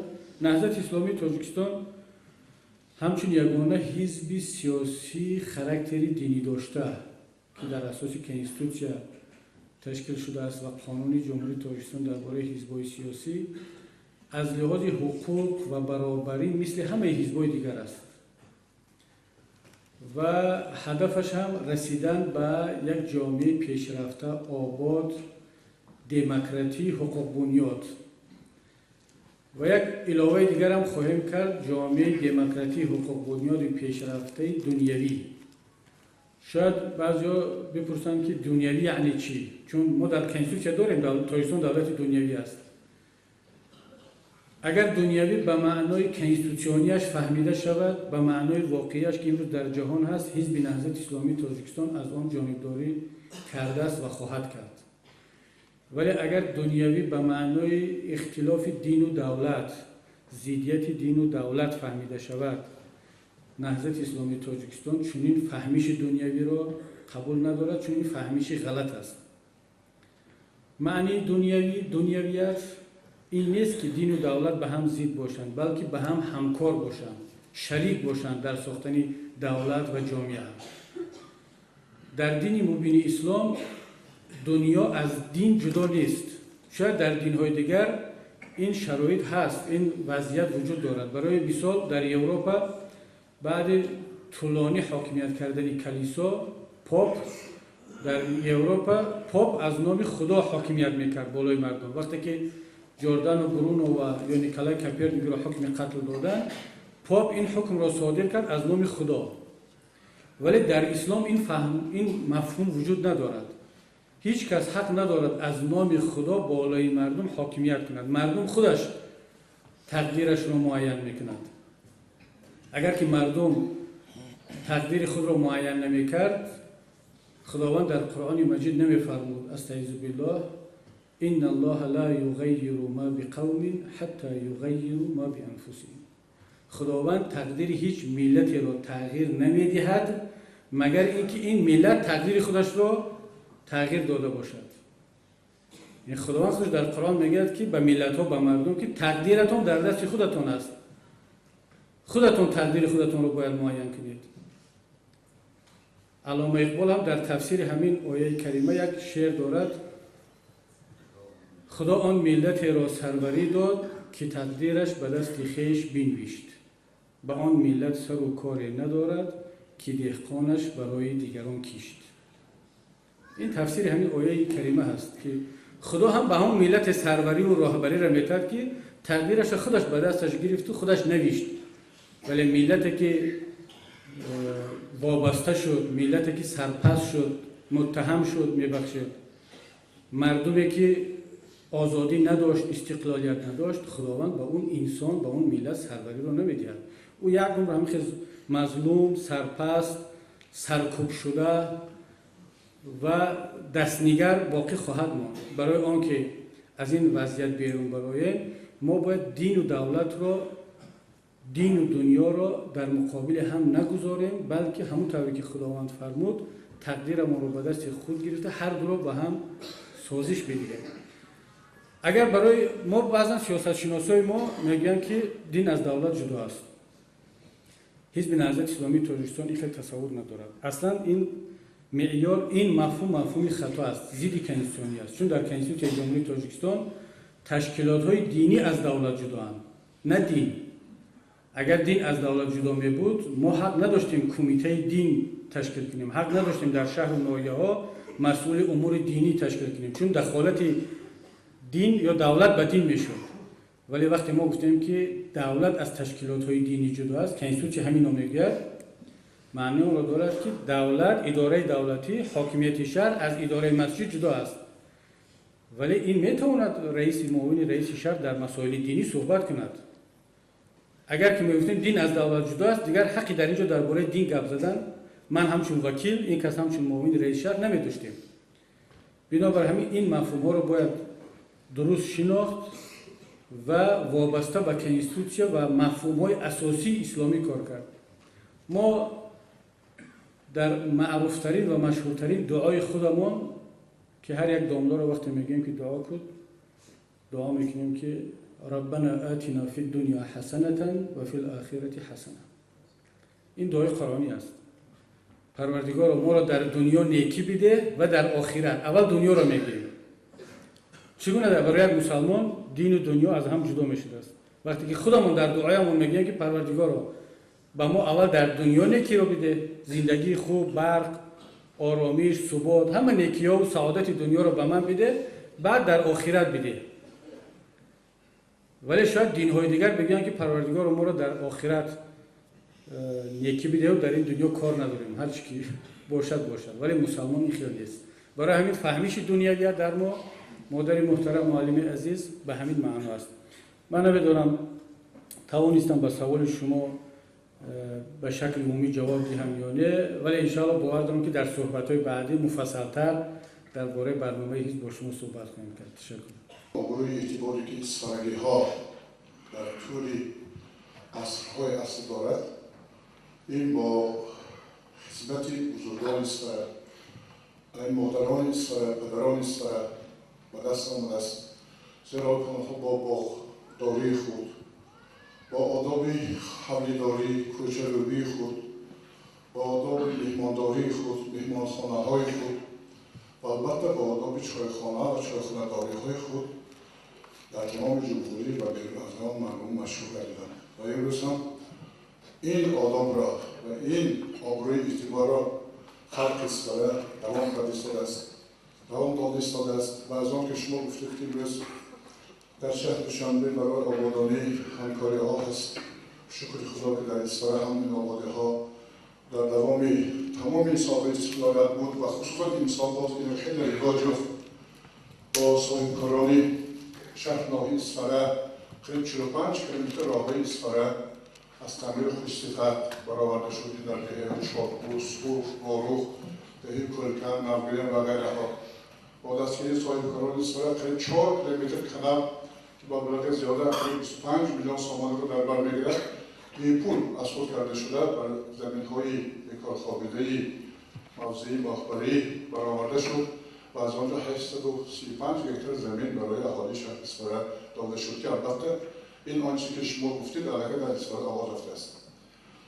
هدف اساسی سوال من از آن عبارت است که در ردیف آن چیزهایی که من گفتم اسفاره با صنعتی چی معماری، چی صنعتی دوریدگری، با صنعتی هنرمندان خود خصوصا نوازندگان و سرآوردگان خود مشهور است و امروز دردانه بزرگی شرق، دردانه بزرگی نیارگاه ما ششمخان که در اسفاره مکتبی مخصوصی خود را دارد و همین مکتبی مخصوص ششمخان اسفاره نه در صحنه ها بلکه در چایخانه ها، در معرکه های مردم این فن همین اوج اعلا برآمد و صاحب اعتبار گردید. نظر شما چیست امروز؟ چرا در توی‌های یک قسم برادران عزیز گذراندن توی‌ها با موسیقی خمام نباشد هم لیکن گذراندن چقدر گفتید نچندان خوب است. برای همین خوب میشد که خیلی شما هدفی همون رو گفتید ما باید که مراسم دفن را از مراسم توی و خرسندی باید فرق کنیم، جدا کنیم و چه خوب میشد که آن دختران نازنین اسفاره که در آرزو دارن، در دل امید دارن که یک روز تاریخی حیاتشان، حیات ازدواج آنها باید خاطرمان گذارد با موسیقی گذارد و همین نظری شما را میخواستم که فهمم. سلام باشید. تشکر زیاد استاد محترم. حضور بسیار من از آقای رئیس بیارم چون که من شما را البته میشناسید، ما همراه شما چند مرتبه بودیم، برای دیگر رفیقان بودید، بخش فرهنگی مقامات اجرایی نظریه معراجی بود. سلام باشید. سلامت باشید استاد محترم. نظر شخصی ما در باره این مسئله که برداشتید نمیتواند از نظر شریعت و اسلام و قرآن فرق کند، چون همچون یک مسلمان و رهبر حزب سیاسی دینی نقطه های نظر من همیشه مبنی یا در اساس فرمانده قرآن و سنت و فرهنگ ملی ما باید باشد. پیامبر اکرم صلی الله علیه و سلم به مسلمانان زمان خودش، به مردم مدینه و این پیام به مسلمان های بعدی این را فرمودند که با زدن طبل یا دف یا دایره توی های خود را، نکاح خود را به مردم آشکار کنید. یعنی وقتی که نکاح می شود بین دو نفر، این نکاح را با زدن دایره، با خرسندی، با طبل آشکار کنید که مردم بدانند که دختر فلانی یا پسر فلانی ازدواج کرد، روز شادی دارد، خرسندی دارد. هم روز خرسندی هست، هم آشکار شود وقتی که دو نفر رو با هم میبینند که چرا همراه گشته ایستادند، نگویند شبهه نکنند، بگن خب این دو نفر توی داشتن دیروز و مراسم تویشون رو گذراندند. چگونه میتواند یک مسلمان برخلاف فرموده پیامبرش عمل کند و هدف از همون دایره زدن، پیامبر اگر فقط منظورش خبر رساندن میشد میگفت که همین خبر رو در نماز جمعه در مسجد اعلام کنید کافی هست، مردم خودش میفهمد که دختر فلانی با پسر فلانی ازدواج کرد. ولی وقتی گفتن که دایره بزنید، با دایره آشکار کنید، معنا رو دارد که پیامبرشون میدونستن که دایره خودش اسباب موسیقی است، اسباب موسیقی فرح بخش است. با این اعلام کنید توی روز خرسندی است، خوشی هست. انشاءالله باور دارم که همین طور هم هست. خود شش مقام، فلک، اینها موسیقی نه تنها بگیم سنتی هست، موسیقی ملی هست، این هست جای خودش، ولی این یک نوع نیایش به خدا هست، این مناجات است به خدا. و بزرگان دین در مسئله موسیقی عبدالرحمن جامی، مولا عبدالرحمن جامی بودند، در موضوع موسیقی رساله دارند، منوگرافیا دارند. مولانای رومی خودشون یکی از مؤسسان حلقه صوفیه و سماع هستند. مکتب سماع یک رویه موسیقی دینی هست، در ترکیه هستند، تا امروز هم اون رایج هست. بنابر همین نظر ما این است که توی همونطور که استاد محترم فرمودن از عزاداری باید فرق کند. این تنها نظر شخصی ما نیست، این طلبات اسلام است. البته ما توی را، خرسندی را نباید به حد افراد برسانیم که یعنی نه افراد باشد نه تفرید، نه توی را به یک مراسم دعاخوانی و تعزیه مثل تعزیه تبدیل کنیم و نه به یک دیسکتیکی که اصلا به فرهنگ ما هیچ ربط ندارد، برعکس باعث سرزدن دهها جنایت می شود. مینوشی گناه بودنش یک طرف، باز یعنی ام الخبائث خودش باعث چندین جنایت دیگر می شود. جوانها سرمست و مست می بینید که یک کارزنی شد، جنجال برمیخیزد بینشون، اختلاط به هم آمیختگی زن و مرد، جوانان و دختران اگر که از معیار که گذشت میبینید که باعث گپ و کلوچه شد، باعث رنجی شد، باعث ناباوری شبهه ها شد. از همه خوبش معیار را ملت ما 1000 سال معین کرد. گفت شما در اون چایخانه ها موسیقی خوب است، مردم استراحت میکنن، یک پلاچو در توی ها آرامانه. زنهای ما علاهیده جشن بزم داشتن، دایره زنی داشتن، رقص داشتن. اینها رو باید احیا کرد، کمک کرد. هیچ مخالفت به دین ندارد و شاید استاد محترم یک حالتی بود. من میفهمم که چرا داملاها خودی ما هم حتی گاها از این توی معرکه ها استفاده می بردیم برای دعوت و تبلیغ امر معروف و حالا هم گاها استفاده می شود. این تنها همچون یک تریبونه، همچون یک وسیله امکانیتی یگانه برای صحبت با مردم بود. اگر باور کنید تلویزیون باشد، رادیو باشد، گازیته‌ها باشد، صحبت‌های آشکار و دعوت‌هایی که هر کس می‌خواهد دینش را، فکرش را تبلیغ کند، من فکر نکنم که دیگه ضرورت به توی ماند. بلشویک‌ها در سال‌های شوروی برای تبلیغ ایده بلشویکی از تمام وسیله‌ها استفاده می‌بردند. هم لیکبیز می‌زدند، محو بیسوادی بود، هم توی‌های کمسامولی. اصلا توی کمسامولی برای چی به وجود اومد؟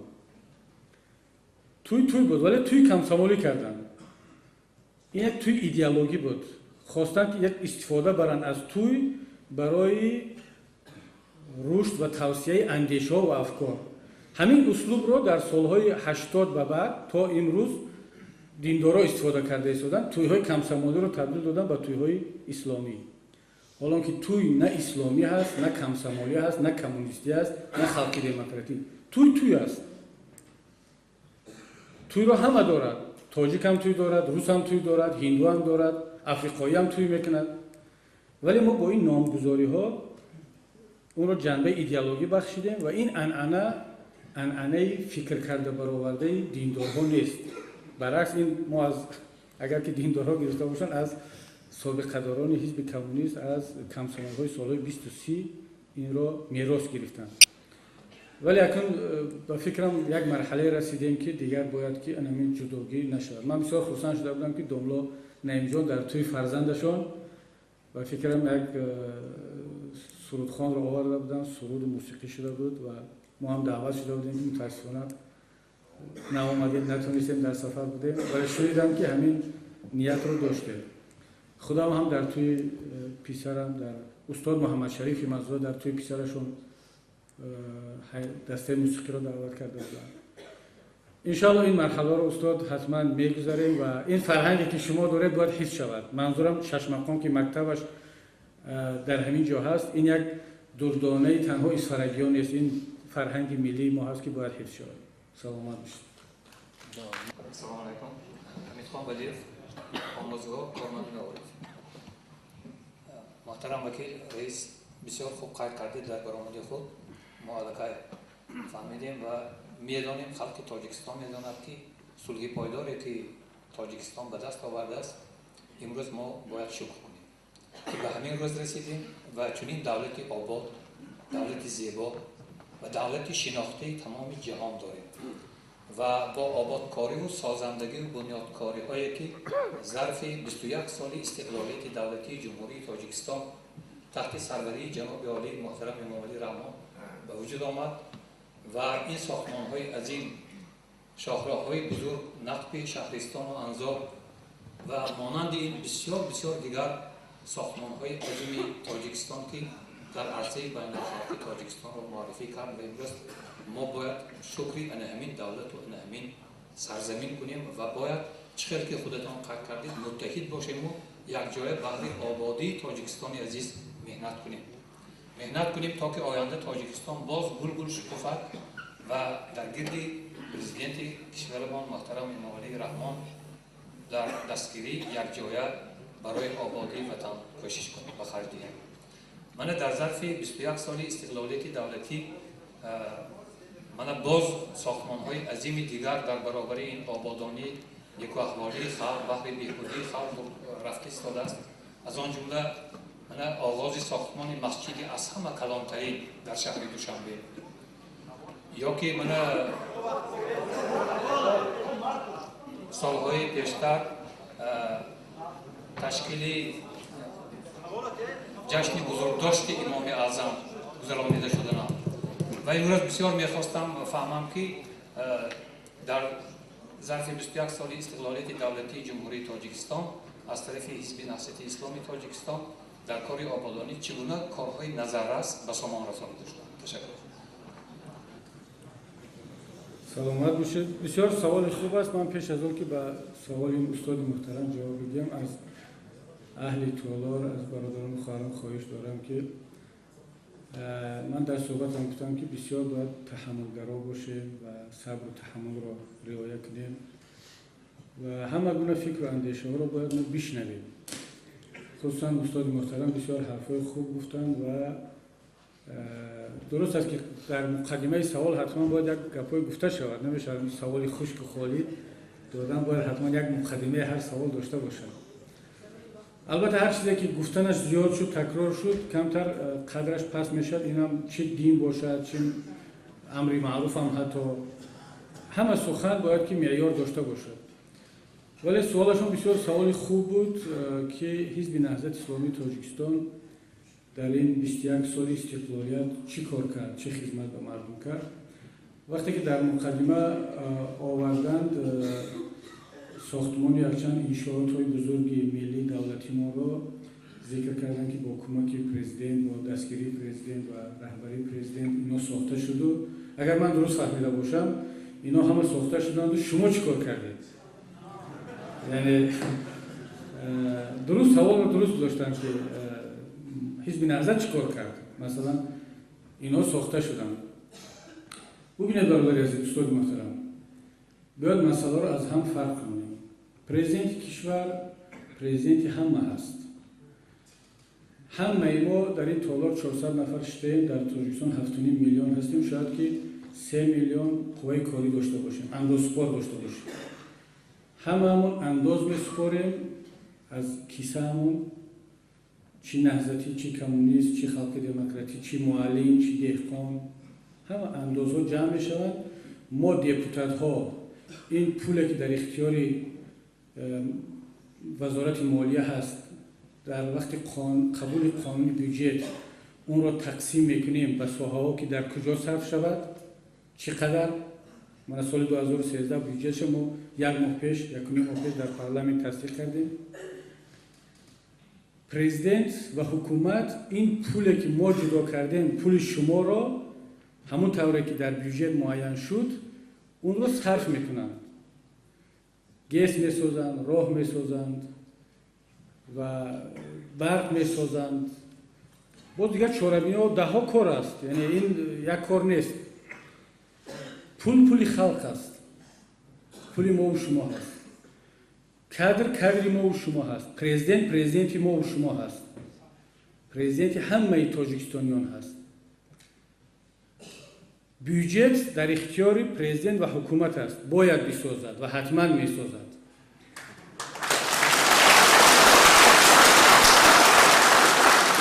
خواهش میکنم صحبت‌ها رو تمام کنیم، بعد در آخر جلسه خرسک بزنیم. وقتی که جمع بست میکنیم خرسک در اون وقت میزنیم.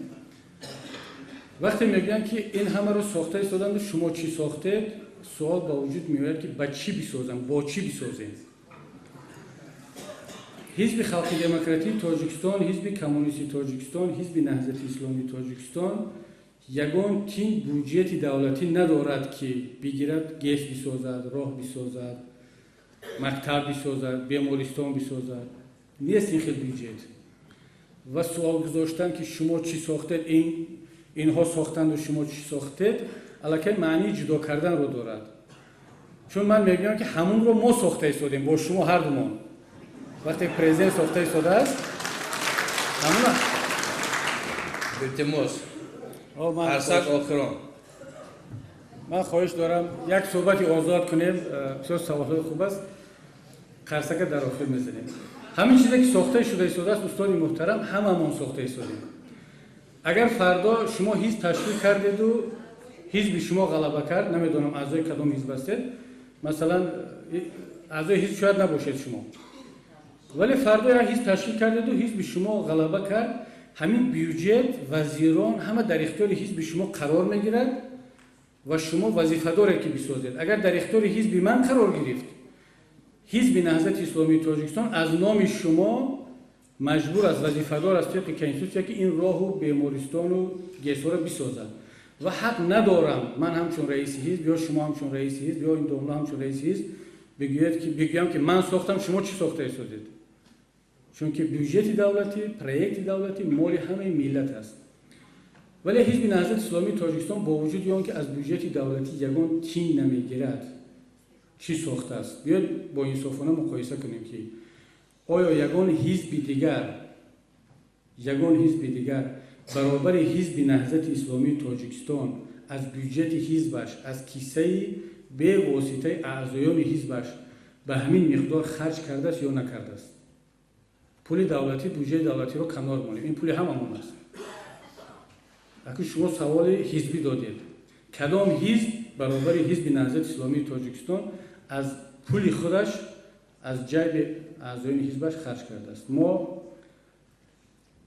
اگر که ریا نشود صدها و شاید هزارها دانشجو رو کمک کردیم و کرده ایستادیم. از مثلا چقدر کمک میکنیم؟ همین سپتامبر 4 تا جوان دانشجوی تاجیک آمد گفت که ما در المپیاد متماتیکا غالب آمدیم در دانشگاه سن پترزبورگ و مسکو به کنکورس داخل شدیم، فقط بلیت رفتن نداریم، کم بغل هستم. خب گفتیم بسیار خوب، این کادر آینده ملی است. همگی $300 $350 بلیت مسکو میشه و سن پترزبورگ کمک کردیم. برای رشد ورزش جمع کردیم، صاحبکاران کمک کردن، ورزشگرانی که در المپیاد شرکت کردن گفتیم که هر کسی که میرود و جایزه میگیرد حزب به آنها هدیه‌های خوب خواهد کرد. مثلا خیریه ها برای بیماران، معیوبین، خدا خیر قبول کند، در ناحیه اش دیروز بودیم، یک اینترنت بود است، کمک رساندیم و خواهیم رساند. اگر نامبر کنم برادر عزیز ریا نشود، خداوند خودش شاهد است، چون سوال داده وگرنه هیچ جا نمیگم. روز نیست که در اداره ما 5-10 نفر کم بضاعت نآید. نگاه مردم به حزب ما همچون یک حزب سیاسی نیست، همچون یک جای هست که میتوان از اونجا کمک گرفت، گویا که ما یک تشکیلات خیریه باشیم. ولی خدا را شکر مادامی که مردم میآیند پس امید هستیم که میآیند. وظیفه ما هم است که کمک کنیم. ولی وقتی که بها میدهیم به فعالیت حزب‌ها، من در اول گفتم که باید خیلی منصفانه باشد، عادلانه باشد و مقابل هم نگذاریم که این کار شما چیکار کردید، دیگران کردن از نام هممون، ما هم که انشالله از نام همین حزب نهضت کرده ایستادیم، از بودجه حزب ما انشالله که از نام همه مسلمان ها هست، چون میگن که حزب اسلامی که شد همه مسلمان ها در اون شامل هست، نام اسلام به هممون هست. اگر بگن که مثلا در یک جای حادثه ناخوش شود، تروریستی شود، میگن که ببینید یک حرکت اسلامی یا یک گروه حزب اسلامی عملی تروریستی کرد، هممون خجالت میشه، میونه هممون ناراحت میشیم که همین آدم مسلمان رو همین جنایت رو صادر کرد، ضربه به اسلام شد.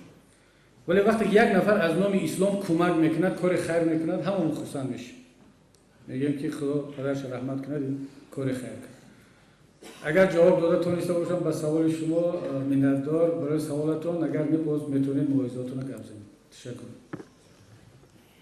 اینجا یک مکتوب آمده است که همون سوالی که ما دادیم با استاد کبیر رسونید، لیکن اولی مجلس ما گفتیم که مایلش اگر خطی داده باشدم نام و نسبتون رو نویسید.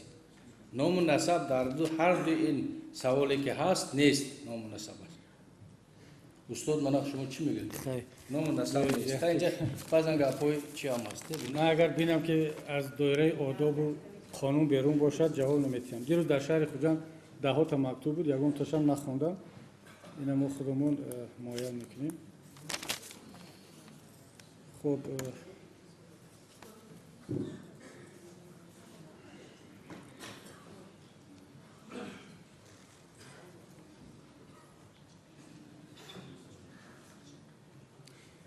محتوای این سوال تقریبا همین است که این مراجعت کرده شده است که در دهه ما امام خطیب ثبت هم داریم همه وقت ضد حزب نهضت اسلامی صحبت میکنند.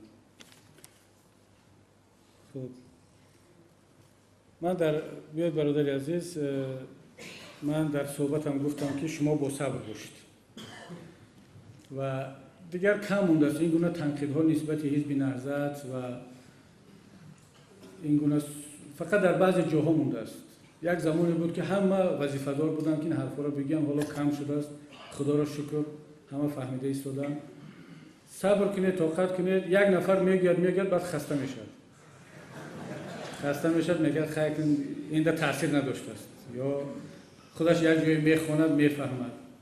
زمانه دیگر شده ایستاده است. گفتم که همون تعاون علی البر و تقوا خداوند به همین اشاره میکنه که در کارهای نیک به یکدیگر کمک کنید، در کارهای بد کمک نکنید.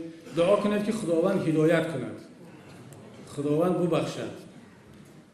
اگر شاعر گفته بود که من بد کردم تو بعد جوابم دادی، عمر خیام است به فکرم رو بایش که فرق بینمون نمیمونه دیگر. اگر یک کس بد کرد و ما بعد جواب دادیم فرق بین بشریت نمیمونه. برای همین بگذار شاید فکر کنید که همون انسان معذور است، عذر دارد و شاید که خواسته دلش نباشد، شاید که مجبور است، شاید که واقعا خواسته دلش است، همین خیلی فکر دارد. بگذار بگید. فقط من خواهشم از علمای محترم این است که منبر پیامبر را، منبر رسول الله صلی الله علیه و سلم را به تبلیغ اندیشه های شخصی و گروهی تبدیل ندهیم. چون منبری همه هست، همه در اونجا نماز میخوانند. حزب کمونیست، حزب خلق دموکراتی، نهضت، به حزبی ها و جدا کردن مردم به حزب ها در مسجد خوب نیست. به خصوص وقتی میگویند که در اسلام حزب نیست، بسیار سخنی خطا هست، هم از لحاظ شرعی و هم از لحاظ کنستیتوسیون. وقتی میگوییم که در اسلام حزب نیست، تمام شهروندان تاجیکستان که اعضای حزب‌های سیاسی هستند گویا که بیرون از اسلام شدند. از پرزیدنت شروع کرده که رئیس حزب خلق دموکراتی است، اعضای حزب و رئیس حزب است و شاودی شبدالوف و من و همه رئیسان و اعضای حزب‌ها که قریب 300,000 شهروند تاجیکستان امروز رسما عضو حزب‌های سیاسی هستند. پس معنی دارد که ما هم از ضد اسلام هستیم مادامی که در اسلام حزب نباشد. بنابراین این سخن غیر کنستیتوسیونی هست. امروز اگر شاید کسی این رو در نکرده باشد، فردا میتونه برای شما دلیل جنایتی کشویند که هم برای اختلاف اندازی، نزاع اندازی سیاسی، هم ضد کنستیتوسیون گپ زدن و هم شهروندان رو تحقیر کردن. شاید به نفع کسی هست که این حرفا امروز گفته شود، ولی فردا میتونن این دامنه‌های بزرگ ما رو یکم وقت این ثبت میشود، همش ثبت شده است. برای همین من خواهشم همین است که این کلمه‌ای که در اسلام حزب نیست، کلمه حزب در قرآن مجید 17 مرتبه آمده است، هم به معنای منفی هم به معنای مثبت. در اصطلاح‌ها حالت‌های گوناگون. یک سوره با نام احزاب داریم، حزب‌ها، سوره الهیده هست. اصطلاح‌های داریم، حزب شیطان داریم، حزب الله داریم، حزب خدا. این مسئله ساده و اندک نیست برادران عزیز که یک کس از منبر بخیزد بگوید که در اسلام حزب نیست، یا برعکس بگوید که هر که اعضای حزب نهضت نیست مسلمان نیست. هر دوش هم خطا است.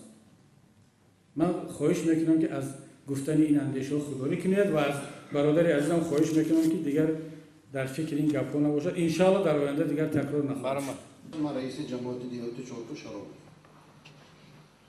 شما درست گفتید که این همه ما از مبلغ جمهوری، از بودجه جمهوری میسازیم، این طوره است. لیکن بعضی موردها هست که یکم مبلغ و بودجه را دفع ندارد.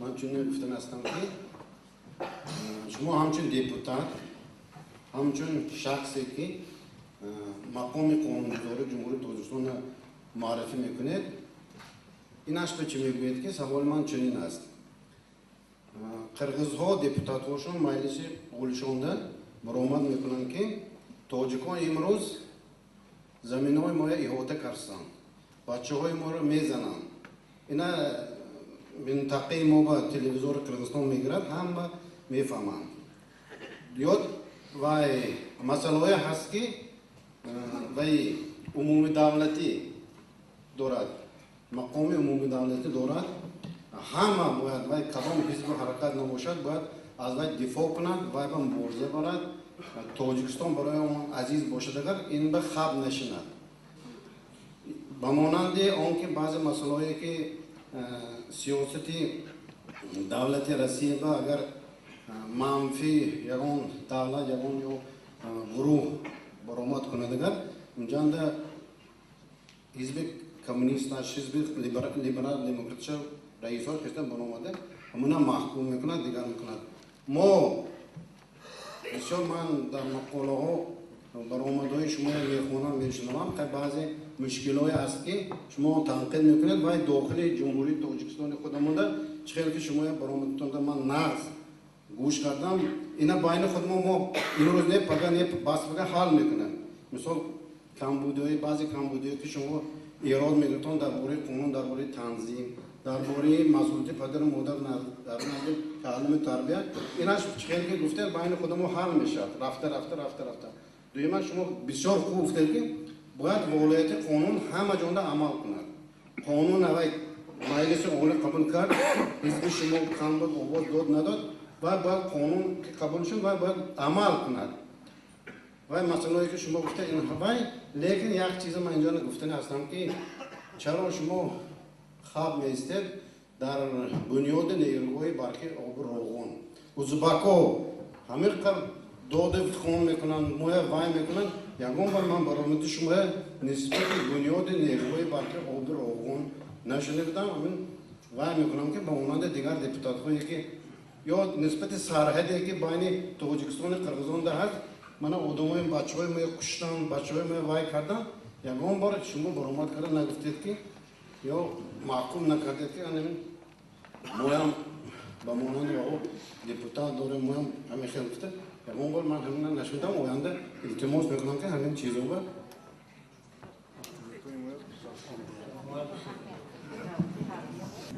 تشکر زیاد مسئله بسیار خوب برداشتید معلم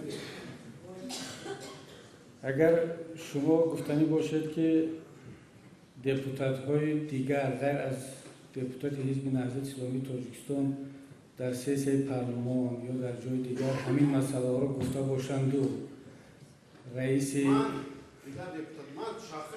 فهمیدم نه من جواب میگم به این مسئله اگر ما مثلا در مسئله که قرغزها زمین میزنن میگیرن یا که زمین ها را کشیده ایستادن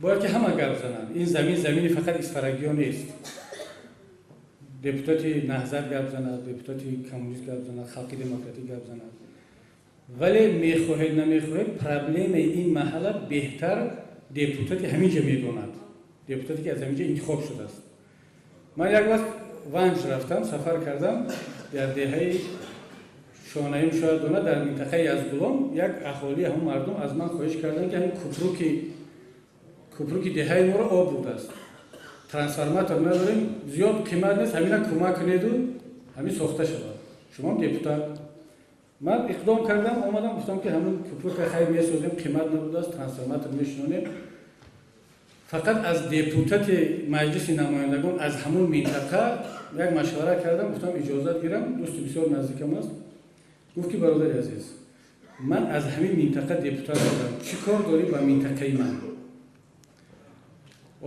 گپش درست نبود در این منطقه را گفت مشکلاتش من بهتر میدونم اگر شما آماده که در مسئله مربوط به منطقه من گپ زدید یک نوع پاپولیسم میشه یا که شما دلتون به مردم این محله از من دیده بیشتر میسوزد. برای این بهتر است که بیاین مسئله را من خودم ببینم و به این مسئله که به منطقه من ربط دارد کاردار نشید. شما تصور کنید، من باز تکرار میکنم، مسئله زمین، مسئله مرز، مسئله یک دپوتات و یک منطقه و ناحیه نیست. ولی همین سوالی که شما داده دوملای محترم در خوجند به من دادن، همین سوالا در اشتم و نه تنها این سوالا، همون سوالی که معلمم داد با دیگر سوالام شد، همین سوالها رو دادم. من لکه از وقتی شما خواستید من گفتم کدوم از این سوالها رو میداده باشد، چون یک دو سوال دیگر من عذر میخواهم. بیاید فقط از دپوتات مجلس جواب دید. دوملای محترم شما سوال شما با من عصبی نشید. شما من را تحقیر کردید. شما خیلی نبید. منم رنگ شما 5 سال دپوتات مجلس عالی بودم. تشکر بسیار. فهمیدید؟ در 5 سال دپوتات مجلس عالی بودید چند مسئله مرزی را حل کردید؟ من مسئله مرزی حل کردم. بیاید یک صحبت کنیم.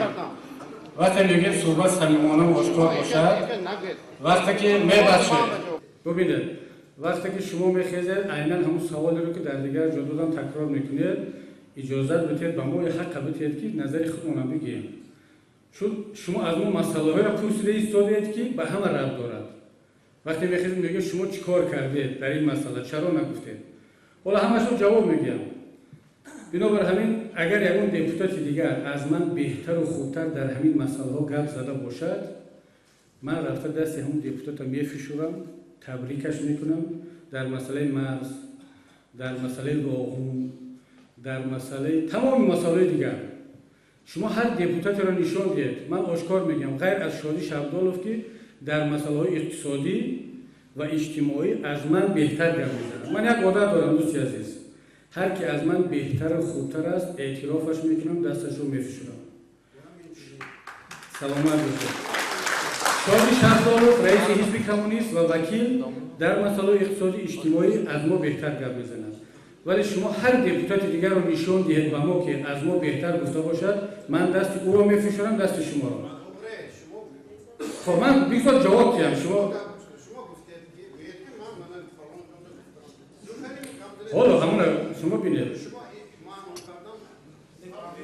محترم رئیس جمهوریت، شما برای یک سوالتون حداقل 7-8 دقیقه صحبت کردید.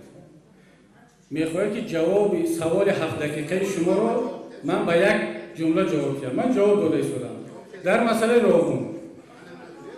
مسئله راهون شما حزبی را پیدا کنید، دپوتاتی را پیدا کنید که در مسئله راهون از ما بیشتر عکس خریده باشید. جواب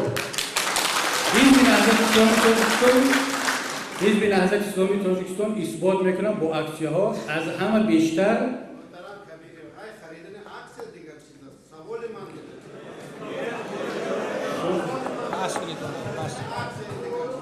ببینید شما اصلا منتظر جواب نمیشید. شما من گفته ایستادم وقتی که میگویم که الف را گفتی منتظر با هم باش. حزب را پیدا کنید که از ما بیشتر سهمیه خریده باشه. حلقه دموکراتی ما رئیس چهارخونده 350,000 اعضای حزب خرید. اگر این خیلی نه ببینید از بودجه حزب، از اعضای حزب نه، از بودجه شما حزب خلق نفتی اسلام بسیار خریده. اون باید چهارخونده نخریده، خریده باشد کم، لیکن من خودم رفته تونسته 1 میلیون خرید. اوور هزار رحمت، خدا قبول کنه. اگر این بندگان مسئله حل نمیشه. دکتر محترم خیلی این به خاتمه دادن دکتر موجب میشه گرفته. بگذار دیگران سوال جان پید. من یک خواهش دارم. ببینید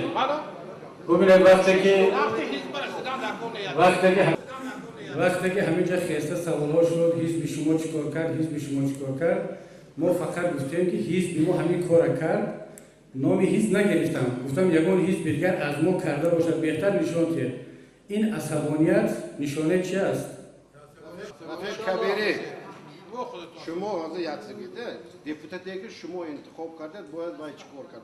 شما باید جماعت چهارخونده اگر من وای نکنم حزب شما باید ممکن همین آواز چورکو حل کرد که شما دیپوتات شدید. شما اینجا یک من نه اونجا اعضای نسبت نسل اسلام میبرن قرقیزا عذاب شکنجه میتن دیگرها الوای میکنن شما اینا شما منتظر جواب نمیستید. همین شما منتظر جواب نمیستید. برادر عزیز. نه همین معلومه شد که یک کمتر همین آمادگی پیشین داره. همون وقتی که گپ کمتر چون علنگه میگیره. یک کمتر آرام صبر کنید همش جواب گفته میشه. چون که درست است که ما یک حزب اپوزیسیونی هستیم میبخشید وظیفه ما هم تعریف کردن زیاد نیست. ببینید حتما دیگه معروضه میگذاریم. من تشکر میگم از اعضایان حزب نهضت که با واقعا من خواهش میکنم وقتی که با رئیس یا وکیل یک حزب دیگر واخوری میکنید همین کارها رو تکرار نکنید. با صبر باشید، با دقت باشید و عنعنه‌های خوب بگیرید ولی تجربه عبرتی بد هیچ وقت نگیرید.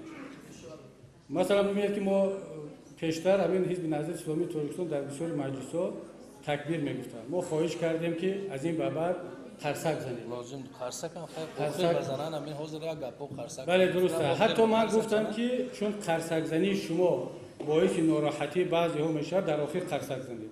بیاید یکدیگر را فهمیم. ببینید انا همین گپ‌ها و کنایه‌ها استاد محترم سال 92 میدون از کجا شروع شد؟ از اون که یکدیگر را طاقت کردن نتونستیم. قرصک یکدیگر را سخت قبول کردیم. تکبیر یکدیگر را سخت قبول کردیم. کنایه زدیم، پیچینگ زدیم. یکدیگر را فهمیده نتونستیم. از پیش سوال آماده کردیم، از پیش جواب آماده کردیم. الکی میگن که اینا پردیزیت است. وقتی که ذهن شما از قبل آماده شده است، من هر چی گویم نگویم شما دنبال همون فکر خودتون میرید. یعنی شما وقتی که یک نماینده حزب ما از اول وظیفه‌دار شده باشد نزد خودش که همین حزب خلق دموکراتی اینجا سخنرانی کرد، باید سوال‌های دیگر کار کند که وضعیت کم ترک یعنی به طرف دیگر رود. شما هر چیزی که بگید و هم کار خودش انجام میدید. قبول نمیکنه گپ شما. من خواهش میکنم از همتون به این برادرها دخل ندارد. وقتی میگیم که جامعه ثبات و آرام یکدیگر فهمی باید آماده باشیم که در جامعه همه گونه فکرها هست. با صبر، با تحمل، گوش کردن در کار و حتی خواهش کردم که دیگه قرصک نزنید. در آخر قرصک زنید. چون که میخواهید نمیخواهید همین قرصک که شما به معنای جانبداری فکر من هست بعضی ها ناراحت میشن. شما تصور کنید اگر رئیس ناحیه سخنرانی کند همه قرصک میزنیم عادی است چون قرصک یک معنی جانبداری را دارد ولی متاسفانه فکر ما را از قبل جدا کردن به خودی و بیگانه. اگر یک گروه قرصک زد گروه دیگر فکر میکند که این علیه من است. این گروه قرصک زد گروه دیگر فکر میکند که این طرفداران وای بود و بر علیه ما قرصک زده است.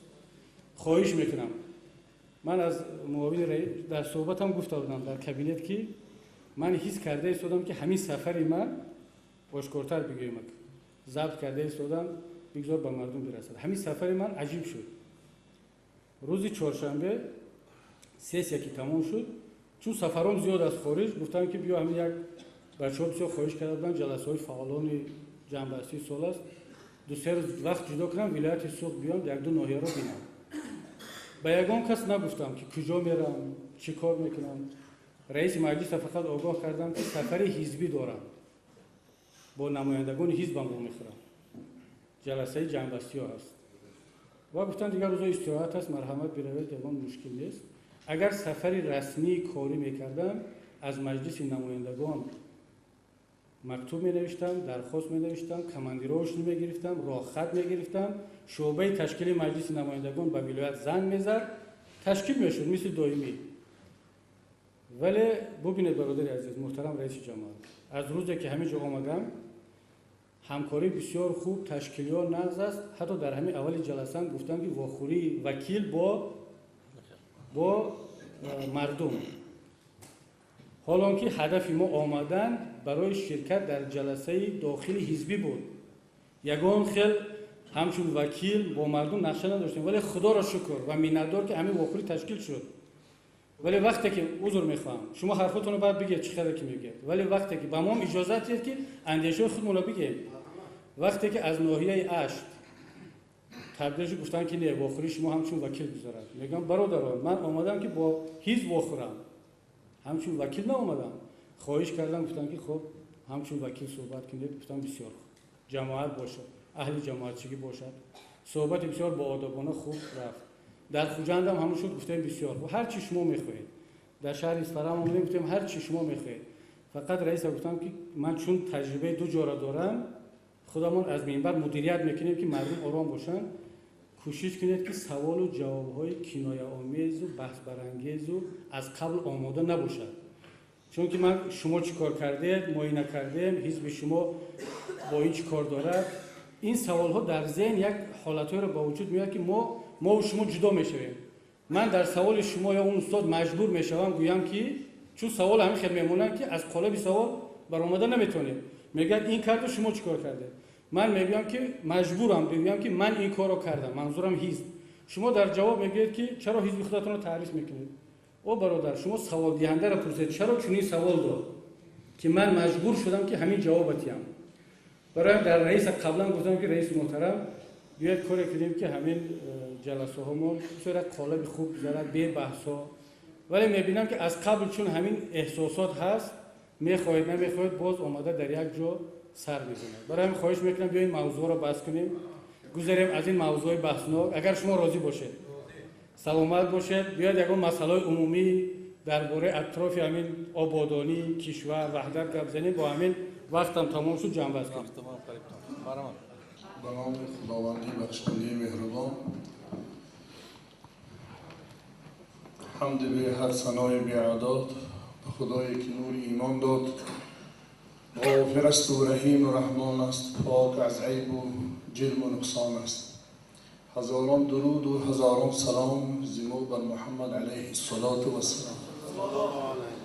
السلام علیکم محترم حاضرین، خوشندگان این تالار، پسند مهمانی عزیزی. امروز ما که محی الدین کبیری اینجا تشریف دارن، بسیار صحبت پرمحتوا کردن. سخنهایی بود که در حقیقت در روزی جمعیت ما است، پیشروی جمعیت ما است. سخنهای خوب کردن. اگرچه پیش خیرتمند خاموشی ادب است، با وقتی ضرورت آن به که در سخن کوشی. در حقیقت پیش خیرتمند باید خاموشی ادب رعایت کنیم. با وقتی ضرورت آن به که در سخن کوشی. دو چیز تیره عقل است، دم فرو بستن با وقتی گفتن و گفتن با وقتی خاموشی. برای همین در برآمدشان جناب کبیری به ما خادمان دین امام خطیبا مراجعت کردم که بعضی اماما در منبر مسجد، در منبر رسول خدا صلی الله علیه و سلم منبر را بر ضد حزب ما استفاده بردن و سخنهای گفتن. در حقیقت میدانید که مردم کشوری ما 99% مسلمان هستند و همه دعوای مسلمانی داریم و آن احزابی که در تاجیکستان است همه اینا هم دعوای مسلمانی دارند و اون کسی که با مسجد میاد خب حزب خلق دموکرات است، خب حزب گویم کمونیست است، او حزب دیگر است، همش دعوای مسلمانی دارند. به همین خاطر دعوای اونا اون دیگر حزب ها درست است که ما اسلام در این حزب ما استفاده برده ایستاده، چون که ما مردم مسلمان هستیم. این حقوق همه دارد که حزب اسلامی نام ماند.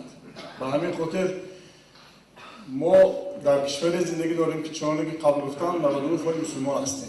ما کشوری نیستیم که در کشوری ما یک اقلیت نصرانی ها باشند، یک اقلیت یهودی ها باشند یا دیگر گوییم اقلیت ها باشند و ما از نام اسلام برآمد میکردیم میشد. ما که دعوای مسلمانی داریم 99% عدد ساکنان کشور که مسلمان هستند، یک حزب نهضت اسلامی خودش اسلامی ماندنش از نقطه نظری شرعی که ما مسلمان ها را به تفریقه می اندازد و جدایی می اندازد نادرست است. چون که این میدان سیاست است. درست است که یک کس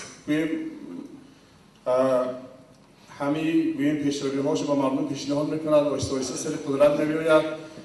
باید که در سازندگی، در آبادکاری محبت مردم خودش را جلب کند بعد سر قدرت بیاید.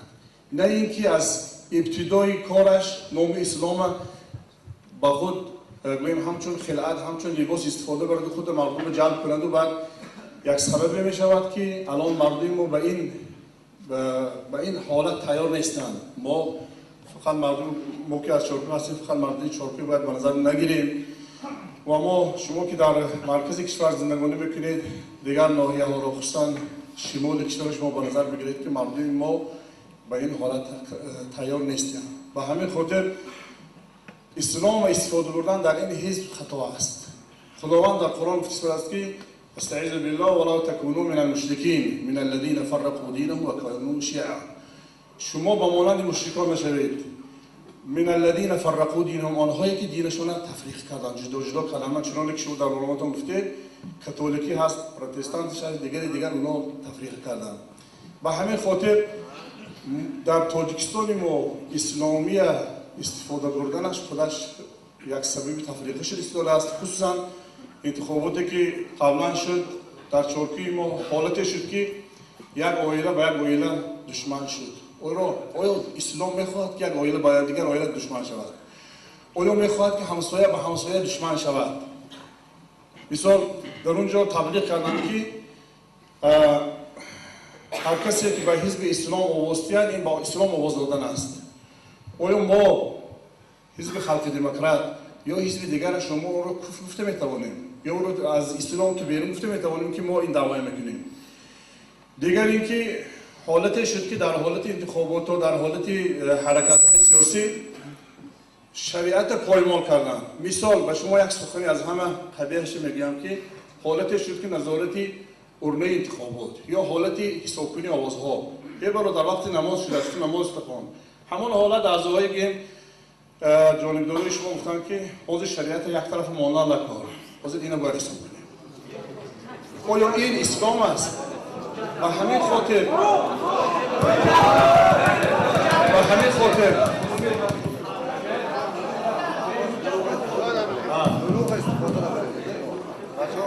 اینجا گپ راست استفاده راست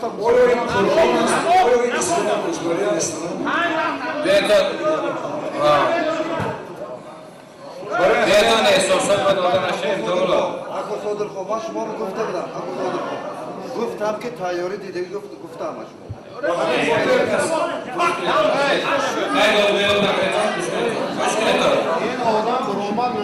İşte kuş güne diğer kız tayyorun dedi kuş neyse. Diğer kız tayyorun ne diler? Hayır kuş güne domlo ince ham saval olmaz ki kuş güne ham saval olmaz. Bari hamin cevap verirler. Hatibe Cenab-ı Kabiri Usta kuş güne domlo same ince bir yer bari hamin olan baramat kırır. خطیبا گفتستانیان منبر برای غرضهای شخصیشون و برای گویم هدفهای خودشون استفاده می‌کنند. این سخن خیلی سخن محترم جماعت سخن نیشدار است برای ما خادمای دین که ما منبری که خالص برای مردم استفاده بریم گفته خدا و رسول باید برسانیم. ما همون سبب گویم کشمکش‌هایی که شده است سبب بدبینی‌هایی که در عائله در جمعیت ما شده است ما همین چیز به مردم دست کردیم. همین نقطه نظر خواهش میکنم که جناب کبیری شما که مسئولیت دارید در این سلامت باشید و همین چیزا یگان کس گوش کنید خواهی داده بیداد نکنید گوش کنید ایسته گوش کنید یگان کس تایوری دیدگیش نیست اینجا یگان کس تایوری ندیده است خیر گوش کنید دوملو اینجا همون سوال اومد که گوش کنید همون سوال اومد برای همین جواب داده شده است گوش کنید دوملو سمی اینجا با یک گپای قبیح نوشته است برای همین آقا برآمد کرده است. سلامت باشید دوملوی محترم. من از اهل طلاب خواهش میکنم که یک بار استغفرالله بگیم. کلمه استغفرالله معناش این است که خودمون پیش از همه از خداوند متعال طلب استغفار کنیم برای کمبودی خودمون. استغفرالله گفتن یک خداوند مرا ببخش. وقتی که از خداوند طلب استغفار میکنیم قهر و غضب و احساسات انسان یک باره پایین میرود و درک میکنیم که ما هممون انسان‌های پرخطا و پرگناه هستیم. حق فقط خودش است. هیچ کس دعوا نمیکند که حق اول و نهایی در دست اوست. ما وقتی که با معاون رئیس در کابینت هم در اینجا صحبت داشتیم، واقعا من صمیمانه میگم هیچگاه نمیخواهم که یک صحبت، یک جلسه، یک نشستی ما باعث اختلاف شود و ما تالار را با احساسات و با اندیشه های منفی نسبت یکدیگر ترک کنیم. برعکس از هر تالار وقتی بیرون میشویم باید که با محبت، با یکدیگر فهمی و با بخشیدن گناه های یکدیگر. واقعا گاه ما هم انسان هستیم. وقتی که یک روز دو روز صبر می شود میبینیم خیلی که شما مشاهده میکنید، داملای محترم سو حرفای خوب گفتن، بعضی چیزا رو مشاهده میکنید، باور کنید به ما خبرها میرسد، مشاهده ها میرسد، ولی صبر میکنیم، تحمل میکنیم. چون بشر دوشنبه ما میده است. این تاجیکستان ما بسیار یک کشور کوچک است. دیروز در اصفهان چی گذشت در دالان ها یا در حتی در جلسه حزب ما، مقامات دولتی میدونن که در جلسه حزب ما چی گذشت. دیروز در کابینت های حکومت چی صحبت شد، چی تصمیم شد، خبر به مردم میرسد. در مجلس چی شد، خبر به همه میرسد. دنیای تلفن است، کامپیوتر است، باز است، همه خبرها میرسن. ما ببینید احتیاط کنیم که از بدگمانی نسبت یکدیگر. حاضر حرفایی که داملا گفتند من 90% رو قبول دارم، چون همش دعوت به سوی وحدت گفتن، اختلاف نشود. ولی بحث ما اطراف هم 10%، 5% که هست. من برای همین در اول صحبتم گفتم که جهان به مریخ رفت، مسلمان ها در سر آن ماندند که در اسلام حزب هست یا نیست. تمام کشورهای اسلامی رو بینید، تمام کشورهای اسلامی رو بینید، حتی عربستان سعودی که در اونجا شاهیگری است، اصلا یگان حزب نیست، نه اسلامی و نه غیر اسلامی، پارلمان نیست، انتخابات نیست. شاه تصمیم میگیرد، تعیین میکند، میگیرد، خالی میکند. به این نتیجه رسیدن که در عربستان سعودی هم آهسته آهسته حزب تشکیل شود. در مصر، در تونس، در ترکیه، در ایران، در مالزی، همه دنیا، در عالم غربی حزب مسیحی دموکراتی است. یگان مسیحی نگفته است که با تشکیل حزب مسیحی در غرب، دولای محترم مثلا غرب پراکنده می شود. بیاید همین صحبت ها را در تاجیکستان هم الحمدلله نیست زیاد، در چند جا باقی مونده است. انشاءالله اینم داملا از بین میرود. حتما من باور دارم شما با داملا با دیگر برادران میخیزید، همدیگر رو با آغوش میگیرید، بعد میفهمید که هدف همه اسلام است، رضای خدا است، خدمت به اسلام است، خدمت به وطن است. شما از منبر خدمت میکنید، این از منبر حزب داملا از راه ساختن و از مکتب ساختن و خواهرمون با تعلیم و تربیت فرزندان همه رضای خدا است.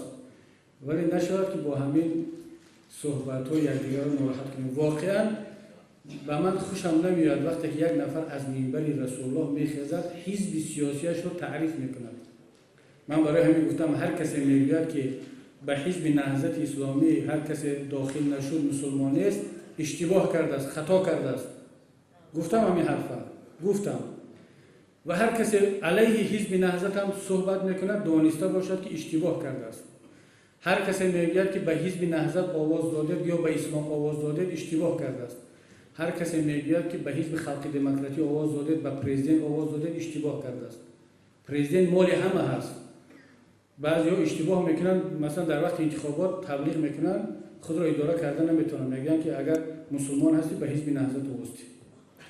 یک نفر دیگرش میگه که اگر تاجیکستان دوست می‌داری، پرزیدنت دوست می‌داری، به خلق دموکراتی وابسته. برای چی؟ برای که رئیسش پرزیدنت است. این اشتباه است برادران، خواهران عزیز. این رو باید اصلاح کرد. دیگر دلیل آیت نکاویم علیه یکدیگر که برای چی من در صحبتم گفتم که تعاونوا علی البر و تقوا. اگر حاضر زیدی گفته‌های داملا یا کسی دیگر من آیت و حدیث بیارم 10 تا میبیارم. شما اگر زیدی من آوردنی شه 10 تا مثال بیارید. در مسئله روغن اگر داملا زیدی من گفتنی شان 20 دلیل علیه من میارم. اگر من گفتنی شان 25 تا میبیارم. ما وارد یک مرحله فتنه و نقاش و جدل می‌رویم. داملا خوب میدونن که عالم اسلام از کدام رو وقت رو به کدوم وقتی که فلسفه جدلیه به انگلیسی میگن جدلیزم جدلیه رشد کرد. جدلیه یعنی چی؟ دو عالم دو مولا بین یکدیگر شدن فقط جدل میکردن بحث میکردن و هنر پیدا شد کی در بحث قوی هست. یعنی یک کسبی نو با وجود آمد سپورشیپ جدل میکردگی بیاد همینه بحث کنیم همه همون دانا همه همون خوب ما به نتیجه رسیدیم که موضوع بحثناک در اینجا دیگر به خاتمه میرسونیم. اگر یکون گفتنی باشد یکون سوالی برای آینده و همکاری باشد مرحمت بفرمایید. و یا جنگجوی برداشتن یا دیگری و کلام همین اسلامش گرفت. بسیار پیشنهاد میشه. همین پیشنهاد نسل تاجیکستان و فکر من همه یکجا میشن. مرحمت که اوزادانه چیکار کنه بعد با فکر من داملای محترم در این مسئله اشاره کردن که کلمه اسلامی در خود آینده نقد میشه. ببینید اسلام دین هممون است. داملای محترم در این مسئله اشاره کردن که کلمه اسلامی ببینید اسلام دین هممون است. وقتی که یک گروه میان میگن که حزب نهضت اسلامی تاجیکستان به معنی اون نیست که مناپولیا کردن این کلمه را. فقط میگن که ما به مسائل از دیدگاه اسلامی بیشتر بها میتیم. هممون خلق هستیم. 7.5 میلیون خلق هست در تاجیکستان. وقتی که حزب خلق دموکراتی تصمیم گرفت که در نام حزبش کلمه خلق را ماند و دموکراتی را ماند، من حق ندارم به حزب خلق دموکراتی پیشنهاد کنم بگم برادر ما هم خلق معنی ندارد که شما خلق دو ماها از خلق بیرون بیاد همین کلمه خلق از حزبتون بیرون کنید.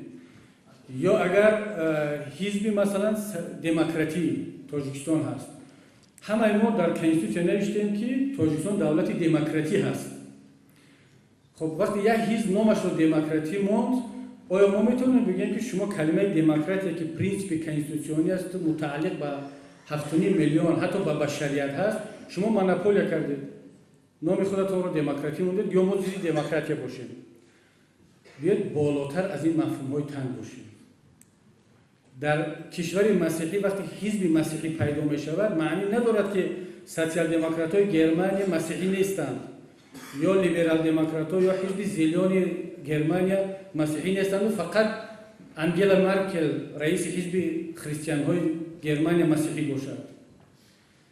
اگر ما عقل داشته باشیم، فهمیش داشته باشیم، فرهنگ داشته باشیم، یگان پرینسیپ، یگان کلمه باعث اختلاف نمیشه. نه کلمه اسلام، نه خلق، نه دموکراتیا، نه کمونیست.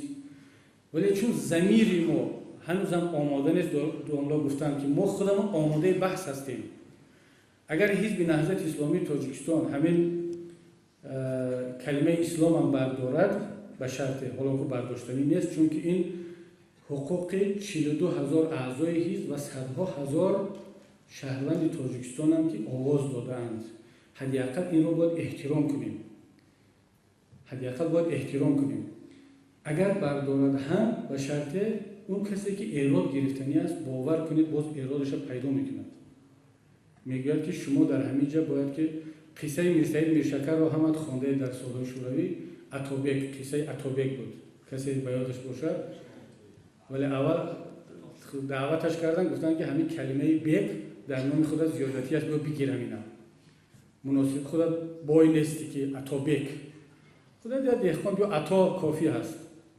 قبل هم گفت که گپی همینا رو گرفتن در کار کلمه بیگ رو از نامش گرفت عطاش. بعد اومدن گفتن که همین کلمه اهم در نامت زیادتی است. قصه هم از خونده قشلاق کلوی را نامش شد تا این ببینید فیلسوفان ما بزرگان ما یک چیز وقتی می‌نویسن جهان فکر میکنن دور می‌اندیشن نباید به نام یک کس خب تصمیم گرفته است مرحمت نامت را پگاه یک حزب تشکیل شود حزب دموکراتی اسلامی مسیحی زردشتی همش یک جای کنید انجمن تصمیم گرفت و همین نام گذاشت. خب این حق همون کنستیتوسیون اجازه داده است حق شهروندیش است. نمیخوام طولانی صحبت کنم در این موضوع. برادران عزیز جهان این مسئله رو گذشت رفت پیش رفت. بیایید خواهش میکنم اطراف این مسئله ها دیگر صحبت نکنیم. این مسئله های گذشته است، بسیار کوچک است. خواهش میکنم.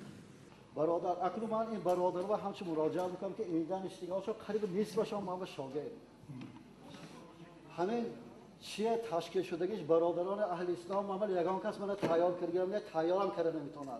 این سخنی من نه در عرش شنیدید نه در خوجان شنیدید. خالصانه میگم. خالصانه از برای خدای تعالی میگم که آرام ایستن همه. اگر آرام نیستن اگر من همینجا سخن بحث میکنم این منفعتی شما میشه. برای انا همین این چیه تشکیل شدگیش برادر حالا این جنگی ها نمیدونم نیست باشم دموکرات بودن و نیست باشم دیگر بودن.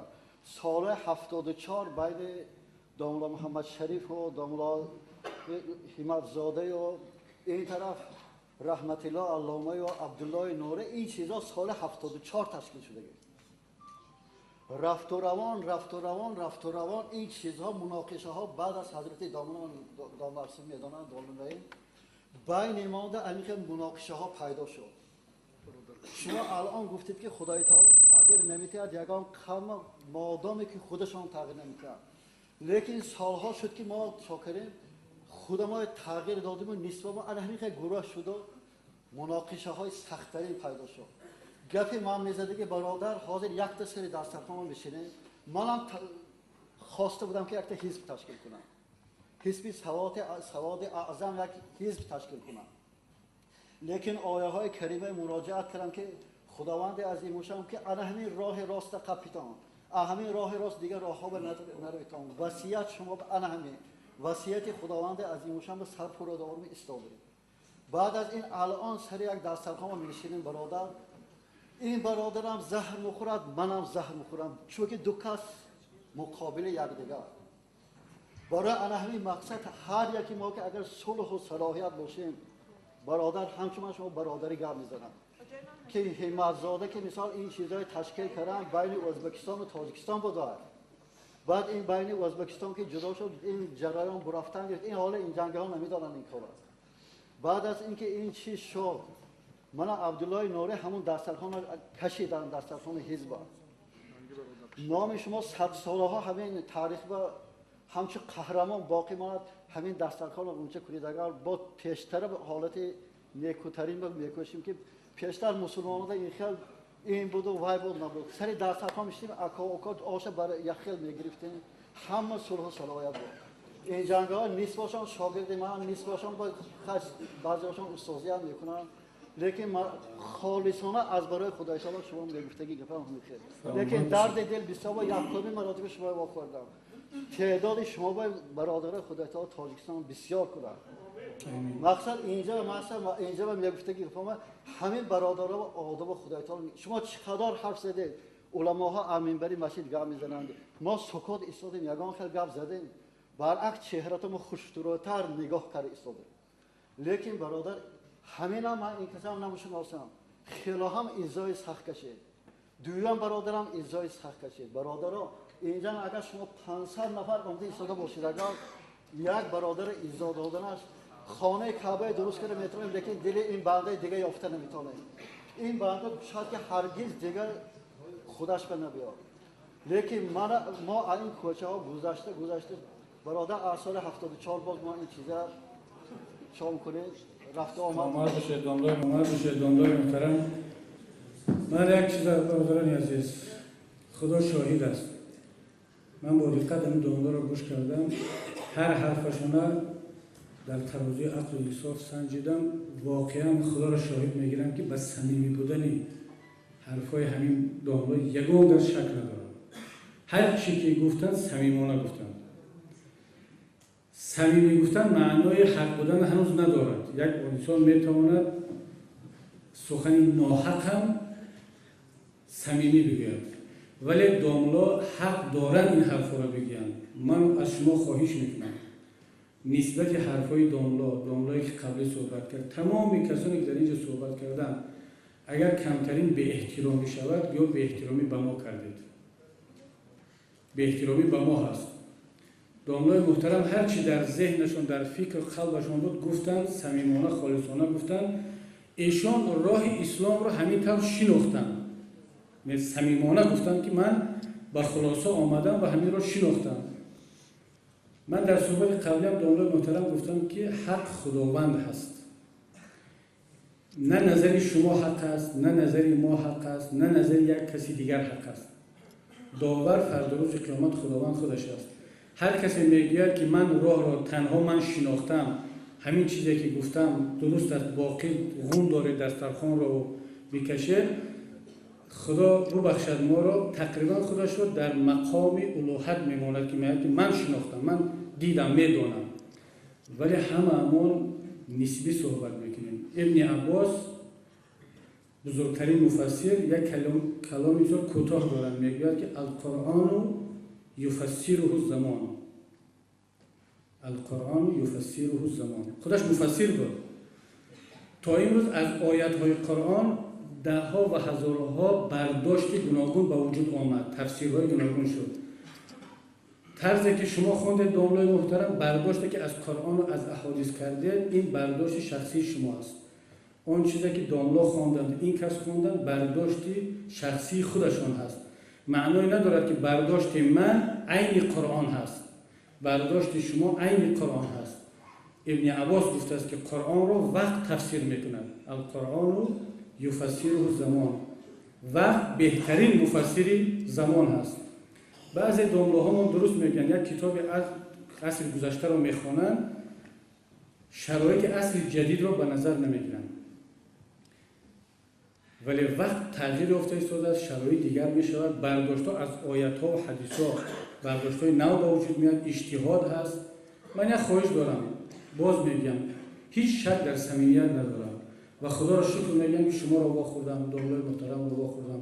اگر در سخنرانی هم به عزت نفس کسی رسیده باشم، اولا از خدا، بعدا از یک و یک شما عذر می‌پرسم. پیشنهاد من این است که همون پیشنهادی که شما کردید جانبداری میکنم. در یک وطن یگانه، اسفره زیبا، خیلی بد است که داملاها، امام خطیبها، مسئولین حزب نهضت یا دیگران جدا از هم باشند. شاید شما هفته یک بار خوب میبود که با هم بشینید. هفته یک بار یک پیاله چای. حتی من آماده هستم که خودم در جلساتون یک دو بار بیام شرکت کنم، بعد میفهمید که همین یکدیگر را برادرید. همه مسلمان برادر یکدیگرید. هیچ فرق نداره بین شما، این در حزب نهضت، شما در امام خطیب. درست است ما باید از منبرها نسبت یکدیگر نگوییم، ولی باور کنید وقتی که به ما یک مرتبه، دو مرتبه خبر میرسد که فلان داملا از منبر مسجد گفت یک دو سه چهار، خب میگیم که برادران شاید که صبر کنید، تحمل کنید. ولی ببینید که یک مرتبه وقتی که با اشاره صحبت کردیم چقدر باعث واکنش شد. یک بار تصور کنید که این برادرها سالها باز این حرفا رو میشنوند، و طرف خودشون میشنوند که شما یا اینا نادرست رفتار کرده ایستادن، اسلام رو نادرست فهمیدن، اینها اغواگر، اینها اختلاف انداز، این هر روز میشنوند، این تاثیر میرسونند. بعد در یک جلسه همین طاقت نکرده با واسطه قرصک یا با واسطه یک کنایه، یک لقمه پرتافتن همون بیرون میآورد. این جمع میشه سال به سال. این صحبت‌هایی که ما شما کرده هستیم باور کنید داملا بسیار هم نتیجهش خوب است. شما ان شاء الله بفهمید که ما یک نیتی بد نداریم. ما هم اینا که فهمیدیم که داملای محترم هیچ نیتی بد نبوده است، فقط به خاطر اسلام. چی میشود که یک صحبتی با هم هفته یک بار بعد نماز جمعه، ماه یک بار با هم بشینید، مشورت کنید، صحبت کنید، مسائل اختلافی رو در داخل یک اتاقای تنگ دور از عامه مردم که اختلاف نشود با هم بحث کنید، تجربه جهانی رو بیارید، تفسیرها رو بیارید. و فکرم این بهتر است. اگر شما راضی باشید در آینده همین کار تشکیل کنید.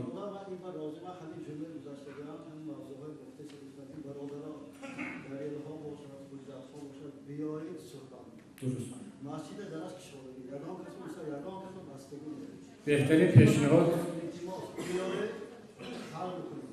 بهترین همین خواهش میکنم با هم بشینید صحبت کنید. صلوات و سلام علی رسول الله.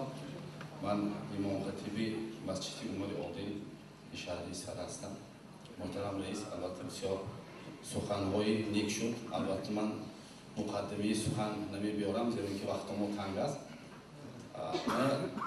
یک چند مجلس های حکومتی داریم، یک چند مراتبه حاضر چنانی که داملا گفتم дар ҳаққи анамиҷа 12 та имом хатибо истода бошем агар имом хатибо аз масҷид аз минбари масҷид санг мепартоям гуфтагӣ суханҳоишон дидем ҳозир шумоям ба ин суханатонанда ҳамчунон гуфтед ки аз минбар истифода мебарам гуфта.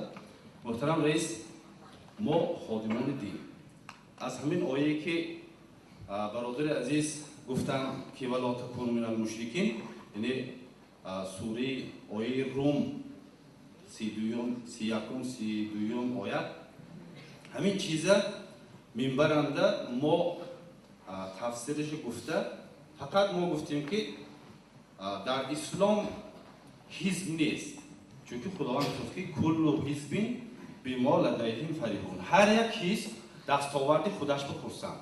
Чуноне ки мисол оварда буданд ки Афғонистонанда 100 та ҳизби исломӣ ҳасту ҳамаш Аллоҳу акбар гуфта якашба тир мепаронанд. Лекин ин аз бораи имом хатибо ҳам таҳқир аст ки ҳар як минбар баромадагӣ одам гуфт ки имом хатибо албатта нагуфтааст, ин чиз сангпартоиам накардааст, ҳақуқам надорад ки минбари пайғамбари худои сангпартоиба табдил кияд. ҳақуқам надорад. Ин албатта як сухани ноҷоҳ аст дар ҳаққи ҳамин имом хатибо. Сухани ноҷоҳ аст ки имом хатибо якчанд маротиба ҳамин бародароям ҳамин суханошонанда баромада гуфтанд ки имом хатибо аз минбари масҷид санг мепартоянд. Албатта мо ҳақуқ надорем, лекин мо ҳақуқ надорем ки оята тафсираш ҳам нагӯем. Мо гуфтем ки дар ислом ҳизб нест.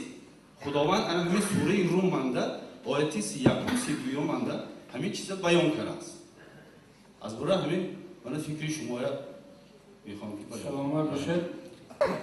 саломат бошед.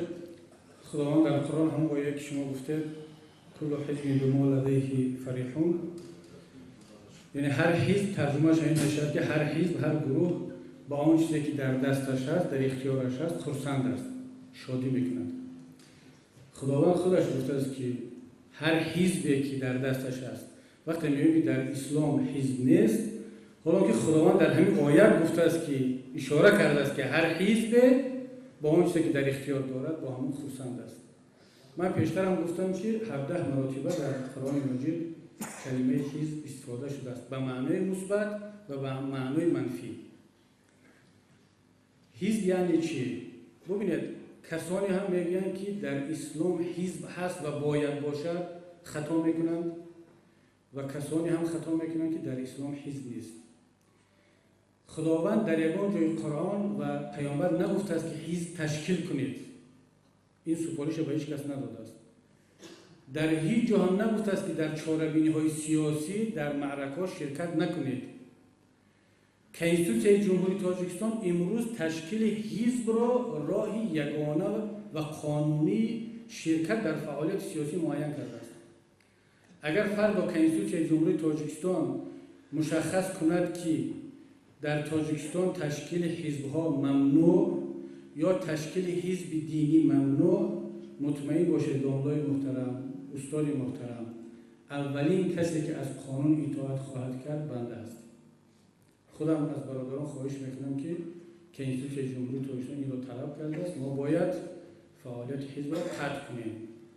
вале вақте ки Конституцияи ҷумҳурии Тоҷикистон нишон додааст ва ягона роҳ нишон додааст, ислом маън накардааст ва супориш ҳам надодааст, чун умури мардумро худованд ҳамон ҷо гуфтем ки тақдиратонро худо муайян кунед, ба дасти мардум додааст. ин ҳаққи мардум аст ки ташкил кунад ё накунад. инро ба масоили динӣ рабт додан дар кор нест. ҳеҷ рабте ба ин масоил надорад. як устоди дигарам бисёр хуб гуфт ки ислом ба ҳизб ниёз надорад, мо мусалмонҳо ниёз дорем. агар фардо ин ниёз аз байн рафт, ин зарурат аз байн рафт, барои мусалмонҳо воҷиб мешавад ки ҳизбро манъ кунанд, чун ниёз ва зарурат аз байн меравад.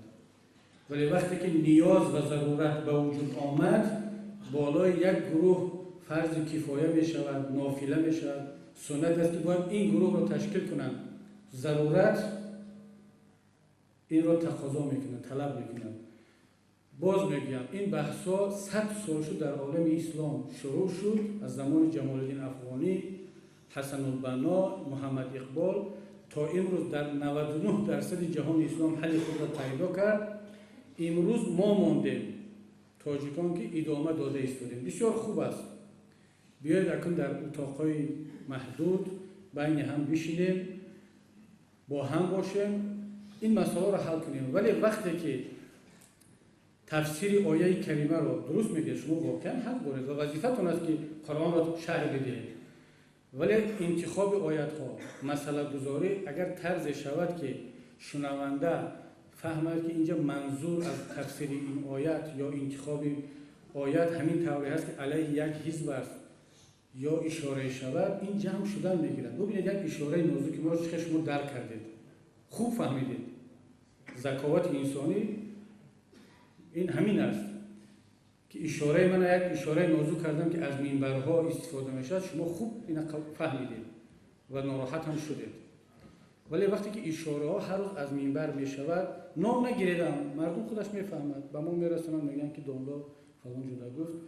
باور کنید باز هم دعوت میکنیم. یک برادرم پیشنهاد کرده است بیاد همون در ترکیه، وقتی که استاد اربکان سابق سروزیر رئیس حزب اسلامی ترکیه در بین حزب اختلاف با وجود آمد، یک گروه از شاگردانش اردوغان این سروزیر حاضره جدا شدن، بعد شروع کردن علیه این سروزیر حاضره که این اسلامی نیست، از اسلام بیرون شد، در منبرها و برآمدهای زیاد کردن.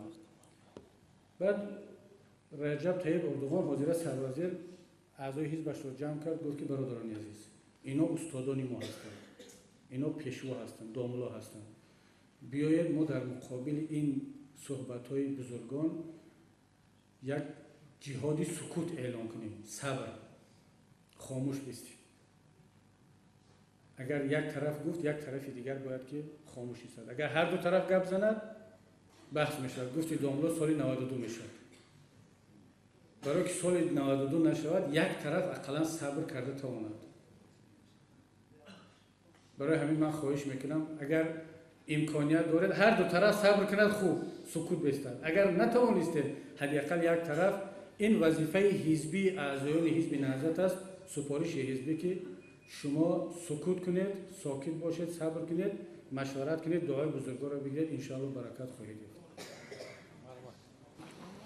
محترم کبیری، ما استقامت کننده شهر اسفرا محله جوی بالا می باشم که امروز وضعیت همین تروریستی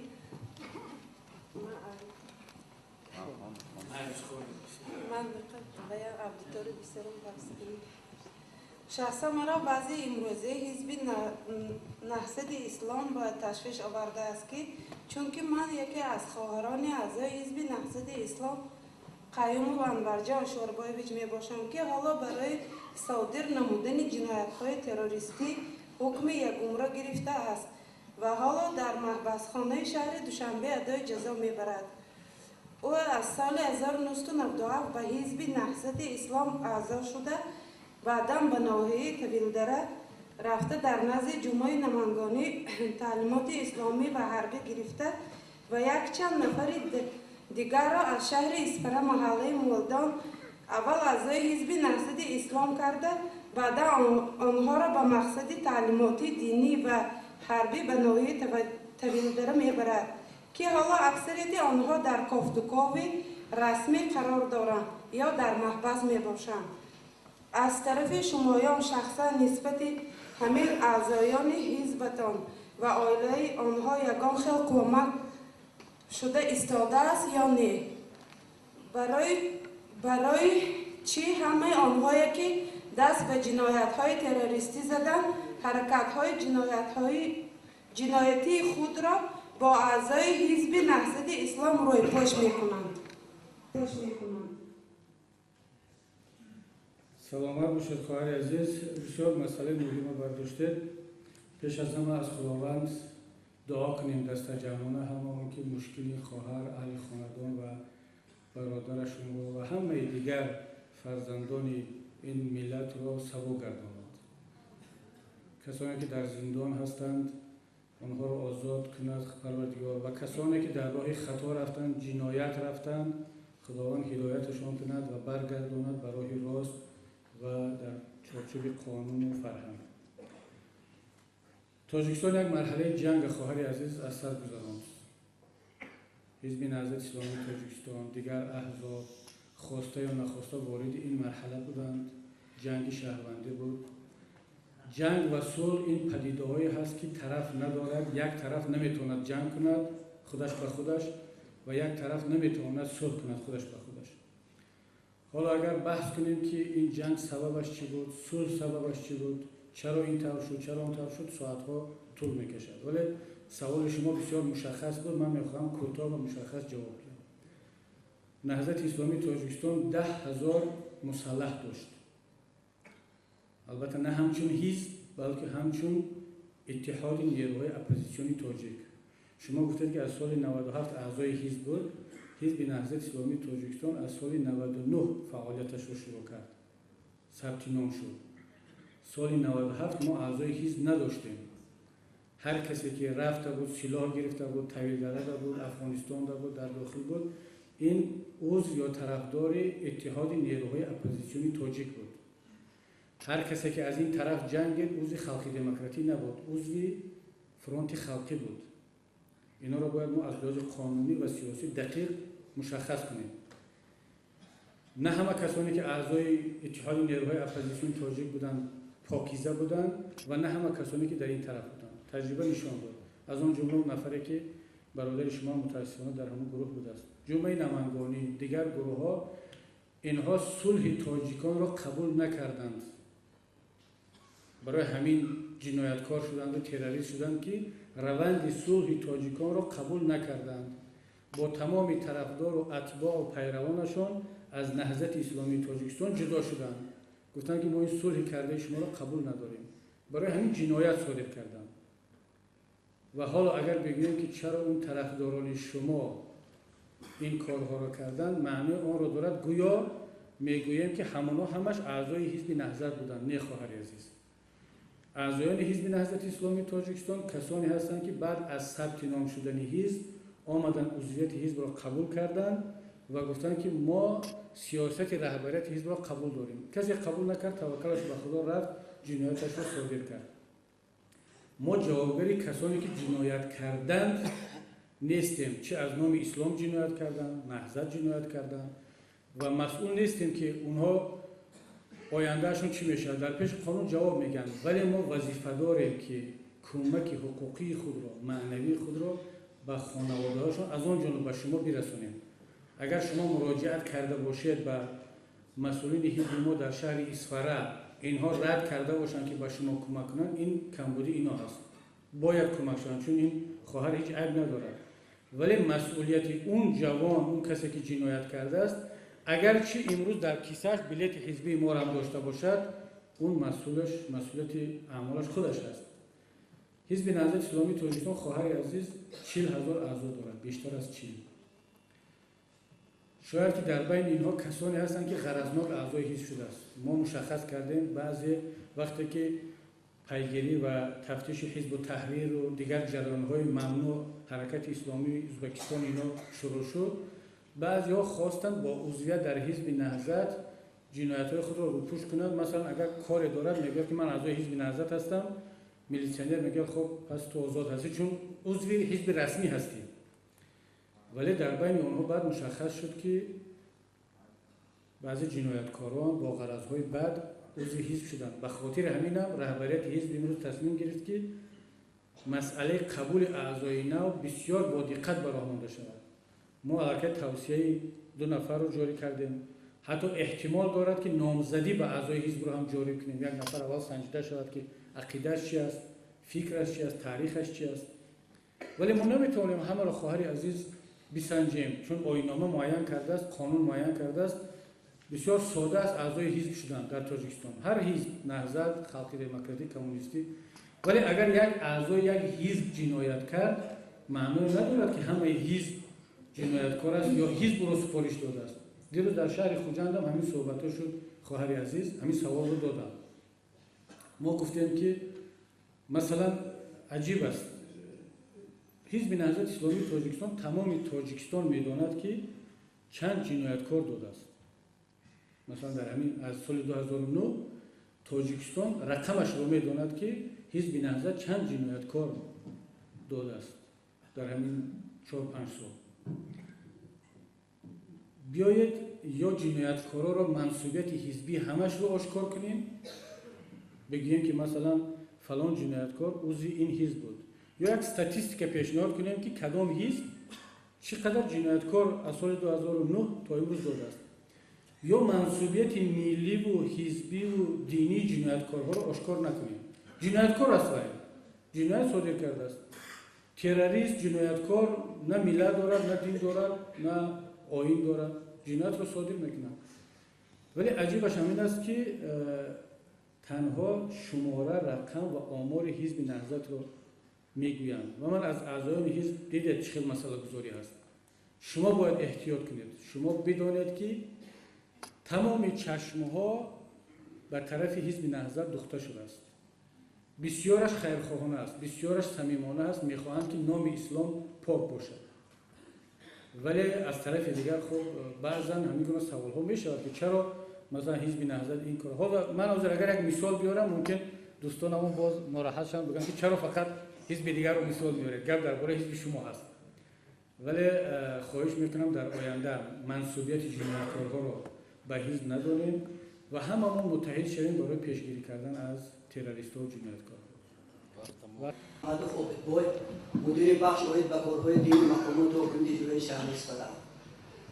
البته جمهوری تاجیکستان در موقع ژئوپلیتیکی خود در دو راهه جایگیر شده است که از یک جانب مدنیت و معرفت غرب و از جانب دیگر مدنیت شرق احاطه کرده است و خوشبختانه در چنین دو راهی که تاجیکستانیان انتخاب کردند بنیاد دولت واقعا دموکراتی دنیوی حقوق بنیاد و یگانه است.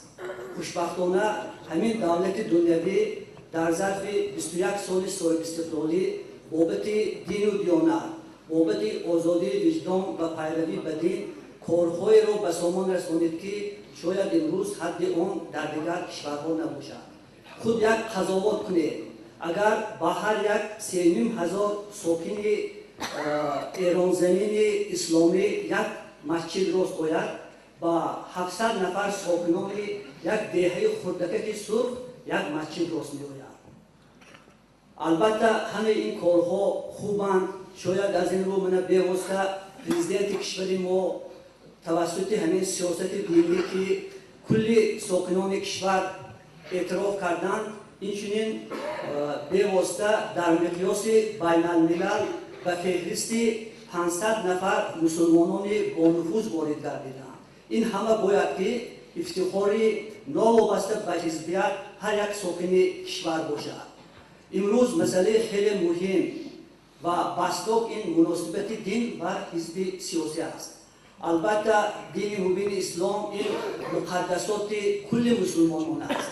حزب سیاسی باشد این عقیده گروهی آدمان است، ناوابسته از آن که این کدام حزب است. حزب خلق دموکراتی است، حزب کمونیست است، حزب نهضت اسلام. و در سرقانون کشور آمده است که حزب سیاسی برای افاده اراده مردم برای صاحبیت شدن و حاکمیت فعالیت میبرد. یعنی یک چیز سیاسی است. حزب سیاسی دین مبین اسلام چیزی که من قید کردم به تمام مردم خاص است و خوشبختانه در همین آیین‌نامه حزب آمده است که مقصد اساسی حزب گسترش دادن دین مبین اسلام است. یعنی حزب باید که برای رشد و نموی دین مبین اسلام خدمت کند.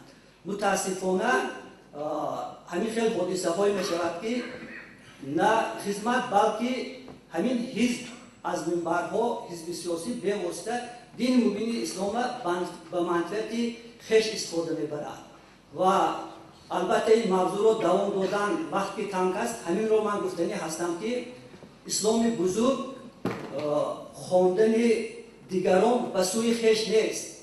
اسلام مقدس خواندن هر یک شخص به سوی خداوند است و من احتراماً خواهش میکنم که منبر در فعالیت خود ناوابسته کدام حزب نباشد دین مبین اسلام مقدس دارد.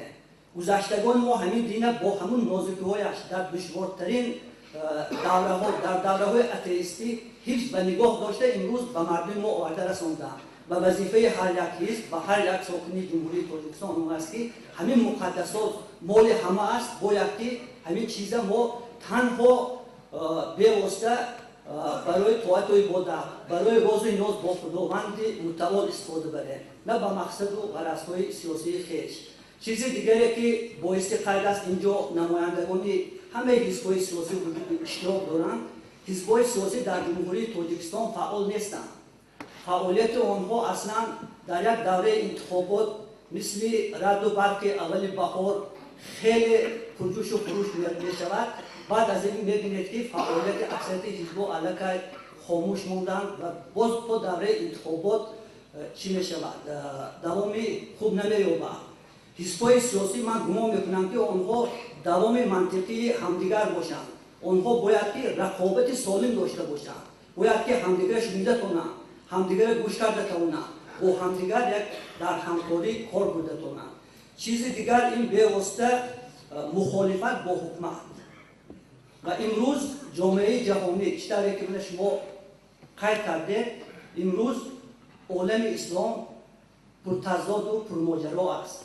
یکی از سبب‌های به همین روز گرفتار شدن اسلام مملکت‌های اسلامی اونهایی که اکثریت مردمشون مسلمان هستند شاید به آن وابسته باشد که همین مخالفت سازنده و بنیادکار نیست. این مخالفت تنها منفعت گروه‌ها که می‌خواهد که سر حکومت بیاید و خوشبختانه جمهوری تاجیکستان کنستیتوسی جمهوری تاجیکستان بنیاد دولت عدالت‌پرور بنیاد دولت واقعا شهروندی را پیش گذاشته است و آن روزها دور نیست که شاید ما در دولت یک جای زندگی کنیم که در دولت شهروندی زندگی کنیم که مردم همین کشوری با فرهنگ و با معرفت نیاز به حزب‌های سیاسی نداشته باشد. سلام علیکم. سلام علیکم. یک بار دیگر من سرفراز یونسوف اعضای حزب خلق دموکراتیک تاجیکستان نماینده از همین حزب. ростигап имрӯза вохӯрии мо ин ҳама пеш аз ҳама сарчашма мегирад аз сиёсати хизматмандонаи сарвари кишвар ҷаноби оли муҳтарам эмомалӣ раҳмон. маҳз сиёсати президенти кишвар буд ки имрӯз мо як суҳбати ошкоро дорем. лекин як чизи дигар маро азият медиҳад. мегӯянд ки тоҷикистон 70% тоҷикистонро ҷавонон ташкил медиҳанд ва сиёсати давлати ҷавонон ҳам яке аз сиёсатҳои афзалиятноки ҳукумати имрӯза таҳти сарварии президент аст. имрӯз дар толоб бисёр ҷавонон ҳузур доранд, лекин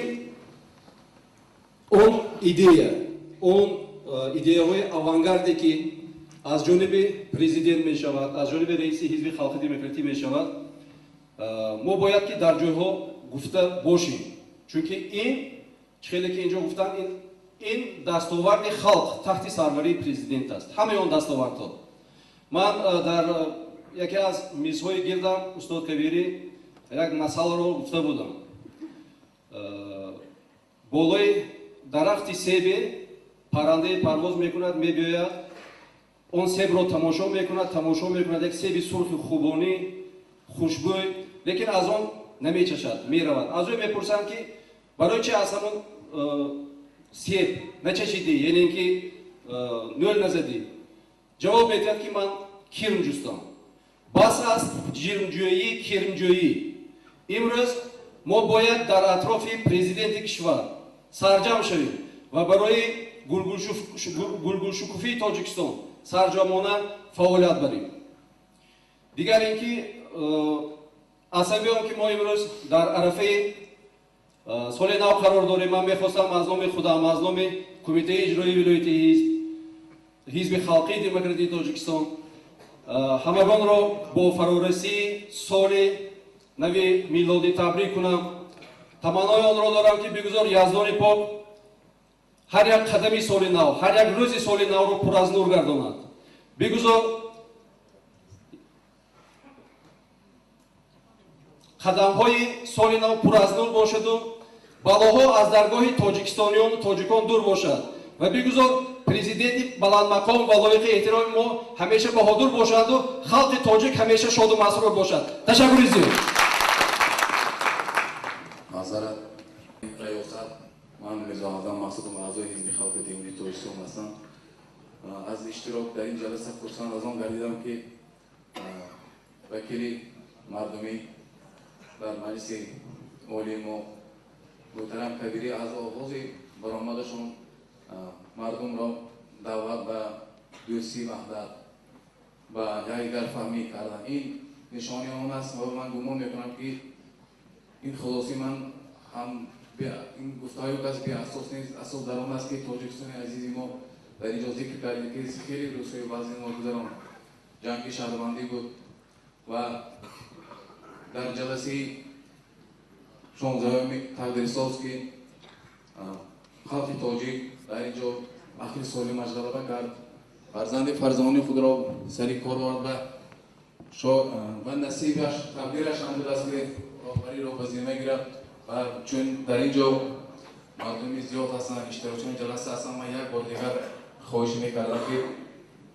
хизматҳои шоисти масалан раиси ҳизби халқи демократии Тоҷикистон ҷаноби Олӣ Эмомалӣ Раҳмонро мо фаромӯш накунем. инсон нафаре будам ки борҳо масалан ҳаёти худро дар хатар доштам. он дараҷае ки масалан ман шахсан аз китобҳо хонам, аз асарҳо хондам, ду маротиба ин кас аз ҷони худашон гузаштам. маротиби аввал вақте ки ҳукумати навтаъсис дар иҷлоси 16 таъсис ёфтум касро даъват карданд ки муваққатан дар хуҷанд бошанд, лекин кас гуфтанд ки ман ба пойтахт мерам. ҳами шумо медонед ки он сол он шабрӯзҳо дар пойтахт чӣ рӯзҳое буд. бори дуюм соли 1997 сафари корим кас ба деҳаи хозии Афғонистон ки дар ҷаласаи ҷашни ҳамин чизро гуфтанд ки дар онҷо ҷанг мерад, лекин ҷаноби воли аз ҷони худашон гузашта ба ин мулоқот рафтанд бо ҷаноби Абдуллоҳи Нурӣ ва ҳамин мулоқот замини сулҳу ваҳдатро дар Тоҷикистон овард. ва ман бисёр хоҳиш мекардам ки ана ҳамин хизматҳои шоистаи роҳбари давлатро мо ба иноват гирем ва даъвати ҷаноби кабирро ҳам ман хуш мепазирам ки ин кас ҳамагонро ба сулҳ ва ҳамдигарфаҳмӣ даъват мекунам ва бигзор ҳамин хел бошад. мо танҳо дар сулҳу ваҳдат ва ҳамдигарфаҳмӣ ба рӯзҳои нев рисид метавонем. Ташаккур. раҳмат. райфақони азиз, Муртазо Егамов 1 дақиқа фақат. Майлаш би вақтама тамом шуд. Ассалому алайкум муаззинини гиромӣ, иштирокдорони охирии рӯза. Дар ҳақиқат имрӯза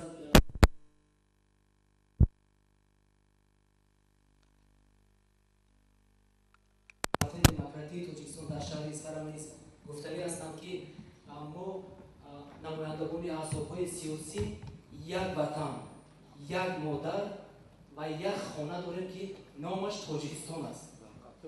бигзорем ки дар ҳамин Тоҷикистони мо якдигарфаҳмӣ бошад барои пешрафт. мақсади асосии ҳар ҳизб ин пешравии ҷомеа аст ва муҳайё сохтани шароит барои зиндагии шоистаи мардум аст ва албатта хоҳед нахоҳед барои ба мақсад расидани оинома ва барномаи ҳар ҳизб рақобатҳо ба миён меояд. танҳо ҳамин рақобати солим, рақобати пешраванда ва рақобат баҳри касбу нуфуз бошад. ва дар охири маҷлисам бошад ки хоҳиш мекунам ки ҳам аъзоёни мо ҳизби халқи демократӣ ҳатман намеояд, лекин барои ҳизби наслии ислом аввалан барои хондани духтарон бисёр аҳамияти ҷиддӣ диҳем. барое ки дар мақоли халқ мегӯям ки агар падар соҳибилм бошад, як нафар соҳибилм мешавад. агар модар соҳибилм бошад, ҳама авлод ба маърифат мешавад. ва дигаре ки дар шиёре ки дар гирди забони ҳар як аъзои ҳизби наслии ислом аст: имон ба худо, садоқат ба ватан, хизмат ба мардум. бисёр хоҳиш мекунем ҳамин дар ҳамин даъвати охирон мо мисол мебурам.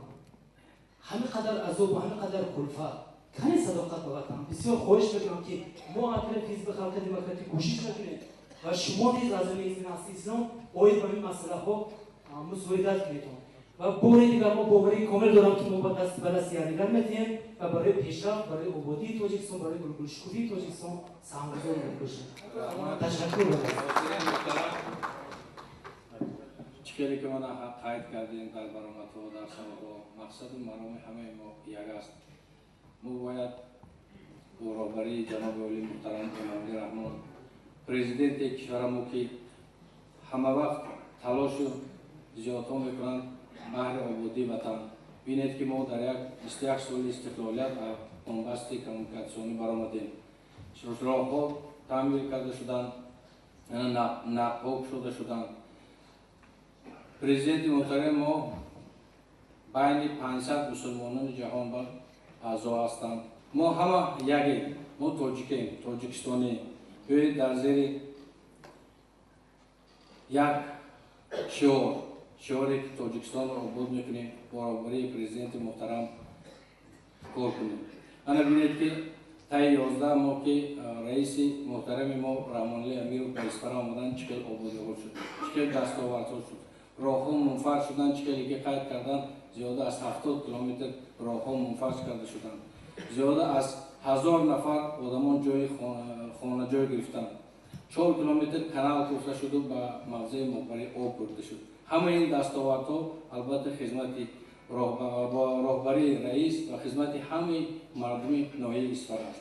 برای همین بیایتون کوشش کنیم که همه یک جایه همچون یک تن به وطن خدمت کنیم.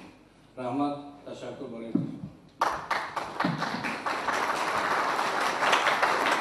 محترم معاون رئیس شهر، استادان گرامی، مادران، خداوند رو بار دیگر شکر میگم که این یک صحبت بسیار خوب، سازنده و فرهنگی ما انجام شد و فکر اندیشه بسیار خوب گفته شدن، آزادانه. همچون که گفتیم که یک قالب جلسه تغییر کرد. اگرچه در اول جلسه حزب نهضت بود، بعد با خوبی با وکیل تبدیل شد با هم یک جایه.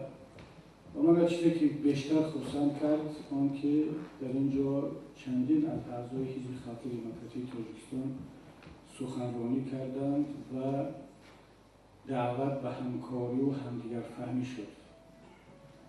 ببینید یک فضا را که در جلسه حزب نهضت اسلامی تاجیکستان نماینده حزب حاکم و حزب دیگر برآمد کرده دعوت به همکاری میکند. حزب خلق دموکراتیک حزب امکانات دولت در اختیارش است. این بسیار مهم است. شاید در کشورهای دیگر اگر کشور دموکراتی نباشد حزب حاکم فکر نکنم که در جلسه حزب اپوزیسیونی، حزب نهضت یا هر حزب دیگر، حزبی در حکومت نبوده بیاد شرکت کند و سخنرانی کند، دعوت به همکاری کند. این خودش یک نعمت است. به قدر این گونه نعمت ها باید رسید و از آن خوب استفاده بود. ما و شما انشاءالله جلسه های زیاد داریم. منظورم اعضای حزب نهضت اسلامی تاجیکستان است، صحبت میکنیم. ولی این فرصت که دامله‌های محترم بودند، اکتیو ناوی شهر بود، حزب خلق دموکراتیک تاجیکستان بود، ما حرفای یکدیگر را گفتیم، شنیدیم و خلاصه آمدیم که یک وطن داریم، یک کشور داریم، یک هدف داریم که آبادی هست و باور که در سخن هیچ کس من دعوت به اختلاف و به ضدیت رو ندیدم. حتی من خیلی خوشم آمد دعوتی که جوان از حزب خلق دموکراتیک کردن. این مسئولیت ما نهضتی ها هست که در فکر مادران و خواهران و دختران باشیم. حتی اگر لازم شود من دهها فتوا می‌بیارم از علمای اسلامی که در همین گونه شرایط خواندن دختران فرض و واجب است. در همین گونه شرایط بخصوص برای ناحیه‌های کوهستان که اگر می‌خواهیم دختران ما را، فرزندان ما را معلم‌های باسواد، دخترهای زنی باسواد تبابت کنند، معلم‌های باسواد تربیت کنند. در اداره که درآمد یک زن مسلمان تاجیک در پس میز کامپیوتر یک خواهر نشسته باشد که با او صحبتی زنانه کرده تا آمد. برای به این مقصد رسیدن باید که دختران رو بخوانیم، مانع رفتن به مکتب و به دانشگاه نشویم. این مسئولیت و وظیفه اعضایان حزب نهضت اسلامی تاجیکستان است. در این گونه مسئله های ملی و اسلامی فرق ندارد که از نام حزب خلق دموکراتی پیشنهاد می شود، از نام کدام حزب باشد باید که همکاری کنیم، شریک باشیم و بار دیگر مینداری خود را به رهبریت ولایت، چون که او سفر دارم دیگر شاید فرصت نشود، و رهبریت ولایت و رهبریت شهر اسفرا و جنوب شما و نمایندگان حزب خلق دموکراتی تاجیکستان، حزب کمونیست، حزب سوسیال دموکراتی، سوسیالیستی دموکراتیک اینجا هستن من شنیدم و دامدهای محترم. بار دیگر عذر میخوام اگر در اشاره و صحبت های بنده یکان کمتر تندی بود و بالاخره بشر هستیم، بشر همه خطاکار هست و پیش از همه به مردم عزیز که در این تالار سرد ما را تحمل کردن، گوش کردن، خداوند ملت عزیزمان را، کشور عزیزمان را در پناه اسمتش نگهبان باشد و تا جلسه دیگر خدا نگهبان. سلام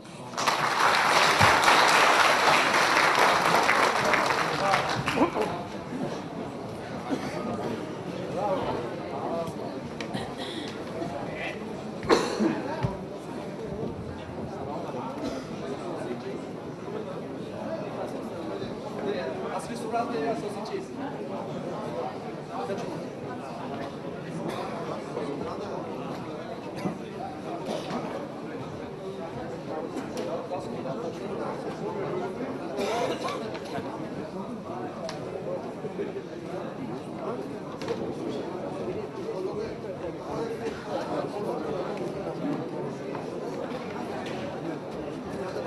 Peki boya şimdi.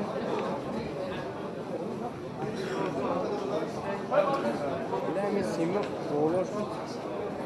Dolar biraz.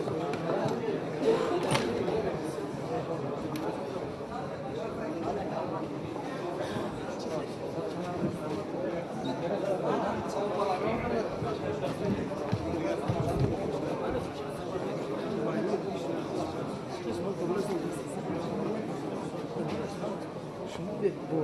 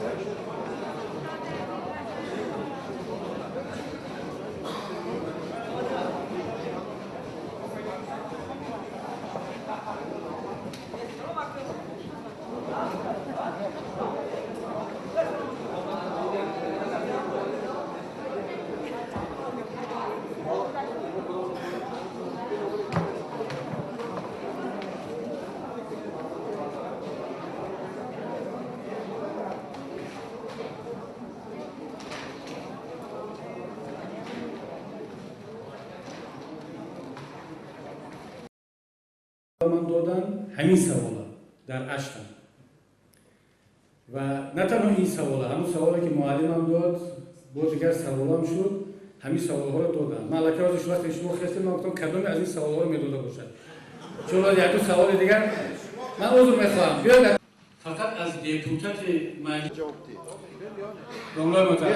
شما سوال شما با عصبی نشید. شما من تحقیر کردید. شما خیلی نبید. منم رنگ شما 5 سال دیپوتات مجلس اولی بودم. تشکر بسیار. در 5 سال دیپوتات مجلس اولی بودید چند مسئله مرزی را حل کردید؟ من مسئله مرزی حل کردم. بیاید یک چیز صحبت کنیم. وقتی میگیم صحبت صمیمانه و آشکار باشد، وقتی که میبخشید. ببینید وقتی که شما میخیزید عیناً همون سوالی رو که در دیگر جا دادم تکرار میکنید، اجازه بدید به ما حق بدید که نظر خودمون بگیم. چون شما از اون مسئله های را پرسیده ایستادید که به همه ربط دارد. وقتی میخیزید میگه شما چیکار کردید در این مسئله، چرا نگفتید؟ حالا همش رو جواب میگم. بنابر همین اگر یکون دیپوتات دیگر از من بهتر و خوبتر در همین مسئله ها گپ زده باشد، من رفته دست همون دیپوتات میفشورم، تبریکش میکنم در مسئله مرز، در مسئله روغون، در مسئله تمام مسائل دیگر.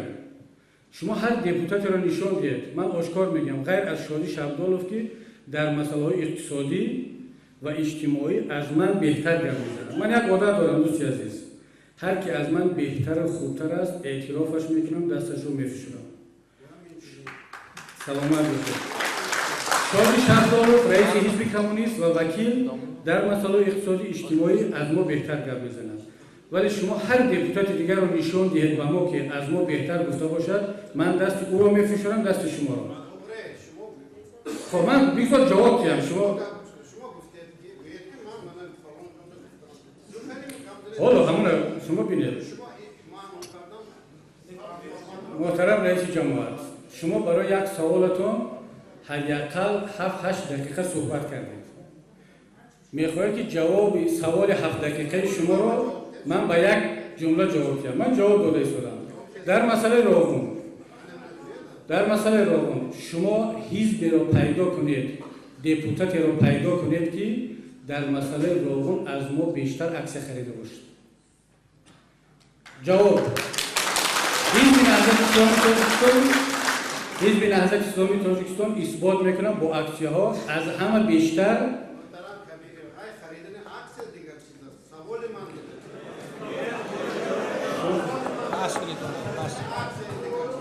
ببینید شما اصلا منتظر جواب نمیشید. شما من گفته ایستادم وقتی که میگویم که الف رو گفتی منتظر با هم باش. حزب رو پیدا کنید که از ما بیشتر سهمیه خریده باشه. حلقه دموکراتی ما رئیس چهارخونده 350,000 اعضای حزب خرید. اگر این خیر نه ببینید از بودجه حزب، از اعضای حزب نه، از بودجه حزب خلق نفتی اسلام بسیار خریده. اون هم چهارخونده خریده باشد کم، لیکن من خودم رفته تونسته 1 میلیون خرید. هزار رحمت، خدا قبول کنه. اگر این به نظر مسئله حل نمیشه. دیپوتات محترم خیر این به خاتمه دادن دکتر موجب بشه گرفته بگذار دیگران سوال جان پید من یک سوال دارم. ببینید وقتی که همینجا خیسته سوال ها شد حزب شما چیکار کرد، ما فقط گفتیم که حزب ما همین کار کرد، نامی حزب نگرفتم، گفتم یگان حزب دیگر از ما کرده باشد بهتر نشان که این عصبانیت نشانه چی است؟ کبیری شما از یک سگیده دیپوتاتی که شما انتخاب کردید باید چیکار کرد؟ شما باید جماعت چهارخونده اگر من باید نکنم حزب شما باید ممکن همین آواز چهارخو حل کرد که شما دیپوتات شدید. شما اینجا یک من نه اونجا اعضای حزب نهضت اسلام میبرن قرقیزها عذاب شکنجه میدن دیگرها ارائه میکنن. شما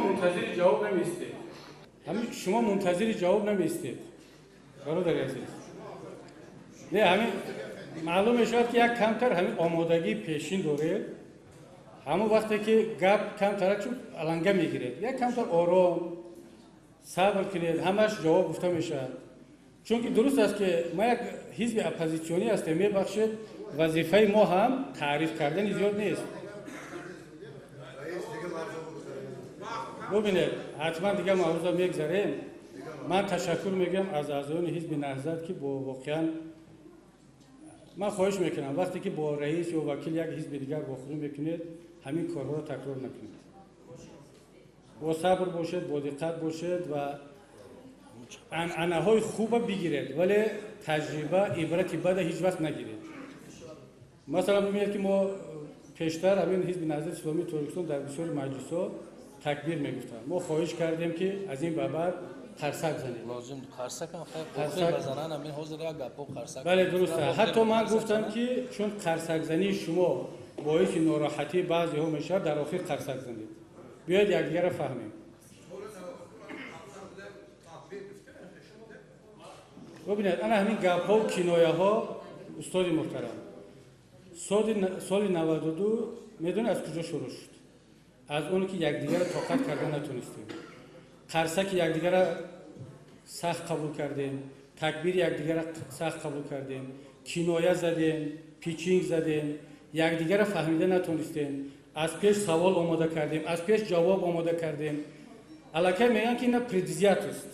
وقتی که ذهن شما از قبل آماده شده است، من هر چی گویم نگویم شما دنبال همون فکر خودتون میرید.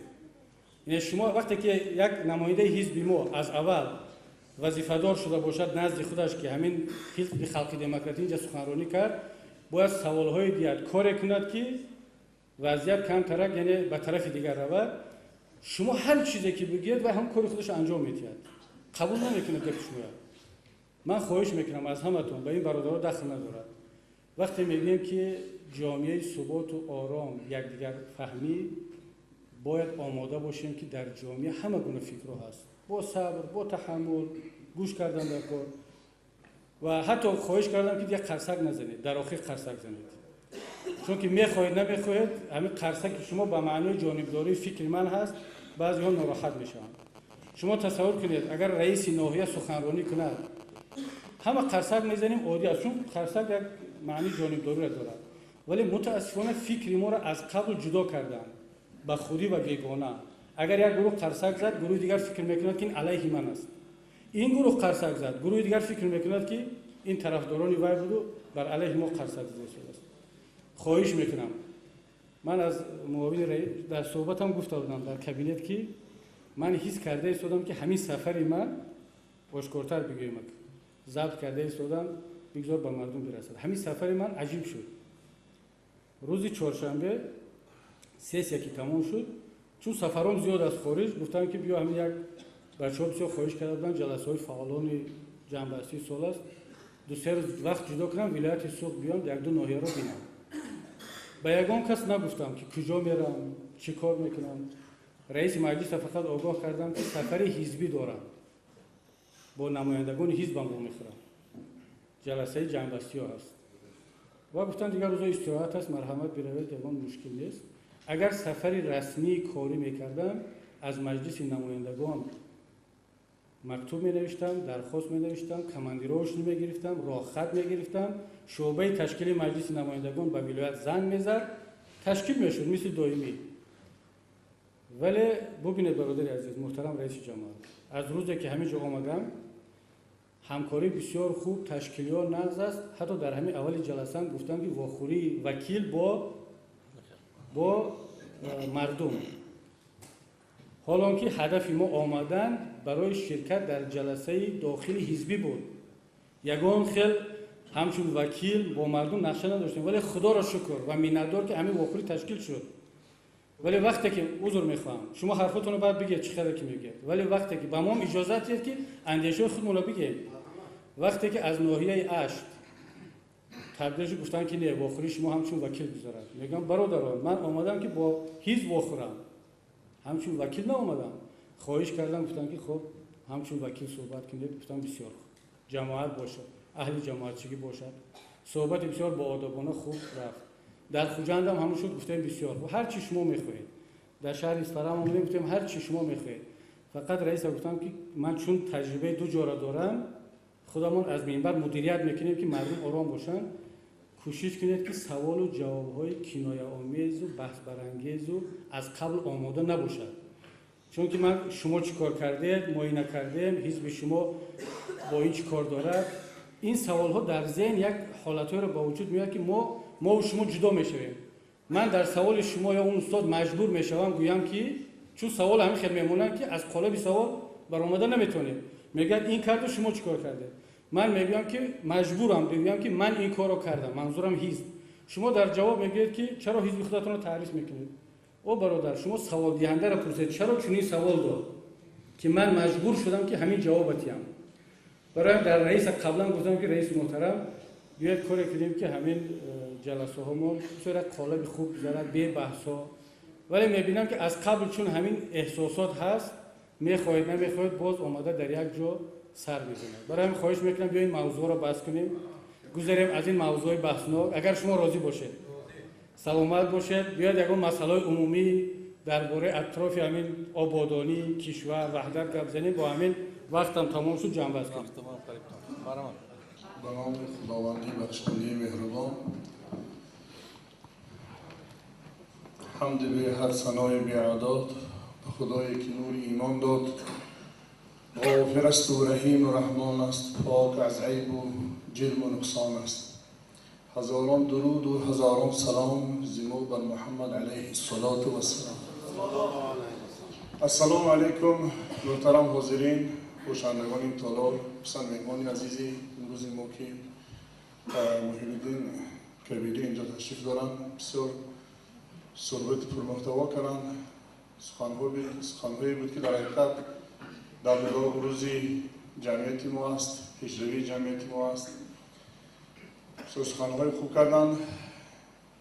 اگرچه پیش خیرالمند خاموشی ادب است، با وقتی ضرورت آن به که در سخن کشی. در حقیقت پیش خیرالمند باید خاموشی ادب رعایت کنیم. با وقتی ضرورت آن به که در سخن کشی. دو چیز تیره عقل است، دم فرو بستن با وقتی گفتن و گفتن با وقتی خاموشی. برای همین در برآمدشان جناب کبیری به ما خادمان دین امام خطیبا مراجعت کردم که بعضی اماما در منبر مسجد، در منبر رسول خدا صلی الله علیه و سلم منبر را بر ضد حزب ما استفاده بردن و سخنهایی گفتن. در حقیقت میدانید که مردم کشوری ما 99% مسلمان هستند و همه دعوای مسلمانی داریم و آن احزابی که در تاجیکستان است همه اینا هم دعوای مسلمانی دارند و اون کسی که با مسجد میاد خب حزب خلق دموکرات است، خب حزب گویم کمونیست است، او حزب دیگر است، همش دعوای مسلمانی دارند. به همین خاطر دعوای اونا اون دیگر حزب‌ها درست است که ما اسلام در این حزب ما استفاده برده ایستاده، چون که ما مردم مسلمان هستیم. این حقوق همه دارد که حزب اسلامی نام ماند. به همین خاطر ما در کشوری زندگی داریم که چنانه که قبل گفتم 99% مسلمان هستیم. ما کشوری نیستیم که در کشوری ما یک اقلیت نصرانی ها باشند، یک اقلیت یهودی ها باشند یا دیگر گوییم اقلیت ها باشند و ما از نام اسلام برآمد میکردیم میشد. ما که دعوای مسلمانی داریم 99% عدد ساکنان کشور که مسلمان هستند، یک حزب نهضت اسلامی خودش اسلامی ماندنش از نقطه نظری شرعی که ما مسلمانان را به تفریقه میاندازد و جدایی میاندازد نادرست است. چون که این میدان سیاست است. درست است که یک کس همه پیشروی هاش با مردم پیشنهاد میکند و آهسته سر قدرت نمیآید. باید که در سازندگی، در آبادکاری محبت مردم خودش را جلب کند بعد سر قدرت بیاید، نه اینکه از ابتدای کارش نام اسلام با خود گوییم همچون خلعت همچون لباس استفاده برد و خود مردم را جلب کند و بعد یک سبب می شود که الان مردم ما به این حالت تیار نیستند. ما فقط مردم ما که از چارپی هستیم فقط مردم چارپی باید به نظر نگیریم و ما شما که در مرکز کشور زندگانی میکنید دیگر ناحیه ها را خصوصا شمال کشور شما به نظر بگیرید که مردم ما به این حالت تیار نیستند. به همین خاطر اسلام و استفاده بردن در این حزب خطا است. خداوند در قرآن گفته است که استعیذ بالله ولا تکونوا من المشرکین من الذين فرقوا دینهم و كانوا شیعا. شما با مانند مشرکان نشوید. من الذين فرقوا دینهم، آنهایی که دینشون تفریق کردن، جدا کردن. چنانکه شما در علاماتون گفته کاتولیکی هست، پروتستانت هست، دیگر اونا تفریق کردن. به همین خاطر در تاجیکستان ما اسلامی استفاده بردنش خودش یک سبب تفریقش استفاده است. خصوصا انتخاباتی که قبلا شد در چارکی ما حالتی شد که یک عائله با یک عائله دشمن شد. آیا اسلام میخواهد که یک عائله با دیگر عائله دشمن شود؟ آیا میخواهد که همسایه با همسایه دشمن شود؟ مثال در اونجا تبلیغ کردن که هر کسی که به حزب اسلام وابسته این با اسلام آواز دادن است. آیا ما حزب خلق دموکرات یا حزب دیگر شما اون رو کفر گفته میتوانیم یا اون رو از اسلام که بیرون گفته میتوانیم که ما این دعوی میکنیم؟ دیگر اینکه حالتی شد که در حالت انتخابات و در حالت حرکت سیاسی شریعت پایمال کردن. مثال به شما یک سخنی از همه قبیحش میگم که حالتی شد که نظارت ارنه انتخابات یا حالت حساب کنی آوازها یه بار در وقت نماز شده است، نماز تخوان همان حالت اعضای که جانبدارای شما گفتن که باز شریعت یک طرف مانع نکار، باز اینو باید حساب کنیم. آیا این اسلام است؟ و همین خاطر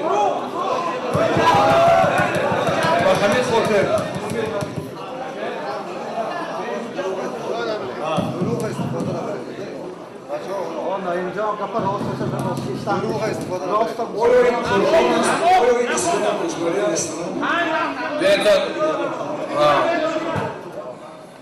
بدون احساسات و دادن شیم دولا اخو صادر خواه شما رو گفته بودم. گفتم که تیاری دیده گفتم شما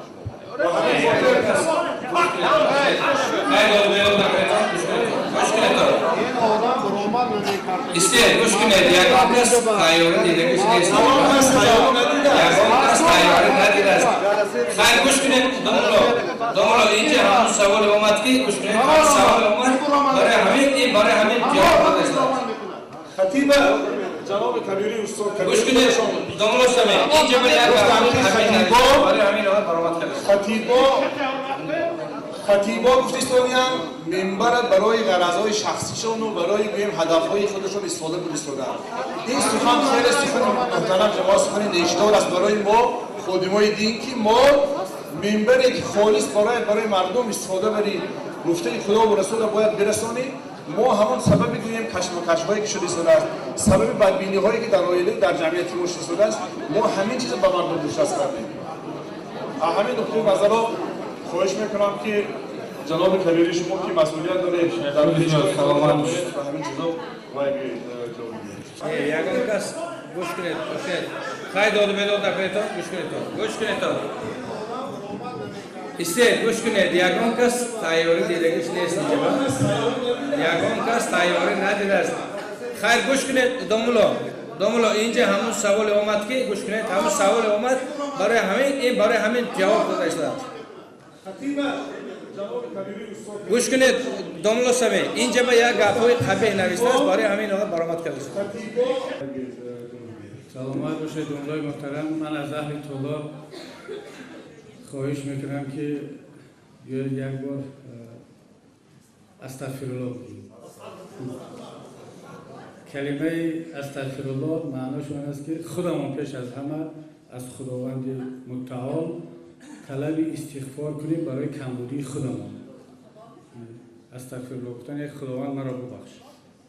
وقتی که از خداوند طلب استغفار میکنیم قهر و غضب و احساسات انسان یک باره پایین میرود و درک میکنیم که ما هممون انسان‌های پر خطا و پرگناه هستیم.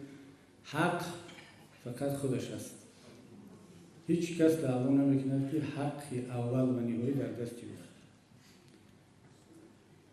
ما وقتی که با معاون رئیس در کابینت هم در اینجا صحبت داشتیم واقعا من صمیمانه میگم هیچگاه نمیخواهم که یک صحبت، یک جلسه، یک نشست ما باعث اختلاف شود و ما تالار را با احساسات و با اندیشه های منفی نسبت یکدیگر ترک کنیم. برعکس از هر تالار وقتی بیرون میشویم باید که با محبت، با یکدیگر فهمی و با بخشیدن گناه های یکدیگر. واقعا گاه ما هم انسان هستیم، وقتی که یک روز دو روز صبر می شود میبینیم خیلی که شما مشاهده میکنید، داملای محترم سو حرفای خوب گفتن، بعضی چیزا رو مشاهده میکنید، باور کنید به ما هم خبرها میرسد، مشاهده ها میرسد، ولی صبر میکنیم، تحمل میکنیم. چون بشر دوشنبه ما میده است، این تاجیکستان ما بسیار یک کشور کوچک است. دیروز در اصفهان چی گذشت در دالان ها یا در حتی در جلسه حزب ما، مقامات دولتی میدونن که در جلسه حزب ما چی گذشت.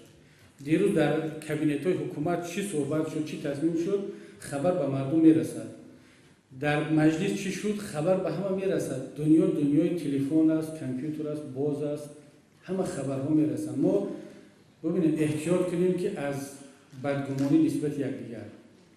حاضر حرفایی که داملا گفتند من 90% رو قبول دارم، چون همش دعوت به سوی وحدت گفتن، اختلاف نشود.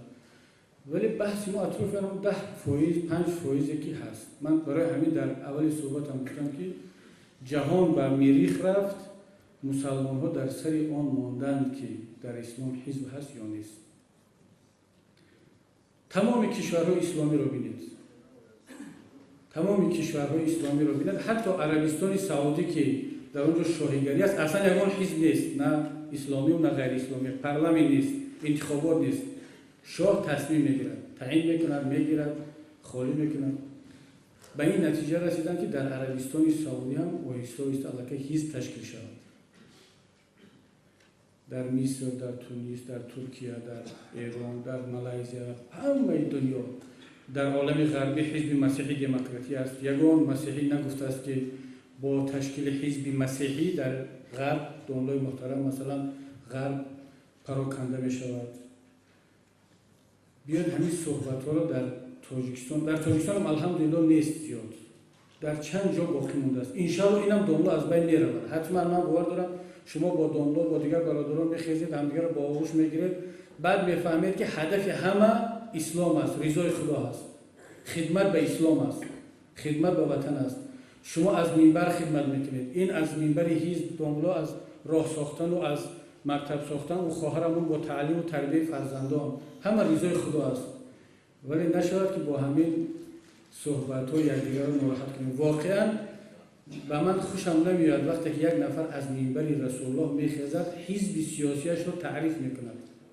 من برای همین گفتم هر کسی میگوید که به حزب نهضت اسلامی هر کسی داخل نشد مسلمان است، اشتباه کرده است، خطا کرده است. گفتم همین حرفا گفتم. و هر کسی علیه حزب نهضت هم صحبت میکند دانسته باشد که اشتباه کرده است. هر کسی میگوید که به حزب نهضت آواز داده یا به اسلام آواز داده اشتباه کرده است. هر کسی میگوید که به حزب خلق دموکراتی آواز داده، به پرزیدنت آواز داده اشتباه کرده است. پرزیدنت مال همه هست. بعضی‌ها اشتباه میکنن، مثلا در وقت انتخابات تبلیغ میکنن، خود را اداره کردن نمیتونن، میگن که اگر مسلمان هستی به حزب نهضت وابسته. یک نفر دیگرش میگه که اگر تاجیکستان دوست می‌داری پرزیدنت دوست می‌داری به خلق دموکراتی وابسته. برای چی؟ برای که رئیسش پرزیدنت است. این اشتباه است برادران، خواهران عزیز. این رو باید اصلاح کرد. دیگر دلیل و آیت نکاویم علیه یکدیگر که برای چی من در صحبتم گفتم که تعاونوا علی البر و تقوا. اگر حاضر زیدی گفته‌های داملا یا کسی دیگر من آیت و حدیث بیارم 10 تا میبیارم. شما اگر زیدی من آوردنی شد 10 تا مثال میارم. در مسئله روان اگر داملا زیدی من گفتنی شد 20 تا دلیل علیه من میارم. اگر من گفتنی شد 25 تا میبیارم. ما وارد یک مرحله فتنه و نقاش و جدل میرویم. داملا خوب میدونن که عالم اسلام از کدام رو وقت رو به کدوار وقتی که فلسفه جدلیه به انگلیسی میگن جدلیه رشد کرد. جدلیه یعنی چی؟ دو عالم تو مولا بین یکدیگر شدن فقط جدل میکردن، بحث میکردن و هنر پیدا شد کی در بحث قوی هست. یعنی یک کسبی نو با وجود آمد، سپورشیک جدل میکردگی بیاد همینه بس کنیم برابر. همه همون دانا، همه همون خوب. ما به نتیجه رسیدیم که موضوع بحثناک در اینجا دیگر به خاتمه میرسونیم. اگر یگون گفتنی باشد، یگون سوالی برای آینده و همکاری باشد، مرحمت بفرمایید. و یا جنگجوی برداشتن یک دیگری و کنن همین اسلامش گرفت. بسیار همین پیشنهاد نسل تاجیکستان و فکر من همه یکجا میشن. مرحمت که اوزادانه چیکار کنه بعد با فکر من دولت محترم در این مسئله اشاره کردن که کلمه اسلامی در خود آینده نقد میشه. ببینید اسلام دین هممون است. دولت محترم در این مسئله اشاره کردن که کلمه اسلامی ببینید اسلام دین هممون است. وقتی که یک گروه میان میگن که حزب نهضت اسلامی تاجیکستان به معنی اون نیست که مناپولیا کردن این کلمه را. فقط میگن که ما به مسائل از دیدگاه اسلامی بیشتر باهم میتیم. هممون خلق هستیم. 7.5 میلیون خلق است در تاجیکستان. وقتی که حزب خلق دموکراتی تصمیم گرفت که در نام حزبش کلمه خلق را ماند و دموکراتی را ماند، من حق ندارم به حزب خلق دموکراتی پیشنهاد کنم بگم برادر ما هم خلق، معنی ندارد که شما خلق دو ماها از خلق بیرون بیاد همین کلمه خلق از حزبتون بیرون کنید. یا اگر حزب مثلا دموکراتی تاجیکستان هست، همه ما در کنستیتوشن نوشتیم که تاجیکستان دولت دموکراتی هست. خب وقتی یک حزب نامش رو دموکراتی ماند، آیا ما میتونیم بگیم که شما کلمه دموکراتی که پرینسیپ کنستیتوشنی است متعلق به 7.5 میلیون حتی به بشریت هست، شما مونوپولیا کردید، نام خودتون رو دموکراتی موندید، یا ما زیر دموکراتی باشیم. بیاید بالاتر از این مفهوم‌های تنگ باشیم. در کشور مسیحی وقتی حزب مسیحی پیدا می‌شود، معنی ندارد که سوسیال دموکرات‌های گرمانیا مسیحی نیستند، یا لیبرال دموکرات‌ها یا حزب زیلونی گرمانیا مسیحی نیستند و فقط انگلا مرکل رئیس حزب خریستیان‌های گرمانیا مسیحی باشد. اگر ما عقل داشته باشیم، فهمیش داشته باشیم، فرهنگ داشته باشیم، یگان پرینسیپ، یگان کلمه باعث اختلاف نمی‌شود. نه کلمه اسلام، نه خلق، نه دموکراتیا، نه کمونیست.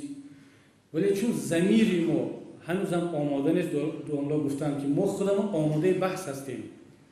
اگر حزب نهضت اسلامی تاجیکستان همین کلمه اسلام هم بردارد، به شرط حالا که برداشتنی نیست، چون که این حقوق 42,000 اعضای حزب و صدها هزار شهروند تاجیکستان هم که آواز دادند. حداقل این رو باید احترام کنیم. اگر بردارد هم به شرط اون کسی که ایراد گرفتنی است باور کنید باز ایرادش پیدا میکند. میگوید که شما در همین جا باید که قصه میرسید میرشکر رو هم خوانده در سالهای شوروی، اتابک، قصه اتابک بود، کسی به یادش باشد. ولی اول دعوتش کردن، گفتن که همین کلمه بیک در نام خود زیادتی است، بیا بگیرم اینا. مناسب خودت بای نیستی که اتابک. خدا دیگه دهقان بیا عطا کافی هست. خبرم هم گفت که گپی هنگا رو گرفتن در کار، کلمه بیک رو از نامش گرفت، عطاش. بعد آمدن گفتن که همین کلمه اهم در نامت زیادتی است. قصه رو هم خونده قشلاق کلوی را. نامش شد تا. این ببینید فیلسوفان ما، بزرگان ما یک چیز وقتی می نویسن جهان فکر میکنن، دور می اندیشن. نباید به نام یک کس خب تصمیم گرفته است. مرحمت نامت را پگاه یک حزب تشکیل شود، حزب دموکراتی اسلامی مسیحی زردشتی همش یک جای کنید. انجمن تصمیم گرفت و همین نام گذاشت. خب این حق همون کنستیتوشن اجازه داده است، حق شهروندیش است. نمیخوام طولانی صحبت کنم در این موضوع. برادران عزیز، جهان این مسئله رو گذشت، رفت، پیش رفت. بیایید خواهش میکنم اطراف این مسئله ها دیگر صحبت نکنیم. این مسئله های گذشته است، بسیار کوچک است. خواهش میکنم. برادر اکنون من این برادر رو همچه مراجعه میکنم که اینجا نشستگاهشو قریب نیست باشم، من شاگرد همین چیه تشکیل شدگیش برادران اهل اسلام عمل یگان کس من تیار کردم، نه تیارم کرده نمیتونه. این سخنی من نه در اش شنیدید نه در خوجان شنیدید. خالصانه میگم، خالصانه از برای خدای تعالی میگم که آرام ایستن همه. اگر آرام نه ایستن، اگر من همینجا سخن بحث میکنم این منفعتی شما میشه. برای آن همین این چیه تشکیل شدگیش برادر حالا این جنگی ها نمیدونن نیستشان دموکرات بودن و نیستشان دیگر بودن. سال 74 بین داملا محمد شریف و داملا همتزاده و این طرف رحمت الله علامه و عبدالله نوره این چیزا سال 74 تشکیل شده. رفت و روان این چیزها مناقشه ها بعد از حضرت دامرسی میدانن دولنایی بین ما ده اینکه مناقشه ها پیدا شد. شما الان گفتید که خدای تعالی تغییر نمی‌کرد، یگان قوم مادامی که خودشان تغییر نمی‌کرد.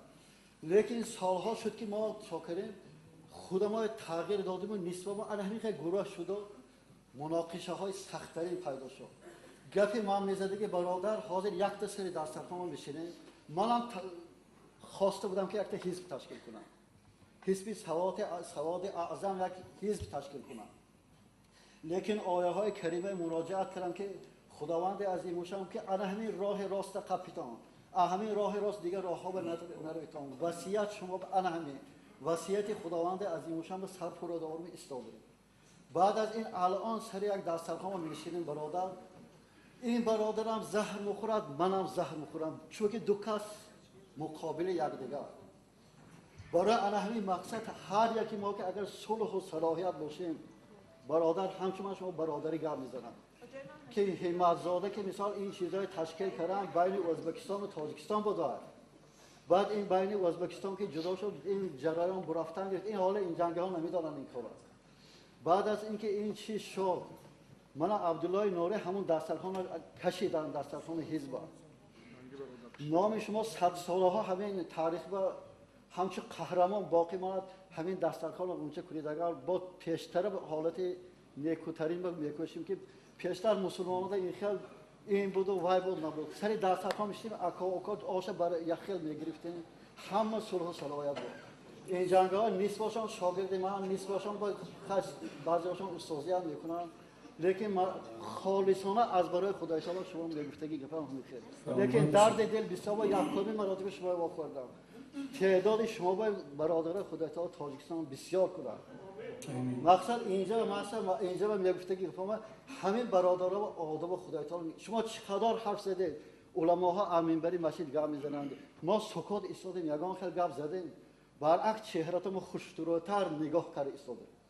لیکن برادر همین هم من این کسام نمیشناسم خیلی هم ایزای سخت کشید دویم برادرم ایزای سخت کشید. برادرها اینجا اگر شما 500 نفر آمده ایستاده باشید اگر یک برادر ایزا دادنش خانه کعبه درست کرده میتونیم لیکن دل این بنده دیگه یافته نمیتونه. این بنده شاید که هرگز دیگه خودش به نبیاد. لیکن ما این کوچه ها گذشته برادر از سال 74 باز ما این چیزا شام کنه رفته آمد بشه دامدار محترم.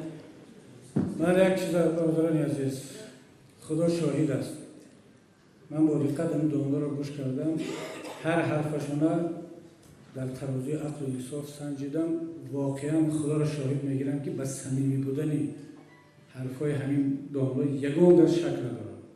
هر چی که گفتن صمیمانه گفتن. صمیمی گفتن معنای حق بودن هنوز ندارد. یک انسان میتواند سخنی ناحق هم صمیمی بگوید ولی داملا حق دارن این حرفا را بگن. من از شما خواهش میکنم نسبت حرفای داملایی که قبلی صحبت کرد تمام کسانی که در اینجا صحبت کردن اگر کمترین به احترامی شود یا به احترامی به ما کردید به احترامی به ما هست. داملای محترم هر چی در ذهنشون در فکر قلبشون بود گفتن صمیمانه خالصانه گفتن ایشان راه اسلام رو همین طور شناختن صمیمانه گفتن که من با خلاصه آمدم و همین رو شناختم. من در صحبت قبلی هم داملای محترم گفتم که حق خداوند هست نه نظر شما حق است نه نظر ما حق است نه نظر یک کسی دیگر حق است. داور فردا روز قیامت خداوند خودش است. هر کسی میگوید که من راه را تنها من شناختم همین چیزی که گفتم درست است باقی غون داره دسترخوان رو میکشه خدا ببخشد ما را تقریبا خودش رو در مقام الوهیت میماند که میگه که من شناختم من دیدم میدونم ولی هممون نسبی صحبت میکنیم. ابن عباس بزرگترین مفسر یک کلامی بسیار کوتاه دارند، میگوید که القرآن یفسره الزمان.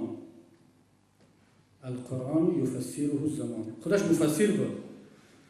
تا امروز از آیات‌های قرآن ده‌ها و هزارها برداشت گوناگون به وجود آمد، تفسیرهای گوناگون شد. طرزی که شما خوندید داملای محترم، برداشتی که از قرآن و از احادیث کرده، این برداشت شخصی شما است. اون چیزی که داملا خواندند، این کس خواندند، برداشتی شخصی خودشان هست. معنی ندارد که برداشت من عین قرآن هست، برداشت شما عین قرآن هست. ابن عباس گفته است که قرآن رو وقت تفسیر میکنند. القرآن رو یفسره الزمان. وقت بهترین مفسری زمان هست. بعضی داملاها ما درست میگن، یک کتاب از عصر گذشته رو میخوانند، شرایط عصر جدید رو به نظر نمیگیرن، ولی وقت تغییر افتاده است، شرایط دیگر میشود، برداشت‌ها از آیات‌ها و حدیث‌ها برداشت‌های نو به وجود میاد، اجتهاد هست. من یک خواهش دارم، باز میگم، هیچ شک در صمیمیت ندارم و خدا را شکر میگم که شما را واخوردم، داملای محترم را واخوردم. اگر در سخنرانیم به عزت نفس کسی رسیده باشم، اولا از خدا، بعدا از یکایک شما عذر می‌خواهم. پیشنهاد من این است که همون پیشنهادی که شما کردید جانبداری میکنم. در یک وطن یگانه، اسفره زیبا، خیلی بد است که داملاها، امام خطیبها، مسئولین حزب نهضت یا دیگران جدا از هم باشند. شاید شما هفته یک بار خوب میبود که با هم بشینید، هفته یک بار یک پیاله چای. حتی من آماده هستم که خودم در جلساتون یک دو بار بیام شرکت کنم، بعد میفهمید که همین یکدیگر را برادرید، همه مسلمان برادر یکدیگرید، هیچ فرق نداره بین شما. این در حزب نهضت، شما در امام خطیب. درست است ما باید از منبرها نسبت یکدیگر نگوییم، ولی باور کنید وقتی که به ما یک مرتبه دو مرتبه خبر میرسد که فلان داملا از منبر مسجد گفت یک دو سه چهار، خب میگیم که برادران شاید که صبر کنید، تحمل کنید. ولی ببینید که یک مرتبه وقتی که با اشاره صحبت کردیم چقدر باعث واکنش شد. یک بار تصور کنید که این برادرها سالها باز این حرفا رو میشنوند، و طرف خودشون میشنوند که شما یا که اینا نادرست رفتار کرده ایستادن، اسلام رو نادرست فهمیدن، اینها اغواگر، اینها اختلاف انداز، این هر روز میشنوند، این تاثیر میرسونند. بعد در یک جلسه همین طاقت نکرده با واسطه قرصک یا با واسطه یک کنایه، یک لقمه پرتافتن همون بیرون میآورد. این جمع میشه سال به سال. این صحبت‌هایی که ما شما کرده هستیم باور کنید داملا بسیار هم نتیجهش خوب است.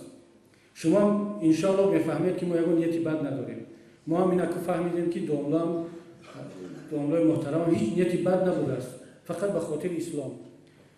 چی میشود که یک صحبتی با هم هفته یک بار بعد نماز جمعه، ماه یک بار با هم بشینید، مشورت کنید، صحبت کنید، مسائل اختلافی رو در داخل یک اتاقای تنگ دور از عامه مردم که اختلاف نشود با هم بحث کنید، تجربه جهانی رو بیارید، تفسیرها رو بیارید. و فکرم این بهتر است. اگر شما راضی باشید در آینده همین کار را تشکیل کنید.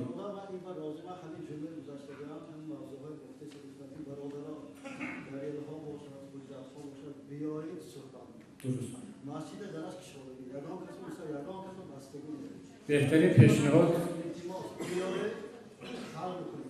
بهترین همین خواهش میکنم با هم بشینید صحبت کنید. صلوات و سلام علی رسول الله.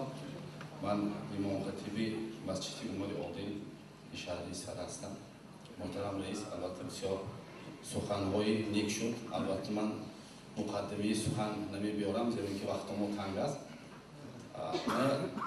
یک چند مجلس های حکومتی دارم، یک چند مراتبه حاضر چنانه که داملا گفتن در حقیق اینجا 12 تا امام خطیبا ایستاده باشیم. اگر امام خطیبا از مسجد، از منبر مسجد سنگ میپرتارن گفتگی سخنهایشون دیدیم. حاضر شما هم رئیس سخنتان در همچنان گفتید که از منبر استفاده میبرن گفته. محترم رئیس، ما خادمان دین از همین آیه که برادر عزیز گفتن که ولا تکونوا من المشرکین، یعنی سوره آیه روم 32 آیت همین چیزا منبرنده ما تفسیرش گفته فقط ما گفتیم که در اسلام حزب نیست چون که خداوند گفت که کل حزب بما لدیهم فرحون هر یک حزب دستاورد خودش بپرسند چون که مثال آورده بودن که افغانستان اند 100 حزب اسلامی هست و همش الله اکبر گفته ارتش به تیر میپرانند لیکن این از برای امام خطیب هم تحقیر است که هر یک منبر و برآمدگی آدم گفت که امام خطیب البته نگفته است این چیز سنگپرتویی هم نکرده است حقوق هم ندارد که منبر پیغمبر خدای سنگپرتویی به تبدیل کرد حقوق هم ندارد این البته یک سخن ناجا هست در حق همین امام خطیب سخن ناجا هست که امام خطیب یک چند مراتبه همین برادرای هم اون سخنراننده برآمده گفتن که امام خطیب از منبر مسجد سنگ میپرتویند البته ما حقوق نداریم لیکن ما حقوق نداریم که آیت تفسیرش هم نگوییم ما گفتیم که در اسلام حزب نیست خداوند همین سوره روم مانده آیت 31 و 32 مانده همین چیزا بیان کرده است از برای همین من فکر شما میخوام که سلامت باشید خداوند در قرآن هم آیه که شما گفته کل حزب بما لدیه فرحون یعنی هر حزب ترجمهش این میشه که هر حزب هر گروه با آن چیزی که در دستش هست در اختیارش هست خرسند است شادی میکنند خداوند خودش گفته است که هر حزبی که در دستش هست وقتی میگه در اسلام حزب نیست حالا که خداوند در همین آیه گفته است که اشاره کرده است که هر حزب با اون چیزی که در اختیار دارد با همون خرسند است من پیشتر هم گفتم که 17 مراتبه در قرآن مجید کلمه حزب استفاده شده است به معنای مثبت و به معنای منفی حزب یعنی چی؟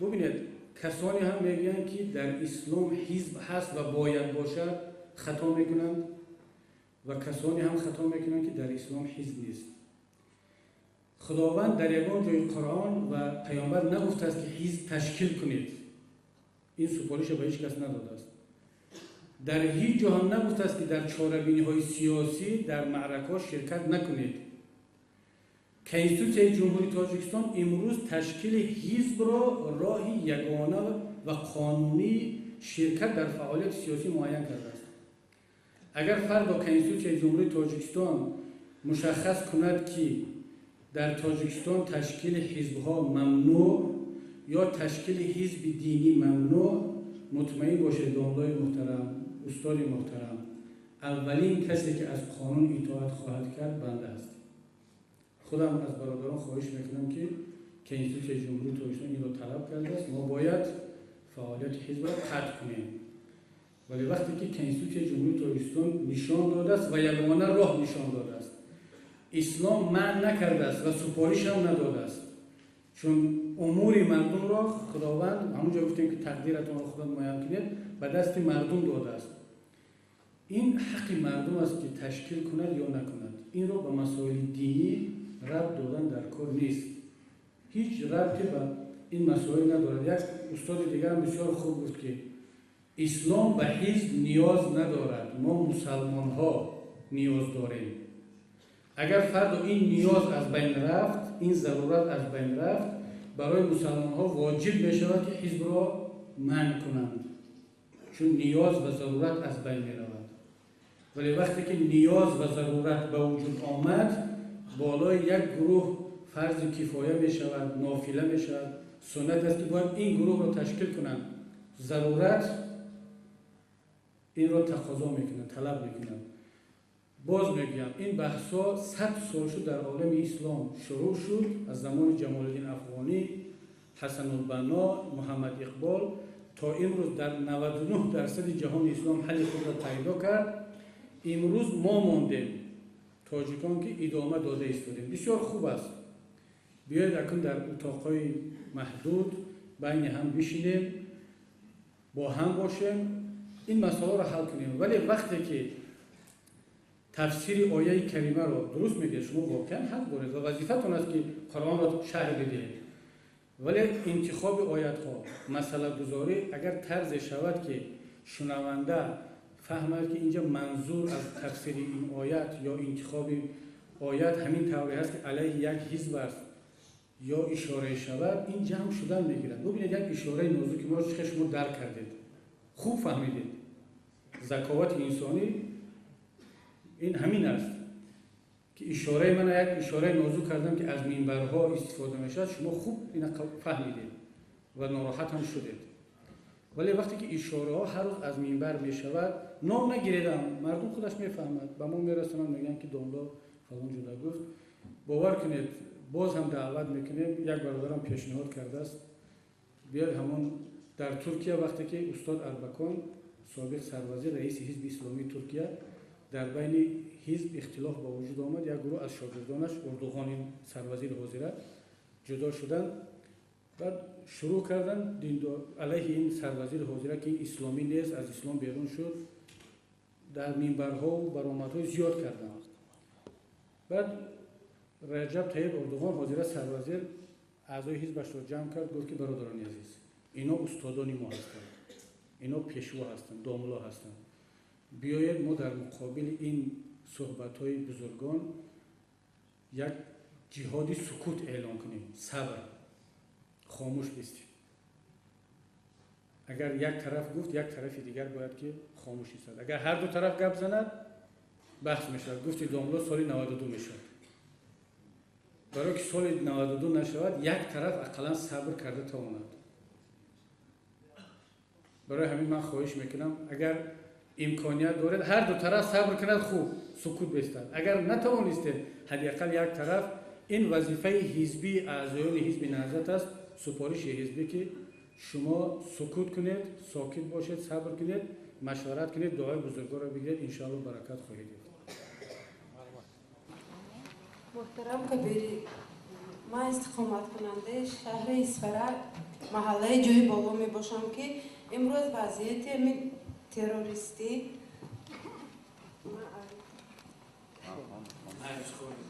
من باید عبدالطور بسیارم بحثی شخصا مرا وضع امروزه حزب نهضت اسلام باید تشویش آورده است که چون که من یکی از خواهران اعضای حزب نهضت اسلام قیوم و انورجان شوربایویچ می باشم که حالا برای صادر نمودن جنایت‌های تروریستی حکم یک عمره گرفته است و حالا در محبسخانه شهر دوشنبه ادای جزا میبرد.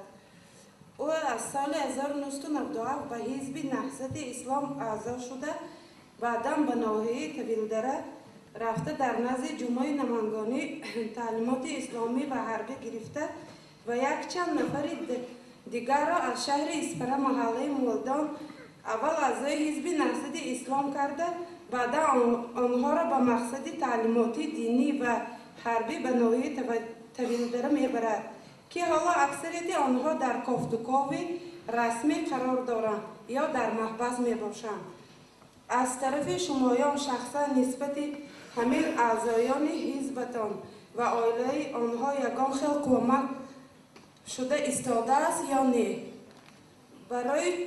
برای چی همه آنهایی که دست به جنایت‌های تروریستی زدند حرکت‌های جنایتی خود را با اعضای حزب نهضت اسلام روی پوش می‌کنند؟ سلامت باشید خواهر عزیز، بسیار مسئله مهم برداشتید.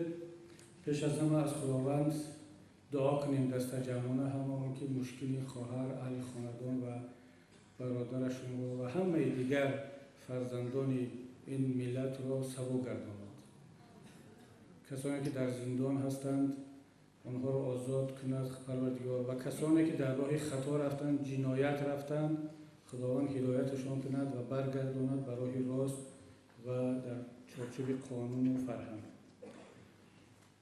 تاجیکستان یک مرحله جنگ خواهر عزیز از سر گذراند. حزب نهضت اسلامی تاجیکستان، دیگر احزاب خواسته یا نخواسته وارد این مرحله بودند. جنگ شهروندی بود. جنگ و صلح این پدیده‌هایی هست که طرف ندارد، یک طرف نمیتواند جنگ کند خودش به خودش و یک طرف نمیتواند صلح کند خودش به خودش. حالا اگر بحث کنیم که این جنگ سببش چی بود، صلح سببش چی بود، چرا این طور شد، چرا اون طور شد، ساعت‌ها طول میکشد. ولی سوال شما بسیار مشخص بود، من میخواهم کوتاه و مشخص جواب بدم. نهضت اسلامی تاجیکستان 10,000 مسلح داشت. البته نه همچون حزب بلکه همچون اتحاد نیروهای اپوزیسیونی تاجیک. شما گفتید که از سال 97 اعضای حزب بود. حزب نهضت اسلامی تاجیکستان از سال 99 فعالیتش رو شروع کرد. ثبت نام شد. سال 97 ما اعضای حزب نداشتیم. هر کسی که رفته بود، سلاح گرفته بود، تحویل داده بود، افغانستان ده بود، در داخل بود، این عضو یا طرفدار اتحاد نیروهای اپوزیسیونی تاجیک بود. هر کسی که از این طرف جنگید عضو خلقی دموکراتی نبود، عضو فرانت خلقی بود.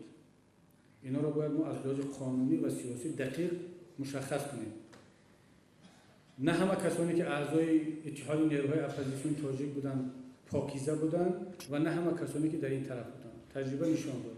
از آن جمله نفری که برادر شما متاسفانه در همون گروه بوده است. جمعه نمنگانی دیگر گروه ها اینها صلح تاجیکان را قبول نکردند. برای همین جنایتکار شدند و تروریست شدند که روند صلح تاجیکان را قبول نکردند. با تمام طرفدار و اتباع و پیروانشان از نهضت اسلامی تاجیکستان جدا شدند. گفتند که ما این صلح کرده شما را قبول نداریم. برای همین جنایت صادر کردند. و حالا اگر بگوییم که چرا اون طرفداران شما این کارها را کردند، معنی آن را دارد گویا میگوییم که همانا همش اعضای حزب نهضت بودند. نه خواهر عزیز، اعضایان حزب نهضت اسلامی تاجیکستان کسانی هستند که بعد از ثبت نام شدن حزب آمدن عضویت حزب را قبول کردند و گفتند که ما سیاست رهبریت حزب را قبول داریم. کسی قبول نکرد، توکلش به خدا رفت، جنایتش را صادر کرد. ما جوابگری کسانی که جنایت کردند نیستیم. چه از نام اسلام جنایت کردند، نهضت جنایت کردند و مسئول نیستیم که اونها آیندهشون چی میشه. در پیش قانون جواب میگن، ولی ما وظیفه داریم که کمک حقوقی خود را، معنوی خود را به خانواده‌هاشون از آن جانب به شما برسونیم. اگر شما مراجعت کرده باشید به مسئولین حزب ما در شهر اسفره، اینها رد کرده باشند که به شما کمک کنند، این کمبودی اینا هست. باید کمک شوند چون این خواهر هیچ عیب ندارد. ولی مسئولیت اون جوان، اون کسی که جنایت کرده است، اگر چی امروز در کیسهش بلیت حزبی ما هم داشته باشد، اون مسئولیت اعمالش خودش است. حزب نهضت اسلامی تاجیکستان خواهر عزیز 40,000 اعضا دارد، بیشتر از 40. شاید که در بین اینها کسانی هستند که غرضناک اعضای حزب شده است. ما مشخص کردیم بعضی وقتی که پیگیری و تفتیش حزب التحریر و دیگر جریان‌های ممنوع حرکت اسلامی ازبکستان اینا شروع شد، بعضی‌ها خواستند با عضویت در حزب نهضت جنایت‌های خود را روپوش کنند. مثلا اگر کار دارد میگه که من اعضای حزب نهضت هستم، میلیسیونر میگه خب پس تو آزاد هستی چون عضو حزب رسمی هستی. ولی در بین آنها بعد مشخص شد که بعضی جنایتکاران با غرضهای بد عضو حزب شدند. به خاطر همین هم رهبریت حزب امروز تصمیم گرفت که مسئله قبول اعضای نو بسیار با دقت برآورده شود. ما حرکت توصیه 2 نفر رو جاری کردیم. حتی احتمال دارد که نامزدی به اعضای حزب رو هم جاری کنیم. یک نفر اول سنجیده شود که عقیده‌اش چی است، فکرش چی است، تاریخش چی است. ولی ما نمیتونیم همه را خواهر عزیز بسنجیم، چون آیین‌نامه معین کرده است، قانون معین کرده است. بسیار ساده است اعضای حزب شدن در تاجیکستان. هر حزب، نهضت، خلقی دموکراتی، کمونیستی. ولی اگر یک اعضای یک حزب جنایت کرد، معنی ندارد که همه حزب جنایتکار است یا حزب رو سفارش داده است. دیروز در شهر خوجند هم همین صحبت‌ها شد خواهر عزیز، همین سوال رو دادم. ما گفتیم که مثلا عجیب است، حزب نهضت اسلامی تاجیکستان تمام تاجیکستان میداند که چند جنایتکار داده است. مثلا در همین از سال 2009 تاجیکستان رقمش رو میداند که حزب نهضت چند جنایتکار داده است در همین 4-5 سال. بیایید یا جنایتکارا را منصوبیت حزبی همش رو آشکار کنیم، بگیم که مثلا فلان جنایتکار عضو این حزب بود، یا یک استاتستیک پیشنهاد کنیم که کدام حزب چقدر جنایتکار از سال 2009 تا امروز داده است، یا منصوبیت ملی و حزبی و دینی جنایتکارها را آشکار نکنیم. جنایتکار است، جنایت صادر کرده است. террорист, ҷинояткор на миллат дорад, на дин дорад, на оин дорад, ҷиноятро содир мекунад. вале аҷибаш ҳамин аст ки танҳо шумора, рақам ва омори ҳизби наҳзатро мегӯянд ва ман аз аъзоёни ҳизб дидед чӣ хел масъалагузорӣ ҳаст. шумо бояд эҳтиёт кунед. шумо бидонед ки тамоми чашмҳо ба тарафи ҳизби наҳзат духта шудааст. бисёраш хайрхоҳона аст, бисёраш самимона аст, мехоҳанд ки номи ислом пок бошад. вале аз тарафи дигар хуб баъзан ҳамин гуна саволҳо мешавад ки чаро масалан ҳизби наҳзат ин кор. ҳозир ман ҳозир агар як мисол биёрам мумкин дӯстонамон боз нороҳат шаванд, бигӯянд ки чаро фақат ҳизби дигарро мисол меоред, гап дар бораи ҳизби шумо ҳаст. вале хоҳиш мекунам дар оянда мансубияти ҷинояткорҳоро ба ҳизб надонем ва ҳамамон муттаҳид шавем барои пешгирӣ кардан аз террористҳо ва ҷинояткорҳо. Обидбой, мудири бахш оид ба корҳои дини мақомот окунди ҷӯяи шаҳри Исфалан. Албатта ҷумҳурии Тоҷикистон дар мавқеи геополитикии худ дар дуроҳе ҷойгир шудааст ки аз як ҷониб маданияту маърифати ғарб ва аз ҷониби дигар маданияти шарқ иҳота кардааст ва хушбахтона дар чунин дуроҳа роҳе ки тоҷикистониён интихоб карданд бунёди давлати воқеан демократӣ, дунявӣ, ҳуқуқбунёд ва ягона аст. хушбахтона ҳамин давлати дунявӣ дар зарфи 21 соли соҳибистиқлолӣ бобати дину диёнат, бобати озодии виҷдон ва пайравӣ ба дин корҳоеро ба сомон расонид ки шояд имрӯз ҳадди он дар дигар кишварҳо набошад. худ як қазовот кунед, агар ба ҳар як 3500 сокини эронзамини исломӣ як масҷид рост ояд, ба 700 нафар сокинони як деҳаи хурдакаки сурх як масҷид рост меояд. албатта ҳамаи ин корҳо хубанд. шояд аз ин рӯ мана бевосита президенти кишвари мо тавассути ҳамин сиёсати динӣ ки кулли сокинони кишвар эътироф карданд, инчунин бевосита дар миқёси байналмилал ба феҳристи 500 нафар мусулмонони бонуфуз ворид гардиданд.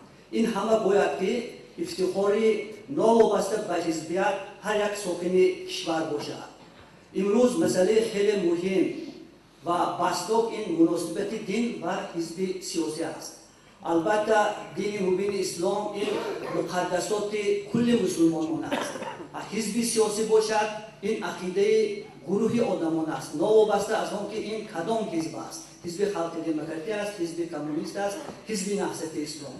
ва дар сарқонуни кишвар омадааст ки ҳизби сиёсӣ барои ифодаи иродаи мардум барои соҳибият шудан ба ҳокимият фаъолият мебарад. яъне як чизи сиёсӣ аст ҳизбҳои сиёсӣ. дини мубини ислом чӣ хеле ки ман қайд кардам ба тамоми мардум хос аст ва хушбахтона дар ҳамин оинномаи ҳизб омадааст ки мақсади асосии ҳизб густариш додани дини мубини ислом аст. яъне ҳизб бояд ки барои рушду нумӯи дини мубини ислом хизмат кунад.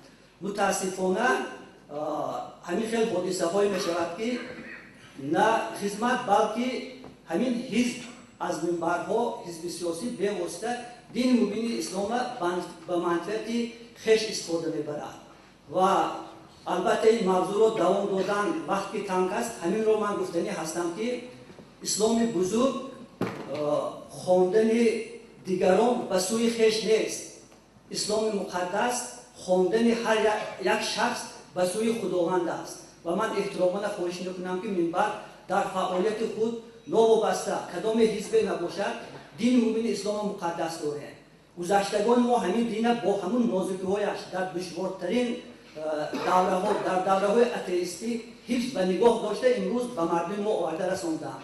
ва вазифаи ҳар як ҳизб ва ҳар як сокини ҷумҳурии Тоҷикистон он аст ки ҳамин муқаддасот моли ҳама аст. бояд ки ҳамин чиза мо танҳо бевосита барои тоату ибодат, барои розу ниёз бо худованди мутаол истифода барем, на ба мақсаду ғаразҳои сиёсии хеш.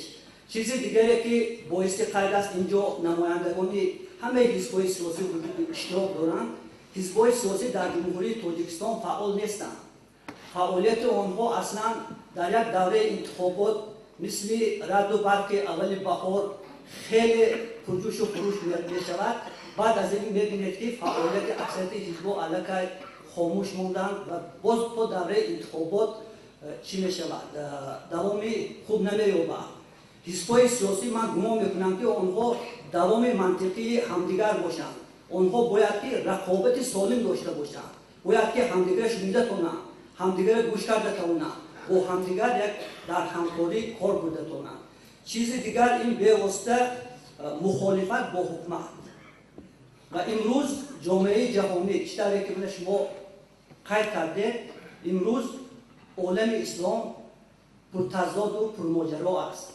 یکی از سبب‌های به همین روز گرفتار شدن اسلام مملکت‌های اسلامی، آنهایی که اکثریت مردمشان مسلمان هستند، شاید به آن وابسته باشد که همین مخالفت سازنده بنیادکار نیست.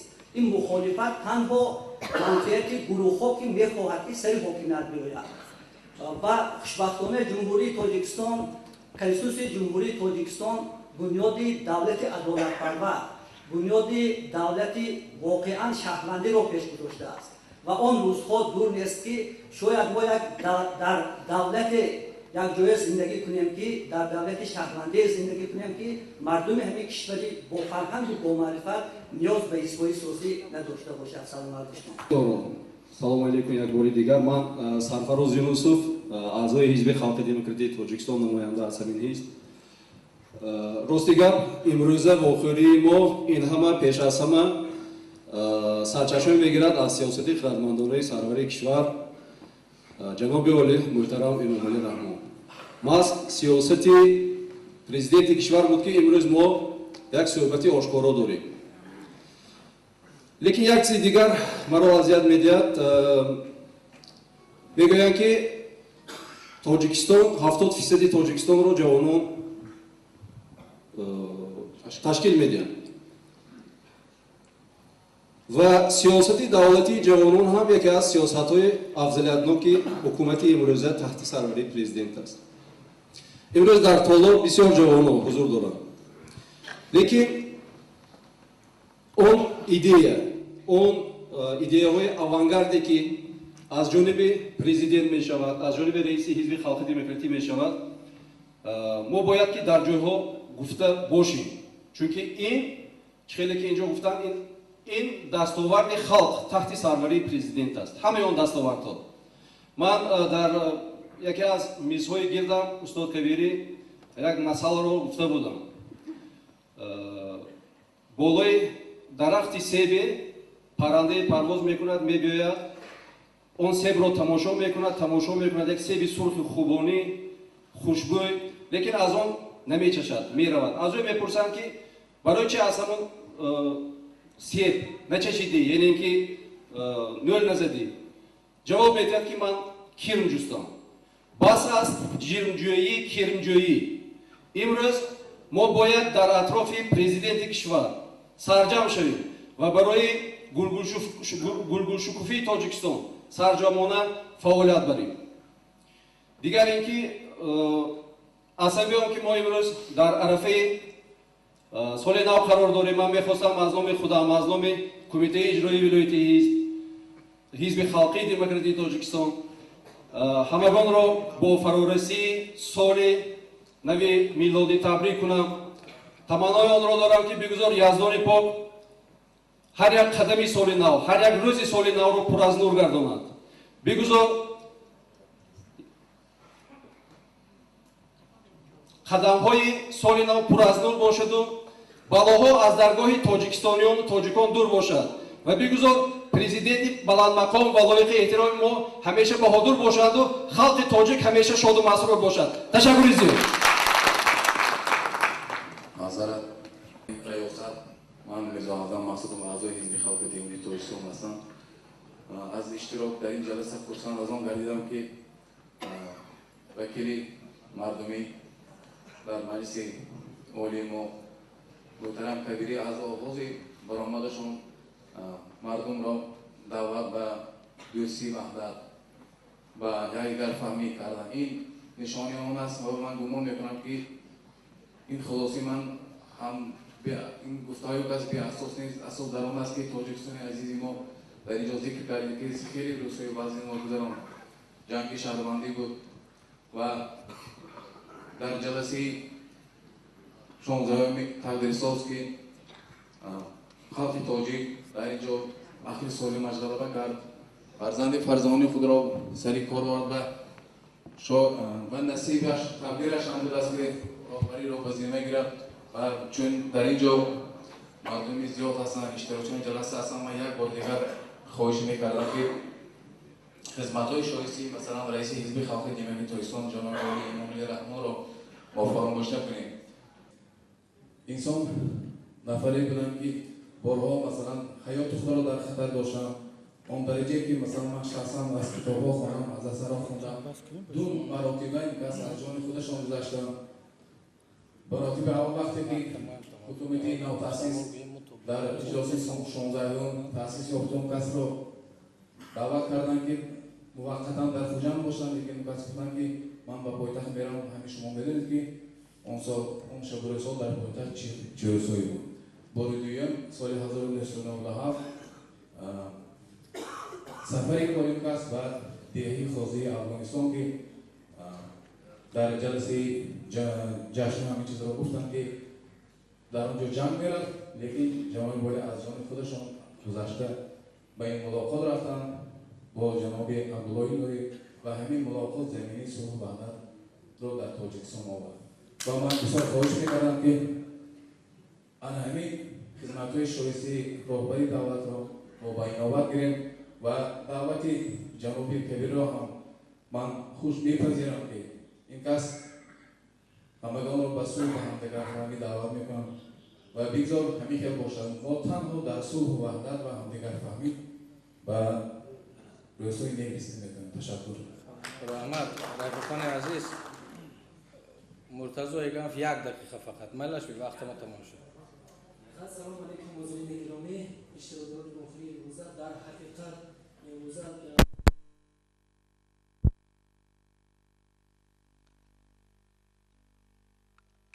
دموکراتی تاجیکستان در شهر اصفهان نیست.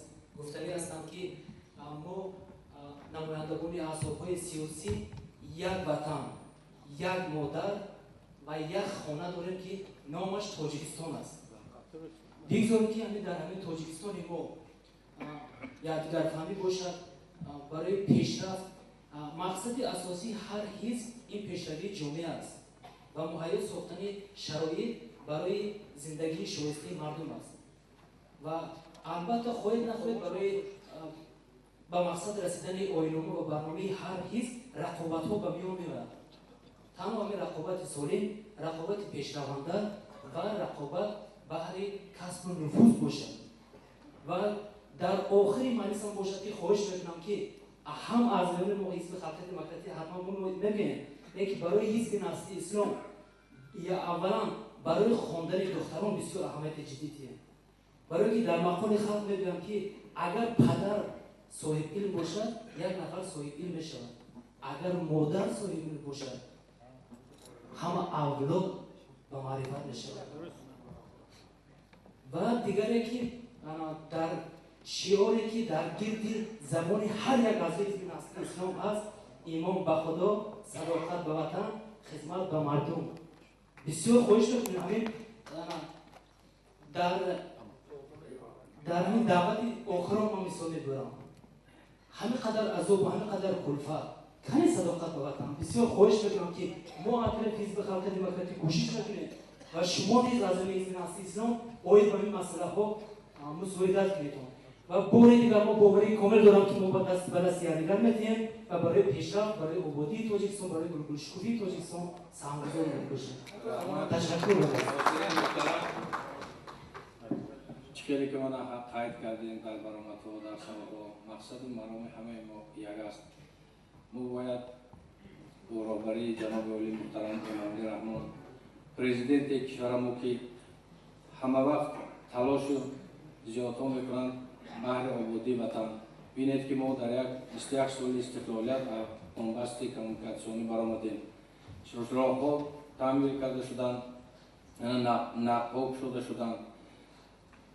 پرزیدنت محترم ما بین 500 مسلمانان جهان بر اعضا هستند. ما همه یکی، ما تاجیکیم، تاجیکستانی. بیایید در زیر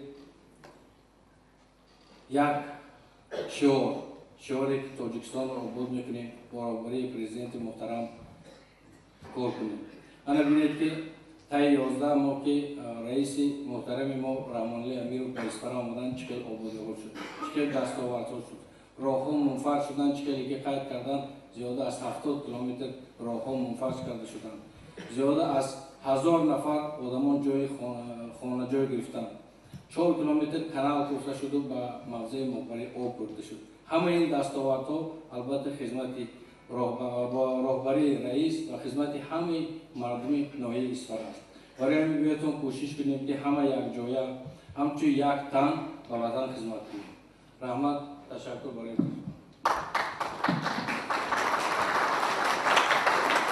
محترم معاون رئیس شهر، استادان گرامی، مادران، خداوند رو بار دیگر شکر میگم که این یک صحبت بسیار خوب، سازنده و فرهنگی ما انجام شد و فکر اندیشه بسیار خوب گفته شدن، آزادانه. همچون در گفتیم که یک قالب جلسه تغییر کرد، اگرچه در اول جلسه حزب نهضت بود، بعد با خوبی با وکیل تبدیل شد با هم یک جایه. و من چیزی که بیشتر خرسند کرد آن که در اینجا چندین از اعضای حزب خلق دموکراتیک تاجیکستان سخنرانی کردند و دعوت به همکاری و همدیگر فهمی شد. ببینید یک فضا را که در جلسه حزب نهضت اسلامی تاجیکستان نماینده حزب حاکم و حزب دیگر برآمد کرده دعوت به همکاری میکند. حزب خلق دموکراتیک حزب امکانات دولت در اختیارش است. این بسیار مهم است. شاید در کشورهای دیگر اگر کشور دموکراتی نباشد، حزب حاکم فکر نکنم که در جلسه حزب اپوزیسیونی، حزب نهضت یا هر حزب دیگر، حزب در حکومت نبوده بیاد شرکت کند و سخنرانی کند، دعوت به همکاری کند. این خودش یک نعمت است. به قدر این گونه نعمت ها باید رسید و از آن خوب استفاده بود. ما و شما انشاءالله جلسه های زیاد داریم. منظورم اعضای حزب نهضت اسلامی تاجیکستان است، صحبت میکنیم.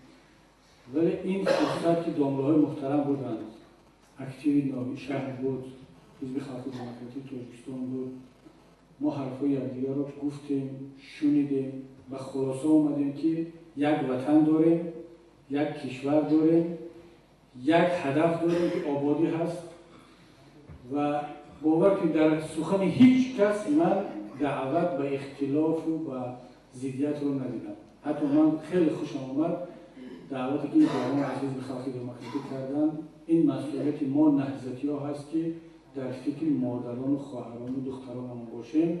حتی اگر لازم شود من ده‌ها فتوا می‌بیارم از علمای اسلامی که در همین گونه شرایط خواندن دختران فرض و واجب است.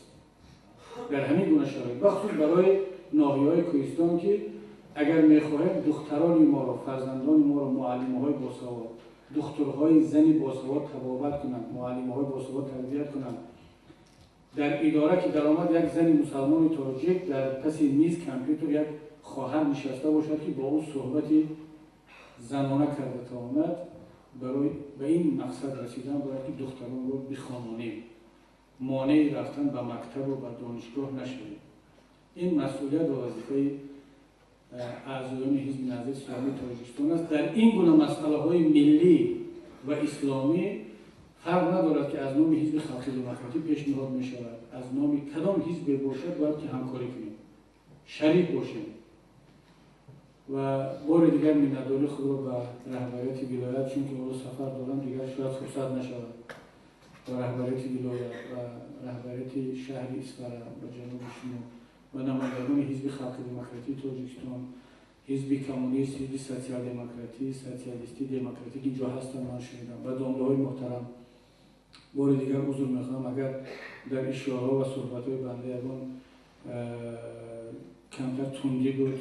بالاخره بشر هستیم، بشر هم خطاکار هست و پیش از همه به مردم عزیز که در این تالار سرد ما رو تحمل کردن، گوش کردن، خداوند ملت عزیزمون رو، کشور عزیزمون رو در پناه اسمتش نگهبان باشد و تا جلسه دیگر خدا نگهبان. سلامت.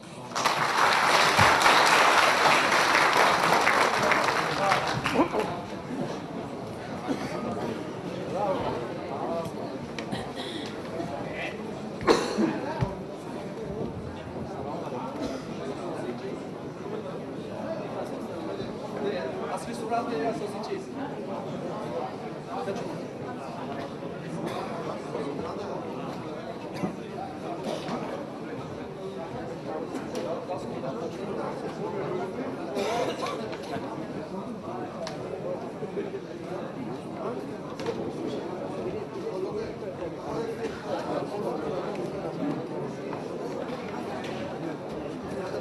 Peki boya çıkıyor.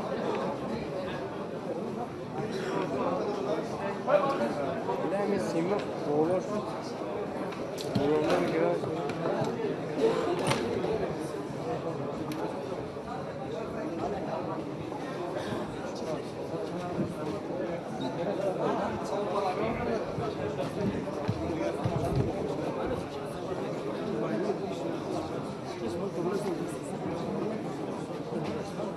Şimdi bu.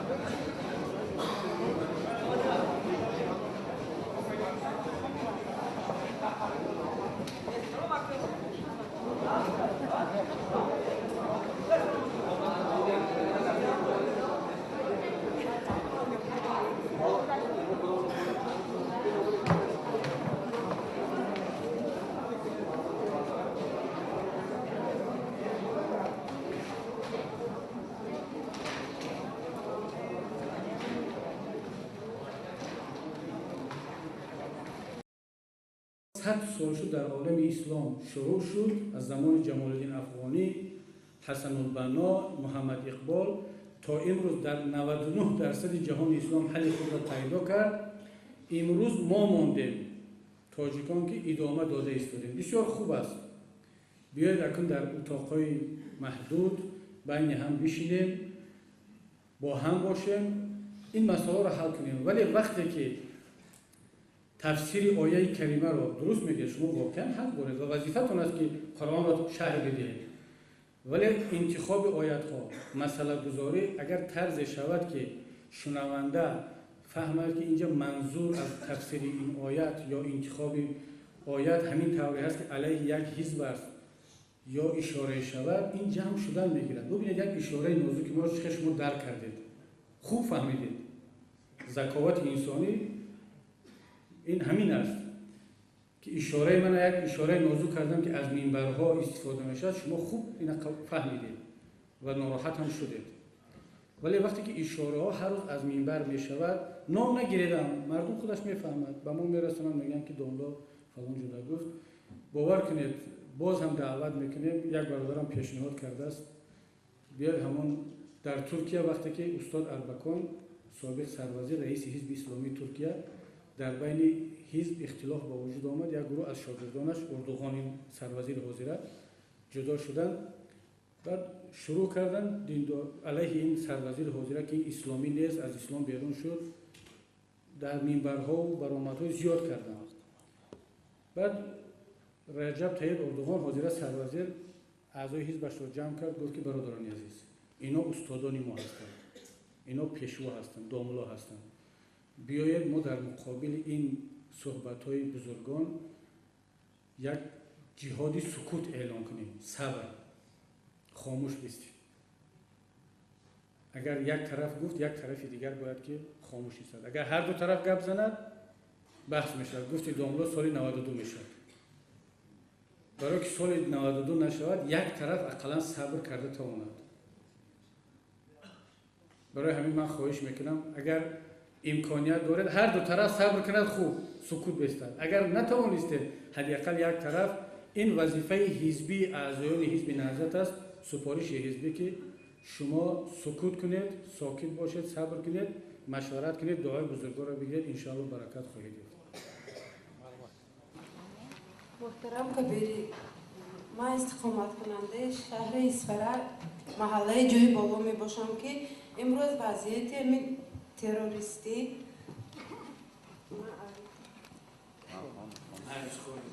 من باید عبدالطوری بسیارم بسیاری شخصا مرا بعضی امروزه حزب نهضت اسلام باید تشویش آورده است که چون که من یکی از خواهران اعضای حزب نهضت اسلام قیوم و انورجان شوربایویچ می باشم که حالا برای صادر نمودن جنایت‌های تروریستی حکم یکم را گرفته است و حالا در محبسخانه شهر دوشنبه ادای جزا میبرد. او از سال 1997 به حزب نهضت اسلام اعضا شده، بعدا به ناحیه طویلدره رفته در نزد جمعه نمنگانی تعلیمات اسلامی و حربی گرفته و یک چند نفر دیگر را از شهر اسفره محله مولدان اول اعضای حزب نهضت اسلام کرده، بعدا آنها را به مقصد تعلیماتی دینی و حربی به ناحیه طویلدره میبرد که حالا اکثریت آنها در کافتوکاو رسمی قرار دارند یا در محبس میباشند. از طرف شمایان شخصا نسبت همه اعضایان حزبتان و عائله آنها یگان خیل کمک شده ایستاده است یا نه؟ برای چی همه آنهایی که دست به جنایت‌های تروریستی زدند حرکت‌های جنایتی خود را با اعضای حزب نهضت اسلام روی پوش می‌کنند؟ سلامت باشید خواهر عزیز، بسیار مسئله مهم برداشتید.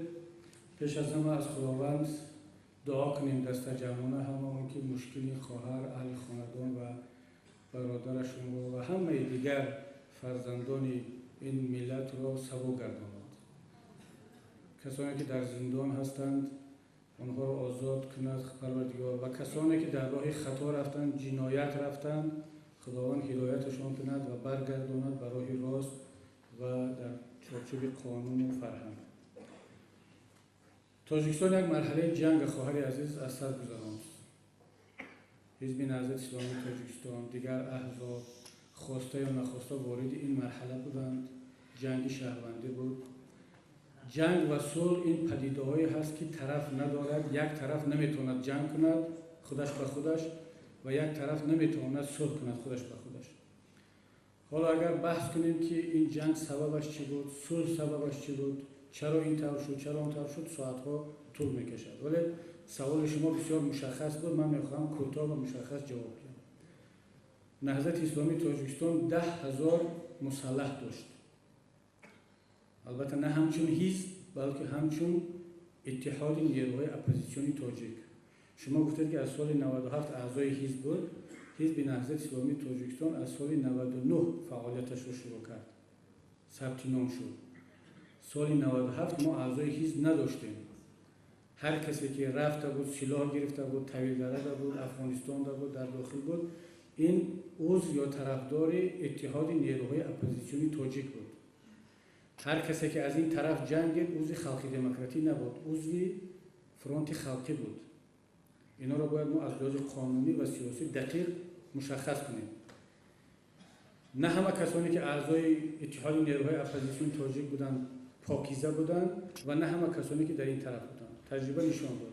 از آن جمله نفری که برادر شما متاسفانه در همون گروه بوده است. جمعه نمنگانی، دیگر گروه ها، اینها صلح تاجیکان را قبول نکردند.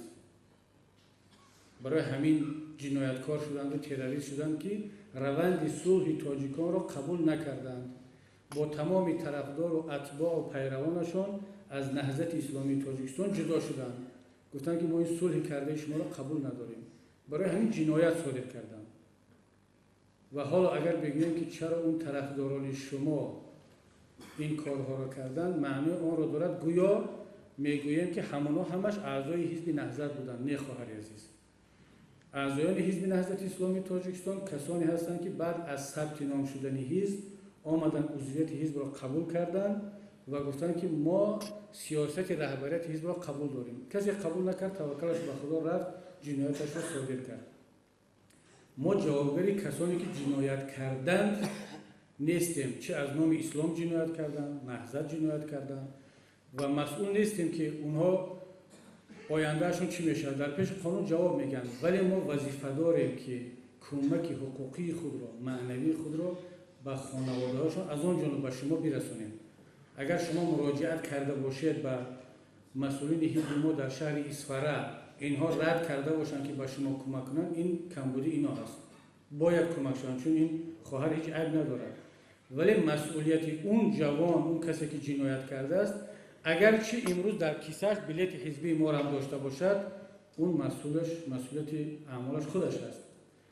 حزب نهضت اسلامی تاجیکستان خواهر عزیز 40,000 اعضا دارد، بیشتر از 40. شاید که در بین اینها کسانی هستند که غرضناک اعضای حزب شده است. ما مشخص کردیم بعضی وقتی که پیگیری و تفتیش حزب التحریر و دیگر جریان‌های ممنوع حرکت اسلامی ازبکستان اینا شروع شد، بعضی‌ها خواستند با عضویت در حزب نهضت جنایت‌های خود را روپوش کنند. مثلا اگر کاری دارد میگه که من اعضای حزب نهضت هستم، میلیسیونر میگه خب پس تو آزاد هستی چون عضو حزب رسمی هستی. ولی در بین آنها بعد مشخص شد که بعضی جنایتکاران با غرض‌های بد عضو حزب شدند. به خاطر همین هم رهبریت حزب امروز تصمیم گرفت که مسئله قبول اعضای نو بسیار با دقت برآورده شود. ما حرکت توصیه 2 نفر رو جاری کردیم. حتی احتمال دارد که نامزدی به اعضای حزب رو هم جاری کنیم. یک نفر اول سنجیده شود که عقیده‌اش چی است، فکرش چی است، تاریخش چی است. ولی ما نمیتونیم همه را خواهر عزیز بسنجیم چون آیین‌نامه معین کرده است، قانون معین کرده است. بسیار ساده است اعضای حزب شدن در تاجیکستان. هر حزب، نهضت، خلقی دموکراتی، کمونیستی. ولی اگر یک اعضای یک حزب جنایت کرد، معنی ندارد که همه حزب جنایتکار است یا حزب رو سپارش داده است. دیروز در شهر خوجند هم همین صحبت‌ها شد خواهر عزیز، همین سوال رو دادم. ما گفتیم که مثلا عجیب است. حزب نهضت اسلامی تاجیکستان تمام تاجیکستان می‌داند که چند جنایتکار داده است. مثلا در همین از سال 2009 тоҷикистон рақамашро медонад ки ҳизби наҳзат чанд ҷинояткор додааст дар ҳамин 4-5 сол.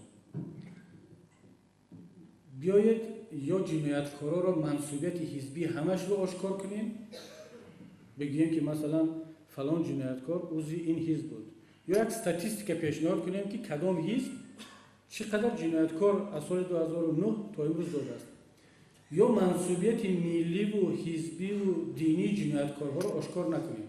ҷинояткор аст вай, ҷиноят содир кардааст. террорист, ҷинояткор на миллат дорад, на дин дорад, на оин дорад, ҷиноятро содир мекунад. вале аҷибаш ҳамин аст ки танҳо шумора, рақам ва омори ҳизби наҳзатро мегӯянд. ва ман аз аъзоёни ҳизб дидед чӣ хел масъалагузорӣ ҳаст. шумо бояд эҳтиёт кунед. шумо бидонед ки тамоми чашмҳо ба тарафи ҳизби наҳзат духта шудааст. бисёраш хайрхоҳона аст, бисёраш самимона аст, мехоҳанд ки номи ислом пок бошад. вале аз тарафи дигар хуб баъзан ҳамин гуна саволҳо мешавад ки чаро مثلا حزب نهضت این کار ها. من اگر یک مثال بیارم ممکن دوستانمون باز ناراحت شدن بگن که چرا فقط حزب دیگر رو مثال میارید، گپ درباره حزب شما هست. ولی خواهش میکنم در آینده منسوبیت جنایتکارها رو به حزب ندونیم و هممون متحد شویم برای پیشگیری کردن از تروریست و جنایتکارها. مدیر بخش اوید به کارهای دینی مقامات و گروه جلوی شهر استفاده. البته جمهوری تاجیکستان در موقع ژئوپلیتیکی خود در دو راهه جایگیر شده است که از یک جانب مدنیت و معرفت غرب و از جانب دیگر مدنیت شرق احاطه کرده است و خوشبختانه در چنین دو راهی که تاجیکستانیان انتخاب کردند بنیاد دولت واقعا دموکراتی دنیوی حقوق بنیاد و یگانه است. خوشبختانه همین دولت دنیوی در ظرف 21 سال صاحب استقلالی بابت دین و دیانت، بابت آزادی وجدان و پیروی به دین کارهای را به سامان رسانید که شاید امروز حد آن در دیگر کشورها نباشد. خود یک قضاوت کنید، اگر با هر یک 3,500 ساکن ایران زمین اسلامی یک مسجد راست آید، با 700 نفر ساکنان یک دهه خردکک سرخ یک مسجد راست می آید. البته همه این کارها خوبند. شاید از این رو من بی‌واسطه پرزیدنت کشور ما توسط همین سیاست دینی که کل ساکنان کشور اعتراف کردند، اینچنین بی‌واسطه در مقیاس بین الملل به فهرست 500 نفر مسلمانان با نفوذ وارد گردیدند. این همه باید که افتخاری ناوابسته به حزبیت هر یک ساکن کشور باشد. امروز مسئله خیلی مهم و بستاق این مناسبت دین و حزب سیاسی است. البته دین مبین اسلام این مقدسات کل مسلمانان است. حزب سیاسی باشد این عقیده گروه آدمان است، ناوابسته از آن که این کدام حزب است. حزب خلق دموکراتی است، حزب کمونیست است، حزب نهضت اسلام. و در سرقانون کشور آمده است که حزب سیاسی برای افاده اراده مردم برای صاحبیت شدن و حاکمیت فعالیت میبرد. یعنی یک چیز سیاسی است. حزب سیاسی دین مبین اسلام چیزی که من قید کردم به تمام مردم خاص است و خوشبختانه در همین آیین‌نامه حزب آمده است که مقصد اساسی حزب گسترش دادن دین مبین اسلام است. یعنی حزب باید که برای رشد و نموی دین مبین اسلام خدمت کند. متاسفانه همین خیلی حادثه های می شود که نه خدمت بلکه همین حزب از منبرها حزب سیاسی به واسطه دین مبین اسلام به منفعت خویش استفاده می برد و البته این موضوع را دوام دادن وقتی تنگ است. همین رو من گفتنی هستم که اسلام بزرگ خواندن دیگران به سوی خویش نیست. اسلام مقدس خواندن هر یک شخص به سوی خداوند است و من احترامانه خواهش میکنم که منبر در فعالیت خود ناوابسته کدام حزب نباشد دین مبین اسلام مقدس دارد. گذشتگان ما همین دین با همون نازکی‌هایش در دشوارترین در دوره‌های اتئیستی حفظ و نگاه داشته امروز به مردم ما آورده رسانده و وظیفه هر یک حزب و هر یک ساکن جمهوری تاجیکستان اون است که همین مقدسات مال همه است. باید که همین چیزا ما تنها به واسطه برای طاعت و عبادت برای راز و نیاز با خداوند متعال استفاده بره، نه به مقصد و غرضهای سیاسی خویش.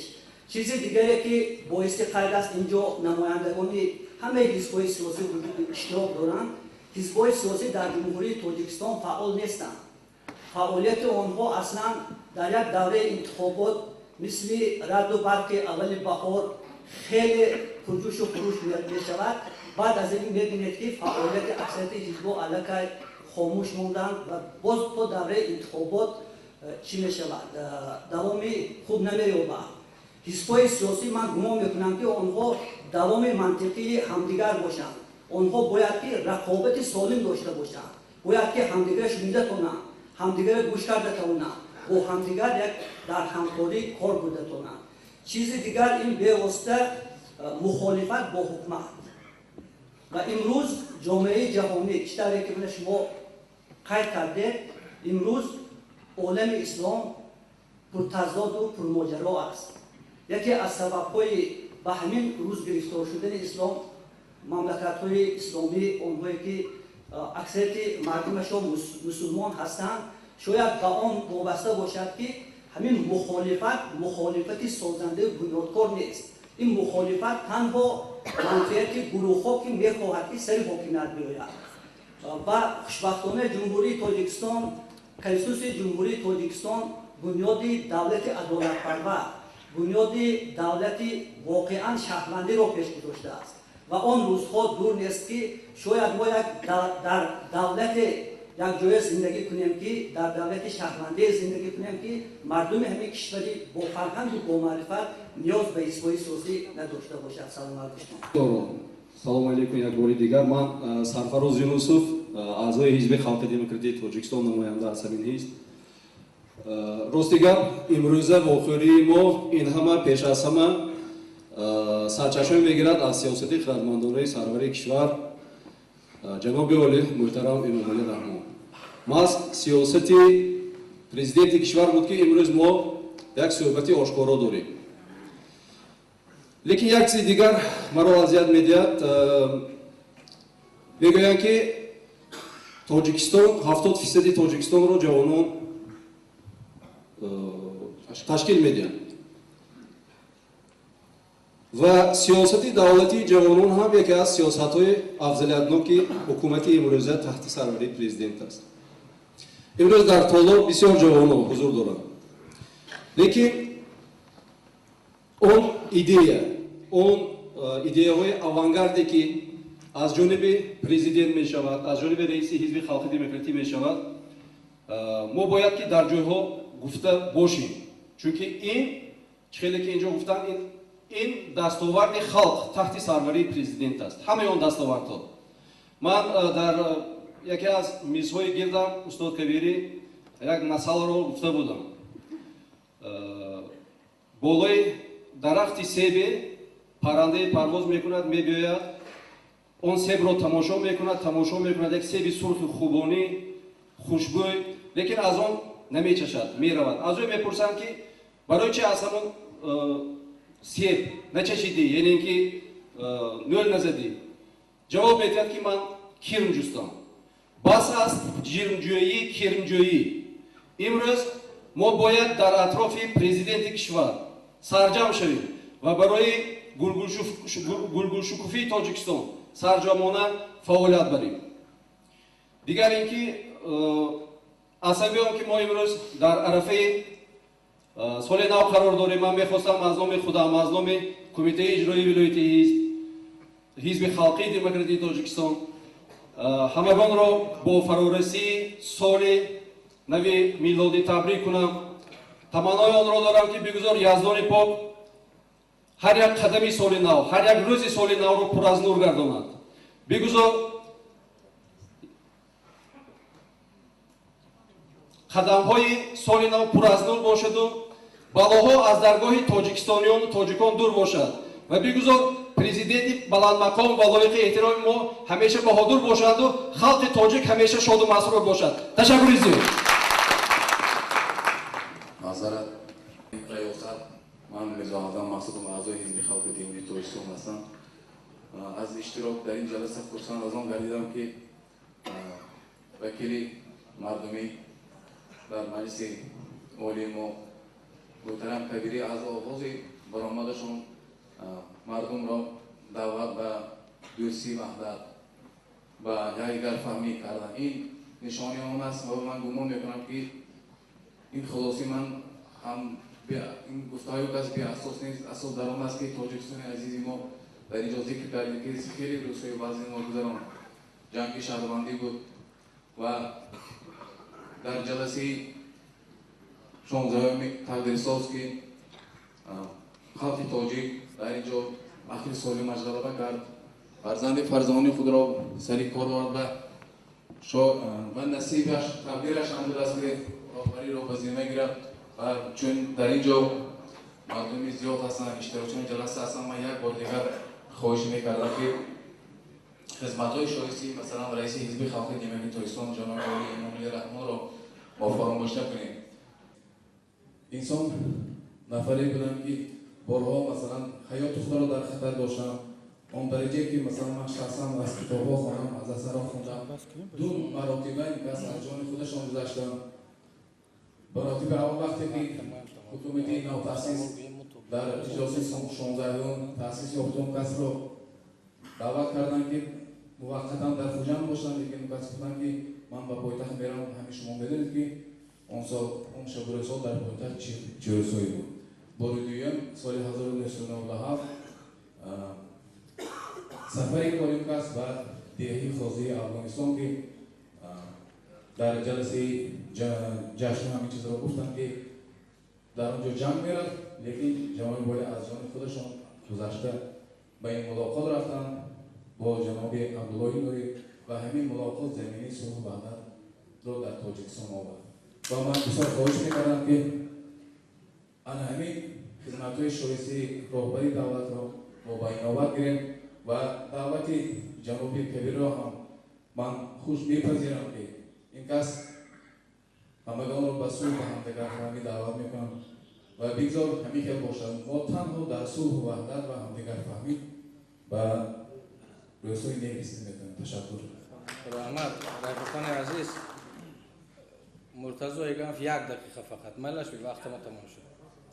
Ассалому алайкум музоини гиромӣ, иштирокдорони охирии рӯза. дар ҳақиқат имрӯза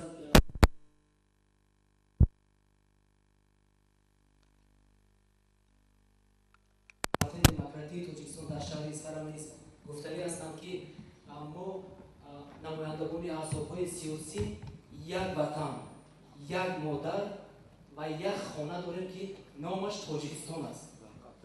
бигзорем ки дар ҳамин Тоҷикистони мо якдигарфаҳмӣ бошад барои пешрафт. мақсади асосии ҳар ҳизб ин пешравии ҷомеа аст ва муҳайё сохтани шароит барои зиндагии шоистаи мардум аст. ва албатта хоҳед нахоҳед барои ба мақсад расидани оинома ва барномаи ҳар ҳизб рақобатҳо ба миён меояд. танҳо ҳамин рақобати солим, рақобати пешраванда ва рақобат баҳри касбу нуфуз бошад. ва дар охири маҷлисам бошад ки хоҳиш мекунам ки ҳам аъзоёни мо ҳизби халқи демократӣ ҳатман мебинем ки барои ҳизби насли ислом я аввалан барои хондани духтарон бисёр аҳамияти ҷиддӣ диҳем. барое ки дар мақоли халқ мегӯям ки агар падар соҳибилм бошад, як нафар соҳибилм мешавад.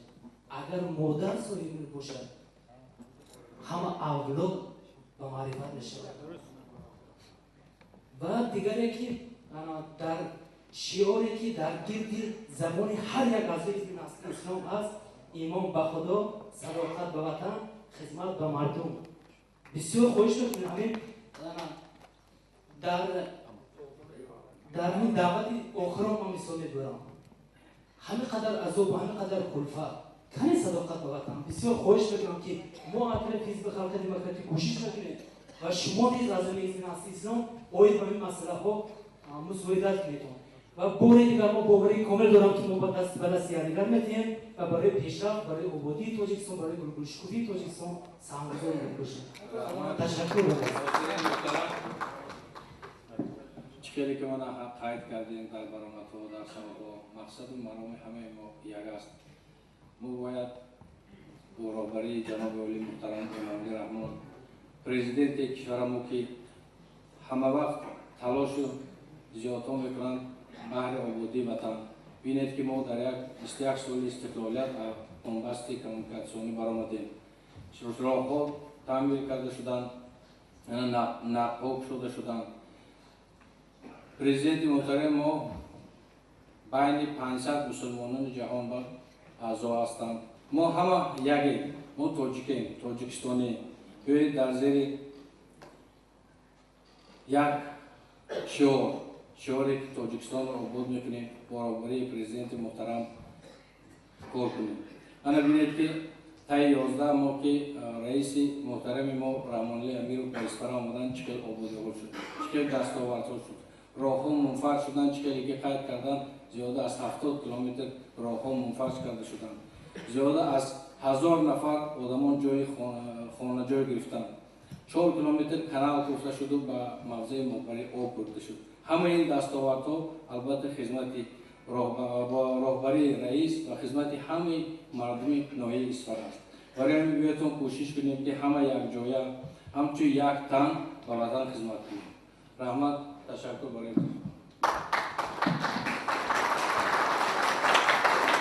محترم معاون رئیس شهر، استادان گرامی، مادران، خداوند رو بار دیگر شکر میگم که این یک صحبت بسیار خوب، سازنده و فرهنگی ما انجام شد و فکر اندیشه بسیار خوب گفته شدن، آزادانه. همچون که گفتیم که یک قالب جلسه تغییر کرد، اگرچه در اول جلسه حزب نهضت بود، بعد با خوبی با وکیل تبدیل شد با هم یک جایه. و من چیزی که بیشتر خرسند کرد آن که در اینجا چندین از اعضای حزب خلق دموکراتیک تاجیکستان سخنرانی کردند و دعوت به همکاری و همدیگر فهمی شد. ببینید یک فضا را که در جلسه حزب نهضت اسلامی تاجیکستان نماینده حزب حاکم و حزب دیگر برآمد کرده دعوت به همکاری میکند. حزب خلق دموکراتیک حزب امکانات دولت در اختیارش است. این بسیار مهم است. شاید در کشورهای دیگر اگر کشور دموکراتی نباشد حزب حاکم فکر نکنم که در جلسه حزب اپوزیسیونی، حزب نهضت یا هر حزب دیگر، حزب در حکومت نبوده بیاد شرکت کند و سخنرانی کند، دعوت و همکاری کند.